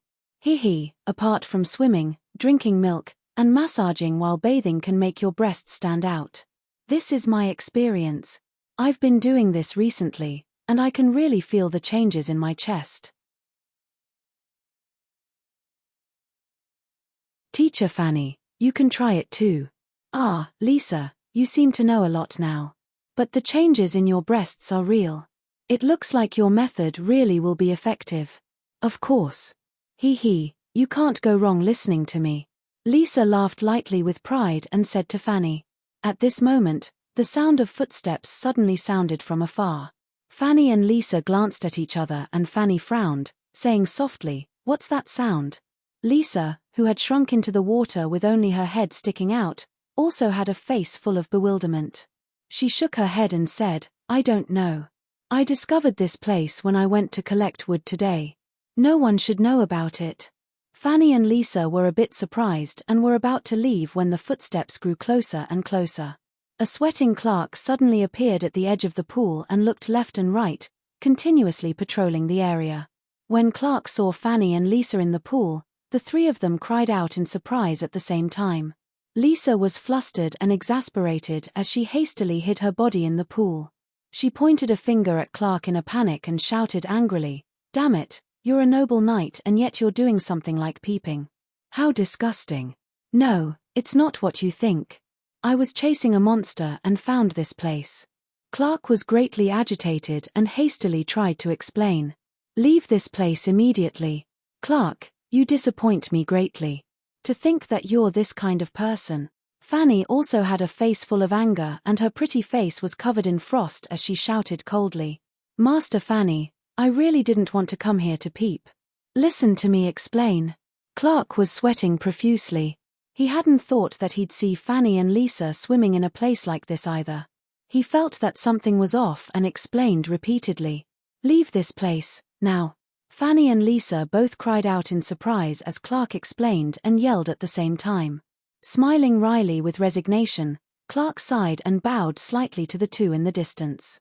He said apologetically, "I'm sorry, I'll leave immediately. I hope you don't think of me as bad as you think, I really didn't mean to do this."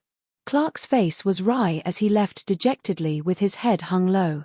A string of complaints flowed from his mouth as he sighed and lamented his terrible luck. Han Shoror's surreptitious figure appeared in the shadows of the trees after Clark had left. He stuck up his middle finger at Clark and said lowly with a sinister smile, "You dare steal my woman? Go to hell, noble knight."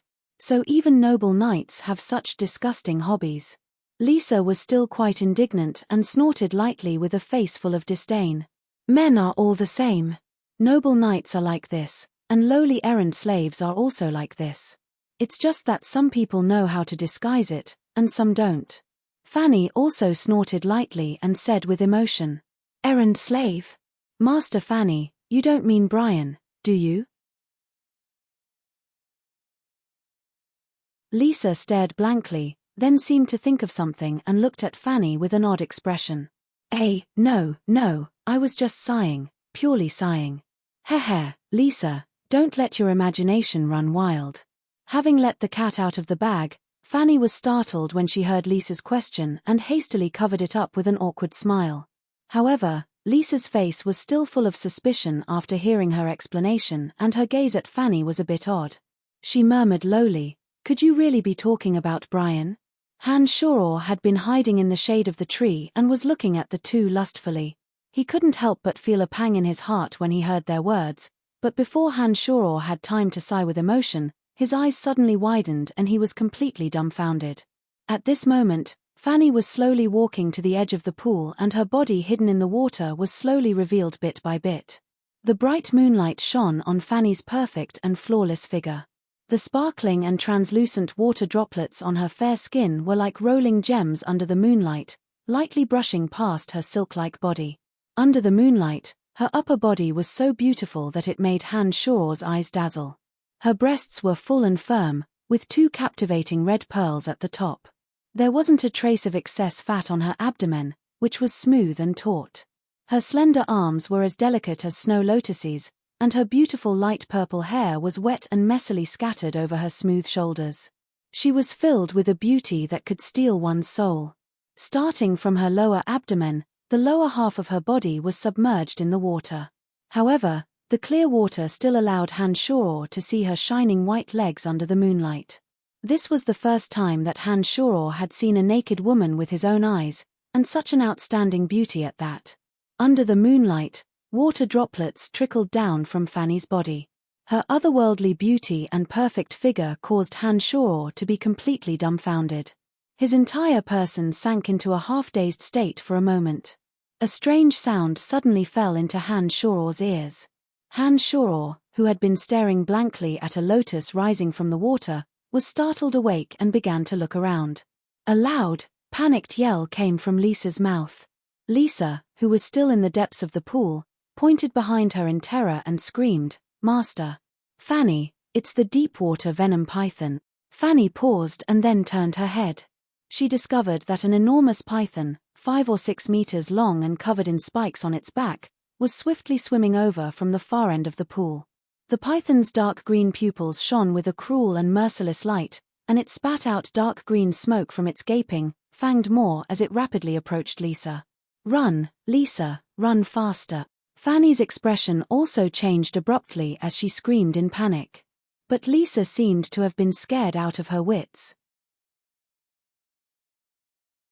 Her body, which had originally been swimming quickly in the pool, had actually slowed down quite a bit because of the deep-water venom python's appearance, although her hands and legs were madly slapping at the water. "Master Fanny, sob, save me." Lisa's voice whimpered as she screamed in terror and panic. She used both her hands and feet in an attempt to quickly swim to the shore, but the deep-water venom python was closing in on her.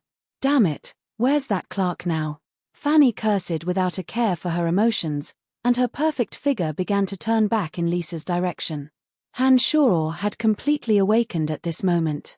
Looking at the deep-water venom python that was closing in on the two of them, Han Shuo hesitated for a moment and finally sprinted out from the shadows of the trees, yelling loudly, "What's going on?"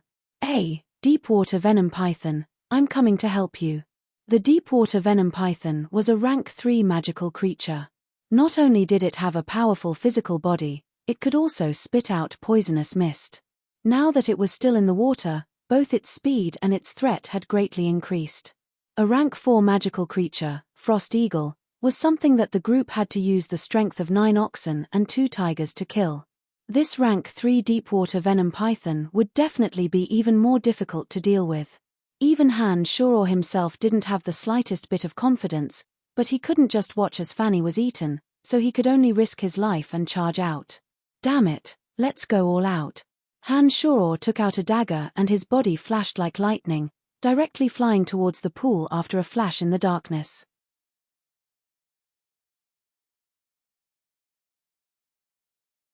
Chapter 41.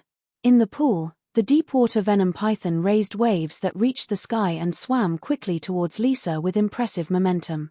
The more flustered Lisa was, the harder it was for her to escape. The distance between the person and the python had already shrunk to 20 meters. Fanny, who had already reached the shore, threw caution to the wind and splashed the water, rushing towards Lisa like a mermaid.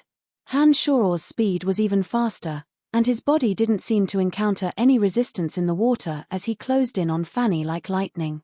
After practicing magical yuan, Han Shuo's bodily functions were far superior to those of ordinary people. When Han Shuo used his full strength, an astonishing amount of energy immediately burst forth. Han Shuo had also arrived at the same time that Fanny closed in on Lisa. Han Shuo didn't allow for any explanation as he reached out with both hands, grabbing Lisa with one hand and wrapping the other around Fanny's waist. He shouted fiercely, "Go!" At this moment, Hanshoro had no time to feel the smoothness and softness of Lisa and Fanny's bodies. In his panic, he only had the thought of leaving this place as quickly as possible. His legs moved like a fish in the water, and with the help of Fanny's hands and feet, the three entangled as they swam towards the shore without a care for anything else. Except, if it was just Hanshoro alone, he might actually have been able to escape the deepwater venom python's pursuit. But with the addition of Fanny and Lisa, Hanshoro's speed was greatly affected. It was hard for him to recover his previous speed, and he could only watch as the deepwater venom python came closer and closer. Lisa's frightened cries and whimpers didn't stop for even a moment. Even Fanny was powerless at this moment as a look of shock and panic appeared on her face. Even summoning dark creatures to fight in the pool wouldn't be of much use. The deepwater venom python's skin was extremely thick, and normal necromancy magic wouldn't be able to stop it. If they stopped and chanted an incantation, they would be bound to be entangled by it and then inevitably be eaten by it. Boo-hoo! What do we do? What do we do? Are we going to be eaten by it? Lisa whimpered in panic, her hands slapping the surface of the water more and more powerless. Fanny also didn't know what to do.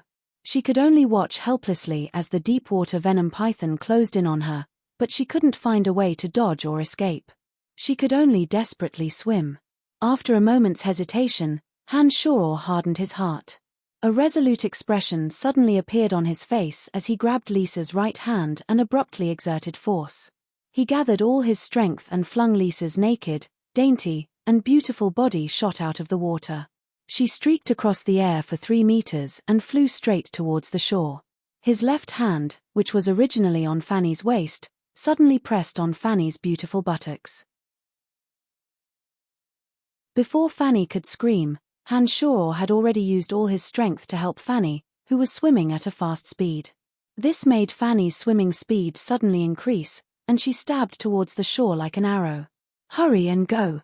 Hanshoro roared and suddenly turned his head, facing the deepwater venom python that was already in front of him alone. "Brian, Master Fanny, hurry and save Brian!" Lisa's desolate voice cried out in alarm from afar. "Lisa, hurry and get ashore. Only when we're ashore can we help Brian." At this moment, Hanshoro's gaze was cold and severe. He gripped the dagger in his hand tightly as he watched the deepwater venom python's tail wrap around him. Unexpectedly, Hanshoro advanced instead of retreating. Before the deepwater venom python's tail could wrap around him, he actually dashed out at high speed towards the python's head. Hanshoro understood that no matter how fast he swam in this pool, he still couldn't compete with the deepwater venom python in terms of speed. Now that he was stuck close to it, there was only death awaiting him if he continued to throw caution to the wind and flee.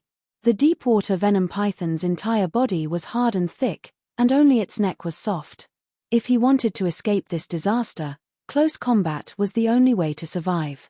The deepwater venom python probably hadn't anticipated that Hanshoro would counterattack instead of fleeing. After that enormous tail wrapped around him, it only made a rather large arc, but didn't touch Hanshoro. The deepwater venom python's dark green eyes flashed as if it was mocking Hanshoro's ignorance.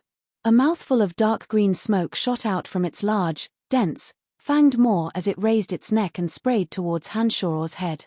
"Brian, be careful of the smoke it's spraying out.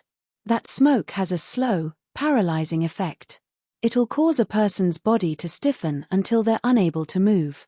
At this moment, Fanny called out loudly from afar, reminding Hanshoro to pay attention to the dark green poisonous smoke that the deepwater venom python was spewing out. Startled, Hanshoro quickly swam on the surface of the water and held his breath before hastily diving into the water. Using the clear water, he identified the deepwater venom python's position and suddenly charged over. After dodging another sweep of the deepwater venom python's tail midway, Hanshoro had already appeared directly under the python's neck. Hanshoro's body and the dagger in his hand shot out of the water at the same time. The dagger flashed with a cold light, drawing a trace of silver under the moonlight as it fiercely pierced towards the soft flesh of the deepwater venom python's neck. With a poochy sound, the dagger disappeared completely, and blood spurted out. The deep-water venom python let out a mournful wail, and after twisting its neck, its huge body began to writhe madly. Han Shoror was startled and hurriedly pulled out the dagger, pressing his right palm fiercely against the python's neck. The red flames of the mystical glacial spellfire flashed and disappeared, instantly landing on the python's neck. After being invaded by the red flames of the mystical glacial spellfire, the deep-water venom python became even more berserk, and shrill cries rang out incessantly. Before Han Shoror could react, a cloud of dark green smoke had already spread to Han Shoror's body. Wisps of strange gas seeped into Han Shoror's body through Han Shoror's pores. Han Shoror felt his entire body go numb, suddenly numb and powerless. Even the dagger seemed to have become as heavy as 1,000 kilograms. Oh my God, Brian's been sprayed by the poisonous smoke. What about Master Fanny? What's going to happen? Lisa had already reached the shore, and when she saw that Han Shoror had been sprayed by the poisonous smoke, she abruptly yelled out loudly and urgently, "Oh, endless darkness, transform into the bone spears of destruction. With my will, destroy everything in front of me, bone spears." The sound of Fanny chanting an incantation suddenly sounded at this moment. 3 sharp bone spears suddenly materialized out of thin air and pierced towards the frenzied deep-water venom python in the pool with whooshing sounds. Fanny's bone spear magic was indeed extraordinary. All 3 bone spears hit their mark, and 2 of them stabbed into the python's forehead, causing 2 blossoms of blood to blossom. The last bone spear landed on the python's ghastly maw, which had buried its head to devour Han Shoror, and broke a few of its sharp fangs. This caused the python's gaping maw, which had been about to devour Han Shoror, to be lifted backwards. At this moment, the magical yuan within Han Shoror's body abruptly circulated at high speed. Wherever the magical yuan circulated, the numbing feeling instantly disappeared without a trace. Han Shoror, who had originally been powerless, once again regained his strength. As the deep-water venom python reared back from Fanny's bone spears, Han Shoror's body quickly closed in, the dagger in his hand stabbing twice like lightning, and then he swam towards the shore without a care for anything else. The deep-water venom python suddenly howled in agony, stirring up waves in the pool. When it raised its head again, Fanny and Lisa saw that the python's 2 dark green eyes were completely overflowing with thick blood.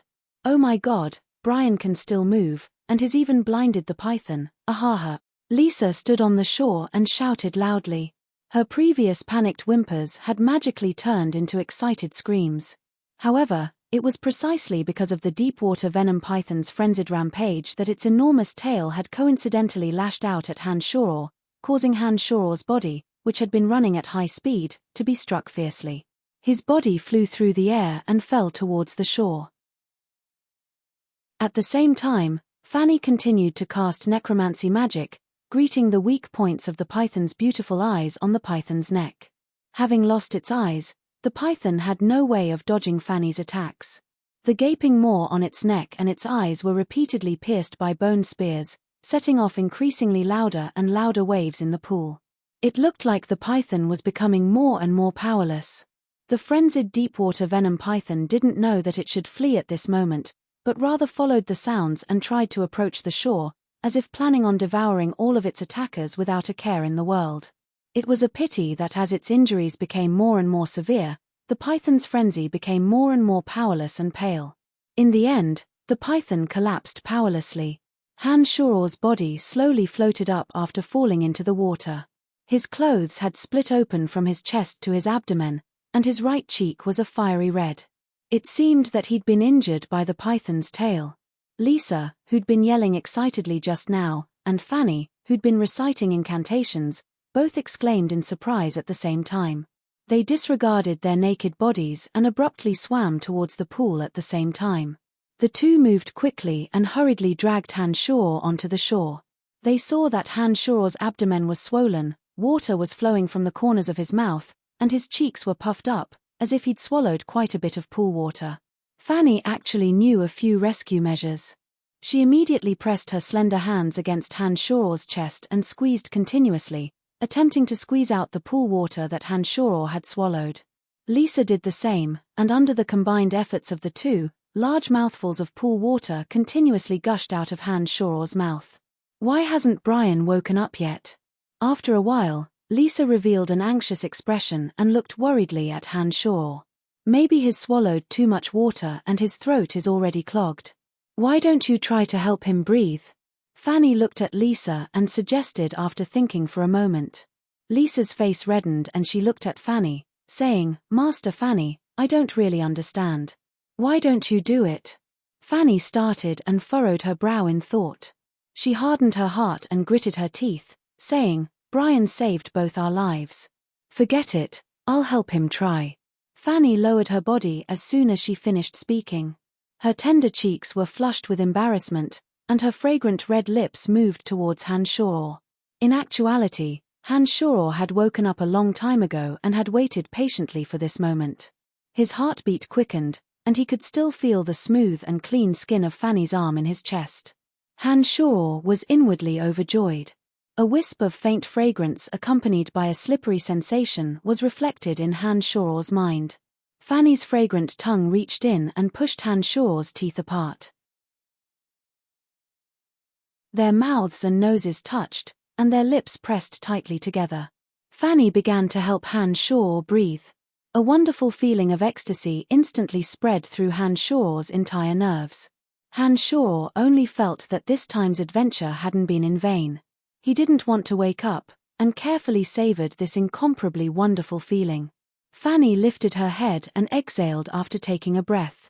She paused for a moment and was about to continue when her bright eyes inadvertently saw that a small tent had strangely risen from the base of Han Shaw's legs. Fanny was stunned for a moment before she suddenly reacted and screamed at a high decibel level.